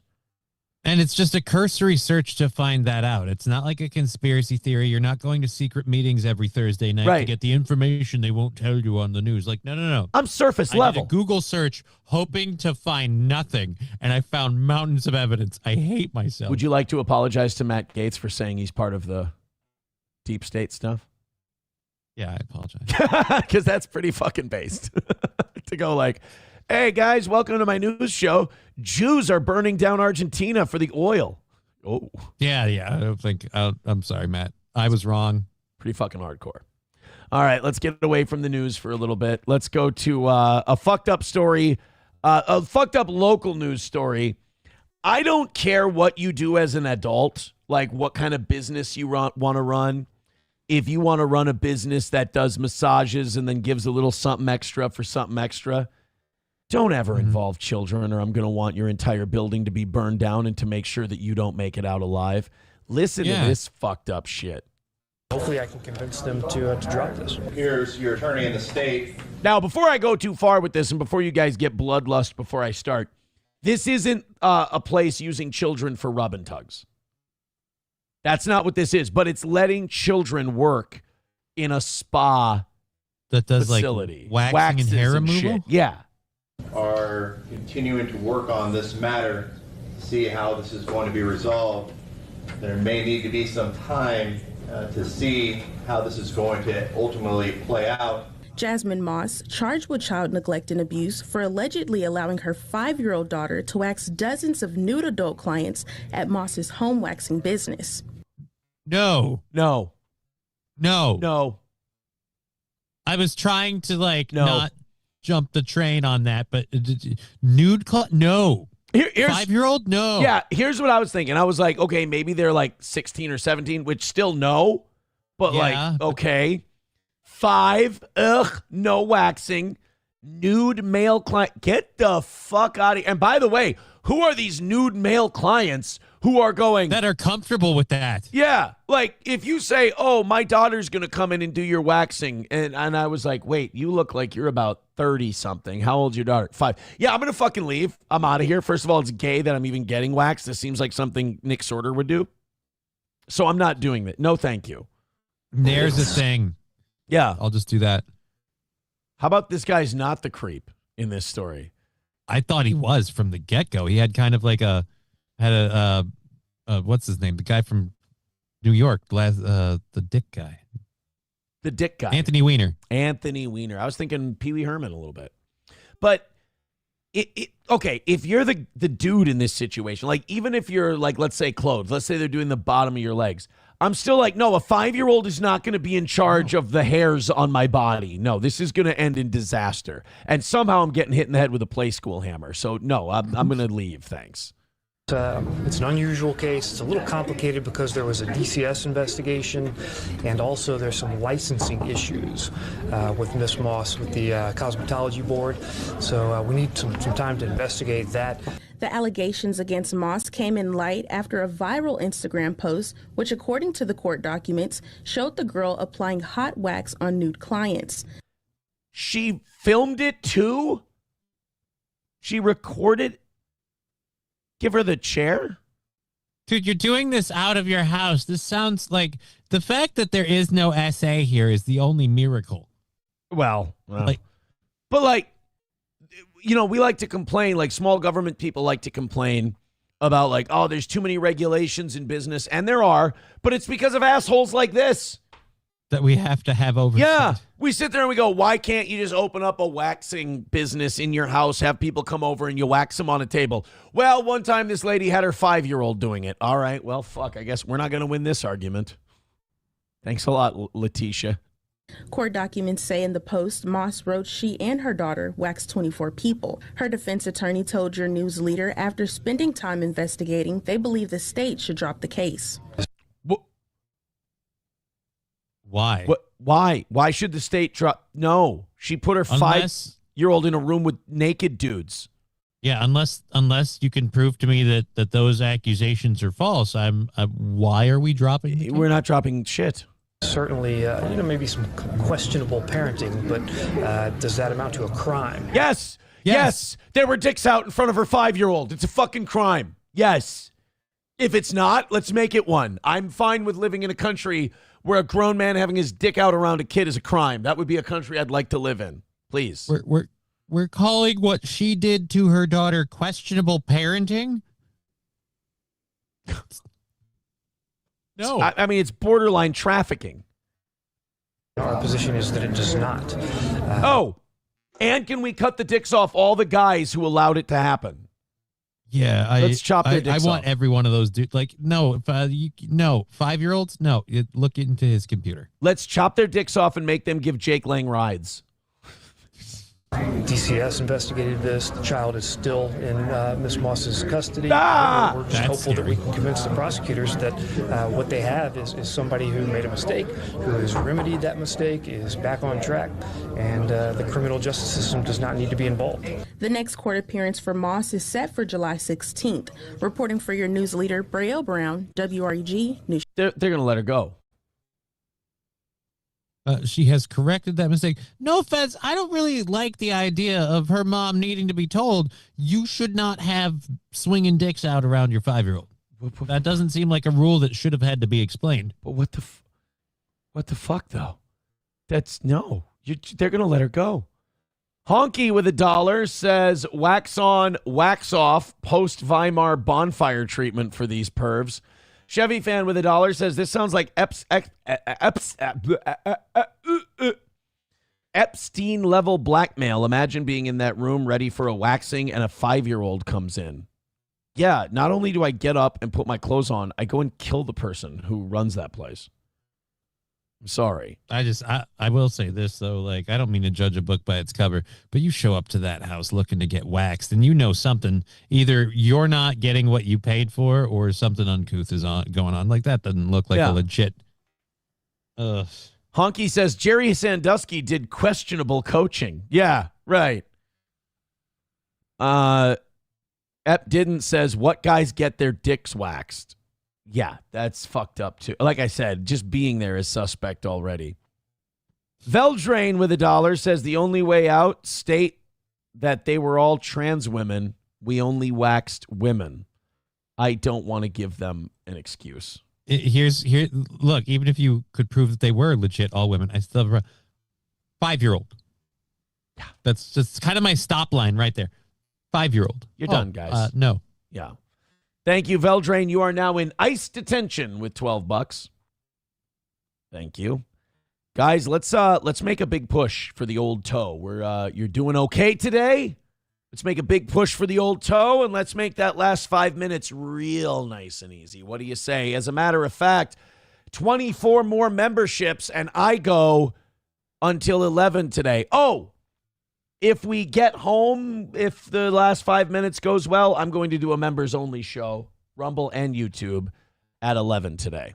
So nice. Your guys' call. Streamlabs, PayPal, Venmo, Super Chats, and Rumble Rants. 666 is the number right now. We didn't do as well today as we usually do, but what are you going to do? Hit like, hit subscribe, and hit follow. That would be great. Let's talk about Rumble Wallet. They can freeze your accounts, shut off your cards, lock you out of your own money overnight. Banks don't protect you, they control you. That's why real financial freedom starts with ownership. Introducing Rumble Wallet, a wallet built for people who refuse to give up control. With Rumble Wallet, you don't just buy digital currency like Bitcoin and Tether. You can own Tether Gold, real gold, on the blockchain. Through Tether Gold, you get direct ownership of physical gold bars, each one fully allocated, verifiable by serial number, purity, and weight. This isn't paper gold. This isn't an IOU. This is real gold without bank vaults, storage fees, or gatekeepers. You can buy, sell, or move it 24 hours a day, 7 days a week, even when traditional gold markets are closed. And if you want, Tether Gold can be redeemed for physical gold. That is power. And when you support creators on Rumble, you can tip them directly using Rumble Wallet, peer-to-peer, secure, and outside the banking system. No permissions, no middlemen, no cancel button. The wallet is yours forever. It's Rumble Wallet. Thank you, everyone, for your generosity. Very kind. All right, we've got, so last week I said that I was craving Costco, like a hot dog or pizza or whatever. And did you get your Costco fix? Or? I didn't. We ended up having Domino's that night, though. Dad got a I did night Domino's off. too recently. Very happy with it. Dad got a night off from cooking because everyone wanted Domino's, whether it was the kids, SP, whatever. And everyone was thrilled. And I realized I've been working too hard in the kitchen, like an old maid. Well, this is not going to help the whole Costco gay thing. A Costco club in Utah. You know what? Let me just hit play because of all the things you'd think men would get together and do at a Costco, this is kind of the lamest one. Let's hit play. This is Utah. It's Costco. Nearly every month, a group of men come together to talk about mental health, building connection and support in an unexpected place. We all need someone to lean on. Oh, because they always look out. Saw basketball bouncing, and they went a place you wouldn't expect. I was going to say a black neighborhood. I didn't know they had any Costco's left. Also, like, this gives therapists an idea of how expensive they are. Like, people are like, I could go to a therapist and talk about my mental health. Yeah. Or I could get a $2 slice of pizza, and I could just go hang out with a bunch of dudes at Costco. Hang out with a bunch of dudes at Costco and just do it there. For me. And for men across Utah, that's exactly what they're finding once a week. Like in my darkest moments and things when I've been sad, they're just there to listen. At a Costco food court. It's something that men don't have an outlet to where they can express their emotion or feel like they won't be judged. 24-year-old Jackson Smith. But you just judged them now. Oh, yeah. Yeah, I did. Dude, this is literally how we get welcome to Costco. I love you. Yeah. It is like shitty that the news made this story because then it is people like us going, facts. Hey. Right? Like, it's like, hey, we love that we can be here with no judgment. Yeah, it would probably be best if you just don't tell anybody about it then. With a waist like that, I get where you don't want to be judged. Fatty. Hey, man, we're here for the Costco Men Talk About Their Feelings meeting. Oh, that's great. You guys holding it in the purse section down there or where feminine products are down there? Are you guys all synced up? Is it your period or what's? Just have a really insensitive clerk. Do you want me to get that for you? Does your wife have your purse? Oh, you guys will love the new douche products we just got in. Oh, it's so nice. We got heating pads for your cramps. Fucking gay guys. What are you about to go pick up Jake Lang unknowingly at a protest? Men's Mental Health Community Club 2 months ago. Hi guys, we're here at MMA. Continuing a tradition of meeting up at a Costco food court. Men don't go to therapy, they go to Costco. All right, well, okay. Whatever makes you happy. Couple times a week just to hang out. The idea just popped in my head of let's just invite everybody and let's get all the boys together. Now it's a space for men of all ages to get together, eat, and share stories. One black guy. A pressure environment where you can open up about feelings if you want to, but really you're there just to connect. And Jackson says creating a space like the Men's Mental Health Community Club matters. A CDC analysis of 2022 survey data found that 26.1% of men said they lack social or emotional support. Get off the internet and go to, Costco. You know what? I think I'm kind of for this. We were shitting on it. It gets guys out of the house and like some social interaction and shit. Yeah, but you know that like anybody that really needs it, like the chronically on the internet people, will be over there scrolling for no, I've got the facts right here. I can show you. I can tell you. This is why you're wrong. No, this is why you're wrong. Here, look. Rexstart parody account says we're doing this in a judgment-free environment and we're putting it on the internet. It is kind of retarded, but I mean, I hope it keeps them from jumping out of the fucking windows. Papa Shab, yep, Jake Lang's sister served in the IDF. By the way, he is a Jewish plant. That we were talking about that today, absolutely, and we got yelled at by by two conservative viewers of the program who still don't understand that they're being manipulated and used as cattle. I saw maybe the dumbest shit ever. This was so incredibly disappointing to see. You know, I think a lot of the stuff Nick Fuentes says is accurate, and it's shit that other people, until he came around and said it, were very afraid to say. Like, I don't think Matt Gaetz feels comfortable doing that Argentina story unless Nick Fuentes becomes popular, you know? Yeah. So that's why it was really disappointing to see Nick Fuentes go on the gayest internet event I've ever seen in my life. I mean, this was so beneath him that I think this set back his progress. And like, if I could be a conspiracy theorist, this was so fucking bad. I would think that somebody, a higher up, had to organize this and tell these guys it was a good idea.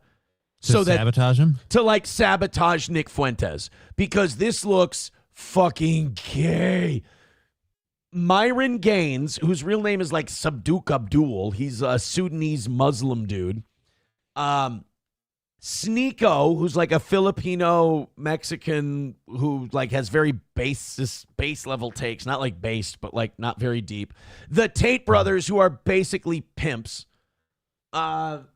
And that Clavicular dude, who I swear to God, if that guy's not a plant to destroy men, I don't know what is.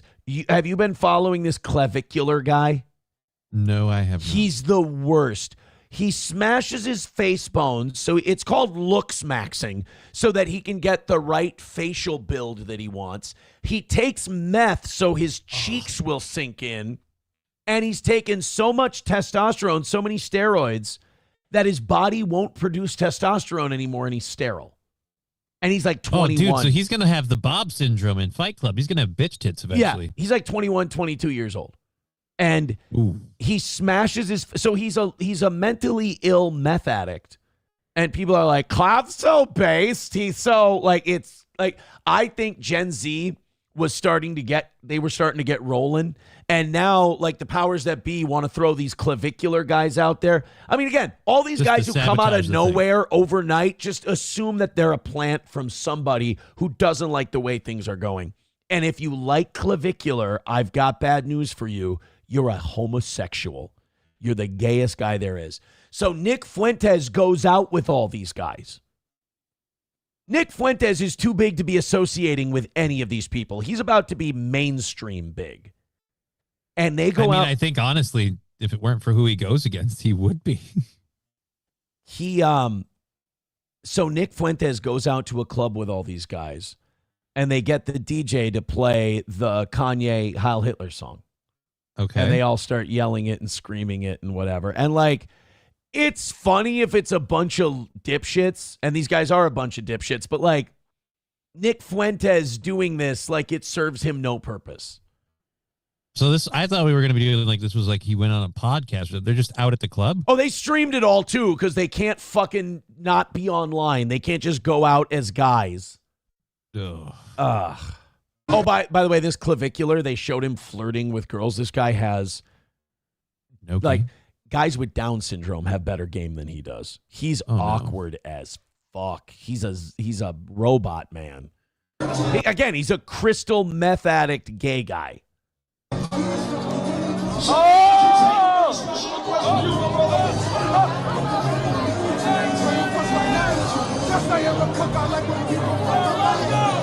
So, like, look at all these guys. Like, this is supposed to be men. Like, they want you to believe that this is men in the 21st century.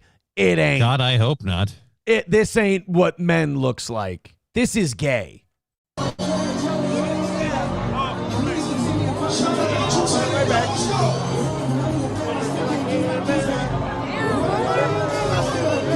Honestly, Andrew and Tristan Tate in this are the most bearable people, and that's never good. That's a bad sign.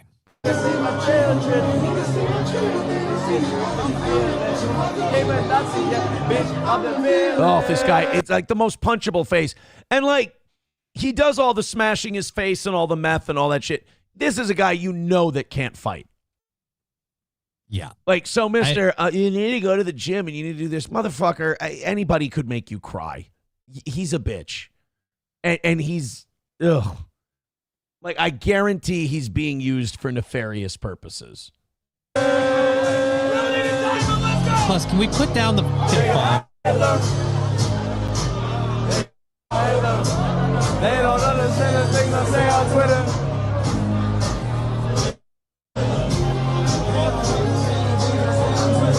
Like, again, it's just, so they went out to this club. So then they go do this. They probably throw a bunch of money at the DJ to play this song. The club owner, who's Jewish, oh boy, releases a statement that all these guys are banned from all of his clubs in Miami. He owns multiple clubs in Miami. And so he's certainly not living up to any stereotypes. Yeah. Oh, and these guys also, they pulled up in a big van. Yeah. Playing that song too as they walked into the club. So it's like the whole thing was just a edgy boy, douche lord fucking get together. Yeah, no, I agree with you. That somebody put that together so Nick Fuentes could just burn up. I almost said Nick Swartzen for some stupid reason. Now Nick Swartzen could have benefited from that. Yeah, Nick Swartzen could have benefited. But yeah, I feel like Fuentes is like, this is just going to burn up a little bit of your space of like, should anyone take you serious, or are you just some cringy edgelord who goes out and does cringe stuff? He didn't do himself any favors with that. And by the way, I am really looking forward to the clavicular downfall. And it's probably coming within a year, but like, that's going to be fun to watch. Because that guy, I mean, I hope that the people who like him now are thoroughly embarrassed. Like when that all happened. Because like a guy, like, imagine it was just some homeless black dude who was like, yeah, so what I do is I smash my face with a hammer to get my face bones to restructure. Then I do a shitload of meth. And then I take a bunch of TRT and my dick don't work. Okay, Tracy. Man, I tell you what, when I got hit by that Walmart truck, everything changed immediately. I do meth and hit myself with a hammer. Like, what? And people are like, oh, Clav's so based. He's not. He's retarded. Stop. Yeah, McBuster says, holy shit, it's so gay. It's not even Fag Friday. Jelly for the Smelly says, this is awesome when you're 24 with a coke problem. Yeah. I mean, which way, Western man? Not that way. Oh, by the by, speaking of which, do you remember Mr. Kill Everything and that video he did with Ashley Cummings? Was like, you okay, honey? You conquered the world. You conquered the moment. So people apparently made a meme of that. And it's him just being fucked up. And it's, I'm going to go find this real quick. Okay. It's him going like, can't you just be happy with the basics, honey? Let me check this out real quick. By the way, thank you, Joey Caravello with $5 says, this is how Aaron interacts with Johnny. Thank you. I want to find, I just got to scroll a little bit here and I'll find it for you. Here we go. Here it is. It says, which way, Western man? And it's the Grabbler. And it says self-guilt, cheat, consume, gamble, overthink, drugs, rebel. And on the bottom is Mr. Kill Everything in Jesus's place at the Last Supper saying, can you just be happy for the basics, honey?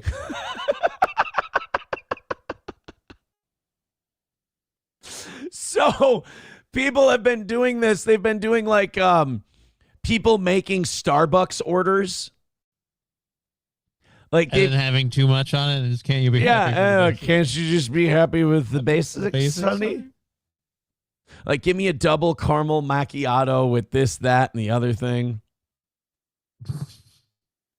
And oh God, I've got to find it. I'm not letting this one doesn't get let go. Oh yeah, here we go. It's This is Connie. hold on a minute. The tweet on this one says, on June 22nd, 1941, Nazi Germany launched an invasion of the Soviet Union. Driven by Adolf Hitler's long-standing ambition to dominate Europe, the Operation Barbarossa aimed to overthrow the Soviet regime and acquire Lebensraum, living space, in the East. And Stalin was reportedly like, Can you just be happy for the best, Connie? by the way, I'd be lying if I said that SP and I didn't do Mr. Kill Everything quotes every now and again. Like just slurring that one specifically? Not that one. No, we usually do you conquered the moment. You conquer the world. Or we say, oh God, what's my favorite? God, there's one specifically I'm thinking of that I can't remember. Oh, yeah. He's like hitting on her and flirting on her. He goes, Ashley, kiss my ass and suck my fucking dick. That's one we like to do. And then, oh, are you being a cute little weirdo, honey? I want to, oh God, can't you just be happy with the basics, Sonny? There's one more. Here we go. May I please have a double caramel macchiato with soy milk, whipped cream, toasted marshmallows, and maybe sprinkled with a touch of chocolate dust to go, be happy please. for the best, Connie. And then it says, Can you just be happy for the best, Connie? We need the face with it. Can you just be happy for the best, Connie? Reminds me of my friend Eric when he would get super drunk. Sounds exactly like MKE. That guy fucking rules. Redbird with $5 says, and Clav is still straighter than Aaron. Not a fucking chance. I don't know. He looked a lot like the actor in White Collar, who I found out was gay. So I'm going to say he looks gay just because of who he looks like. Probably gay. Numero Uno with $1 says, shout out my homie MGD for all your MKE meme needs. Yeah, MGD on Twitter. Just type that in. MGD on Twitter is, I don't know if she created the Mr. Kill Everything meme or just what. Consolidated them, but that's where I found all mine. Was MGD on Twitter. Can't you just be happy with the basics, Sonny? I mean, can you? That is a good question. I mean, it's a philosophical question. I'd like to say I can't, but because I have some needs that I have to keep met all the time. You need to be happy with the basics, Sonny. All right, guys, we are 24 memberships away from 400. Veldrain with $1 says, that is Humphrey Bogart dub. I couldn't find it on X or I would have linked it. Okay, let's do this real quick since we're on the topic of MKE stuff. Throw in some memberships, throw in some Venmo, PayPal, Streamlabs, whatever. Let's go into our channel, which is going up in subscribers, by the way. Thank you, guys. We added another 200 over the weekend on Rumble. Thank you. We added 600 on YouTube. We added another couple hundred on Rumble. Let's check out the live. So it would be 115, 13, 14, and 15. There we go. And the timestamp is 2:31:40. 2:30. So stupid. Privately, when you can just listen to the whole thing, but when you're doing a show, it's kind of hard to make people listen to something for 11 minutes to hear one thing. Yeah. Leo with $5 says, been a while. Life has been crazy. Hope you're doing well. I missed the lovingly toxic chat. That's a great way to explain our audience. Guys, when you send us fucking timestamps, especially when it's getting close to the end of the show, make it fucking good. Make it a good timestamp because this audience the last 10 years, lovingly toxic. It's 46, 47, they 48, well, 49, really not 50, 51, let's 52, 53. I'll just say a good analogy. 15. We're 15 seconds past your timestamp. And when I don't know what's up, I have no problem with a clip if I know, like going 15 seconds if I know where it's going. Right. But I don't know if you fucked this up. Numero Uno says MGD made a bunch of great edits of this. Okay, yeah, this might be the better way to watch. No, but Texas law, you know, you conquered the moment. You conquered everything. It's great. All right. Oh, God. If MGD put this to old-timey Humphrey Bogart shit and just made it Ashley Cummings and MK, if she dubbed it over, this is the most brilliant thing I've ever seen anyone do. Please let this be what I think it is. It's 40 seconds long. I've never watched this. And then we'll get back to... This is nice to break up the protest shit a little bit. Yeah. You conquered the moment he to where did. whatever it is that you want to do among your... pie, your father, your stepfather, your... I don't have a stepfather. Pay attention here. It doesn't matter what it is you had. Whatever they're throwing out, you never had. Hey, and Ashley, I never had a stepfather. I never had a grandfather. I had a nothing father. That's it's Mr. Kill Everything has more talent in his liver than the rest of us have in our whole bodies. Oh, is he fantastic. Mr. Stellar with a gifted membership over on YouTube. Thank you very, very much. Also, Occam Cutlass becoming a member for 12 months. Says hubby number 2 names Easter. Oh, my God. Ew. Gross. Never mind. We're not going to. It's fine. Can't you just be happy with the basics, Sonny? I'm awfully curious what that was about, but okay. Can't you just be happy with the basics, Sonny? All right, guys. Looks like it's time to beg you for money. That's where, that's right. 218,000 views on our protest coverage, but some things never change. And you've got to beg for money. You know what? Based on the protests and everything, I think we'll go old school on this one. And judging by the fact that we're still $130 away from the goal, let's see if we can pull it together. Throw in a couple of bucks. Hit like, hit subscribe, hit follow if you can't. Let's play a little Erica first. Then if you guys throw in a bunch of money, you can pick the second rally song. We need to hit that number today. Let's go. If we hit it, I'm doing members only today. First goal that gets hit gets a members only show after that show. So if it's tonight, it's tonight. All right.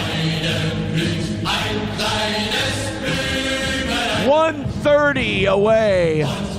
24 memberships away. Streamlabs, PayPal, Venmo, Super Chats, Rumble Rants. Let's see if we can get some pity donos to drop in. Dan Vicious with $2 says, look up the group photo of the douche meetup. It looks like they're all wearing lifts. I wouldn't doubt it. 125 away from today. 24 memberships away from 400. If we get that, we go until 11. Let's put Dan Vicious. Oh, no, he's tied for the 5th spot. All right, let's go.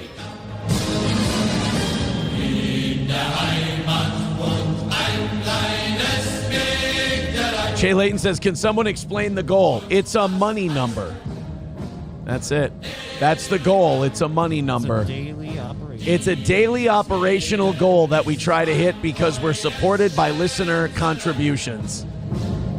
All right, let's go. We got a couple of minutes left in this round, and then we go to the next round. But let's try to knock out this 125. Thank you, guys. For those of you who were worried about us getting all these views, thinking that you couldn't hate us anymore, we're going right back to pathetic. Don't you worry about it. Right back to slow, agonizing growth on the toe. Samcho says you're saying goal now. We always say goal in the last 5 minutes. We aren't allowed to say it until the begging segment. All right, 125 away from home. Take pity on us. Let's go. We got our first show since our big viewer count on those protests, and we're going to get our fucking asshole kicked. And that's something. All right. 125 is the number. Steven52MS says, come on, guys, do it for Renee Good, sending your donations. I don't care. I've never cared why you do it. I just care that you do it. All right. Memberships. I mean, you know how to give. I guess I can shut my mouth. It's just nervous energy. That's all it is. It's just nervous energy. Knowing that we had the biggest weekend ever and knowing that we're going to get our ass kicked and knowing that I kind of knew it was coming. Damn. All right, there's song number 1. We made a whopping $2.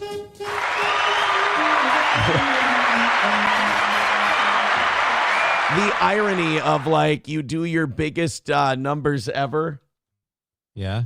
And then you're going to get you're going to just have a pathetic showing the next day. And by the way, fully predicted. It's just such a steel toe way for things to go.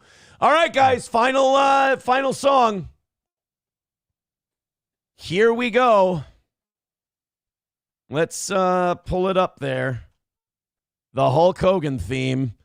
$125 away from today. We got, hold on a minute, we got Steffi Bea with 20 gifted memberships taking pity on the toe. Throw that up there.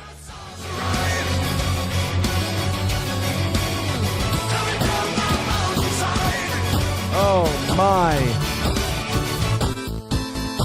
And we've got $20 from Main Vein, says you'd make more money as white power toe than lib toe, Aaron. Oh, my God. We are now $15 away from today's goal and 4 memberships away from 400. Thank you very much. 15 to go, boys and girls. Balls Deep with $2 says Dushwan Schmecker. Thank you. We need to update our standings. Now we got Steffi in first place with that big hundo drop. Main Vein is in second with 32. Walter is in third with 25. Redbird in fourth with 24. And Balls Deep is in ice detention with 21. Thank you, guys. And Main Vein is up, and Veldrain is out at $12. All right, guys, $15 away from calling it a win for the toe, or 3 memberships, or 4 memberships away from 400, and you got 2 minutes to do it. 15 is the number. Can we get a win after the big protest Saturday? It's doable. 4 memberships is doable, and if we hit that number, it's a members-only show at 11 o'clock. All right. What do we got here? We got 1:23 for $15. Thank you guys very much for this rally. It's been a very good rally. We Oh, fuck. Well, I've got some shitty news after this is over. 15 away from pay dirt, boys and girls. Let's make it happen. Let's knock out the rest of the memberships. Let's do a little PayPal, Streamlabs, Venmo. That's a $20 drop on YouTube or Rumble. Knocks it out of the park for today. But I think we got 40 seconds to go. This might not be a winner. We got it within 15, which is a huge rally. Thank you all so very much. But I don't know. 30 seconds to go. Uh-oh. 30 seconds left.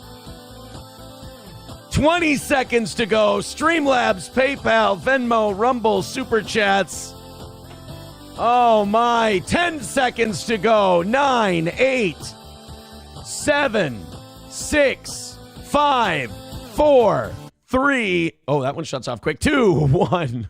Doesn't go by the counter on that one, does it? All right. We missed by a whopping 15 today. Hold on a minute. Wait a minute. I have an idea. What's your idea? I have an idea. Just let me do something real quick. Let me tell you. You guys keep going. Keep doing your thing. Still haven't tried 1775 coffee. Now's your shot. The 1775 starter kit just dropped. Only 1,000 units.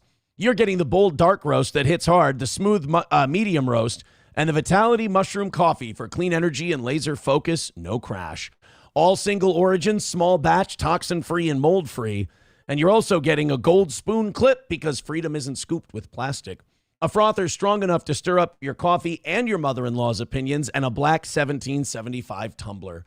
$170 worth of coffee and gear, yours for $99. This is for the ones who've been watching 1775 blow up on Rumble, wondering if it's actually worth it. Spoiler, it is. Go to 1775coffee.com/studio and grab your starter kit before they're gone.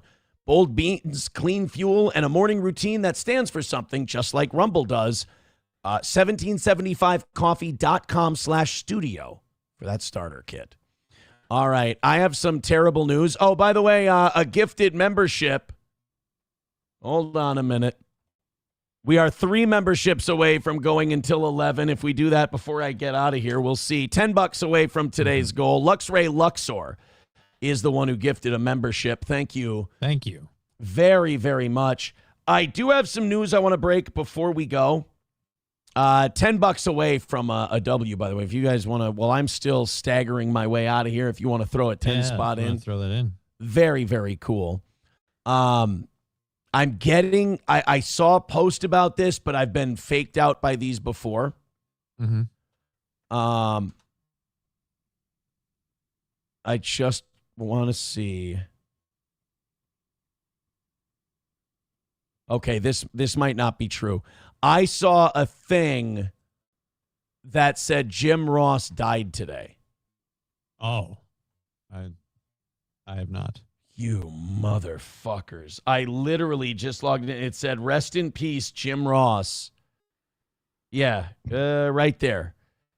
January 3rd, 1952 to January 19th, 2026. But it's not true. Yeah, Jim I'm Ross looking on nothing else. I'm not finding anything, just Googling Jim Ross death. Jim Ross is still alive. Fucking hell. All right. Thank you, guys. Oh! And while I was sitting here stroking my cock, thank you very much to Christiana for the 10. And it's another win for the toe. All right. Thank God. Oh, and then Atomic Ray gifting a membership. So we put a $5 in the bank. Thank you very much, guys. Thank and you, we're Atomic Ray. Well, now we're 2 memberships away from 400. So now you know what that means. What? The evening show is going to get a free half hour, essentially. And now I have to come back and I have to do a members show at 11. Yep. All right. Thank you guys very much. We appreciate it. You always get there for us. We always get there by hook or by crook. Today it was more by crook than by hook. But you know what I say, Johnny? Any win's a win. Can you just be happy for the best, Johnny? On a wall, gifting a membership. All right, I got to get the fuck out of here. Thank you, guys. Thank you for hitting the goal. I appreciate it. That's very kind of you. I have to go now. Johnny, are you back today at 1 o'clock? Yes, I am. I'm back at 1 p.m. And yes, MSO, the members only today will be on Rumble as well. Johnny is back at 1 p.m. on Rumble, YouTube, and Twitch. He'll be on every single one of those platforms. Thank you guys very much, especially Steffi for the giant drop in on Rumble. We will talk to you again at 11 if you remember on YouTube. And Stephen Bravo says, say my name, Toe. Hey, everybody gets their name said today after we get a big W after our protest coverage. Members only show, I think we're going to cover Were the Crusades Justified? That's what somebody requested. Mm-hmm. So I'm going to do that one. We got a couple of good sources on that. Take it easy, guys. Thank you very much. Have a great rest of your day. We'll see you soon.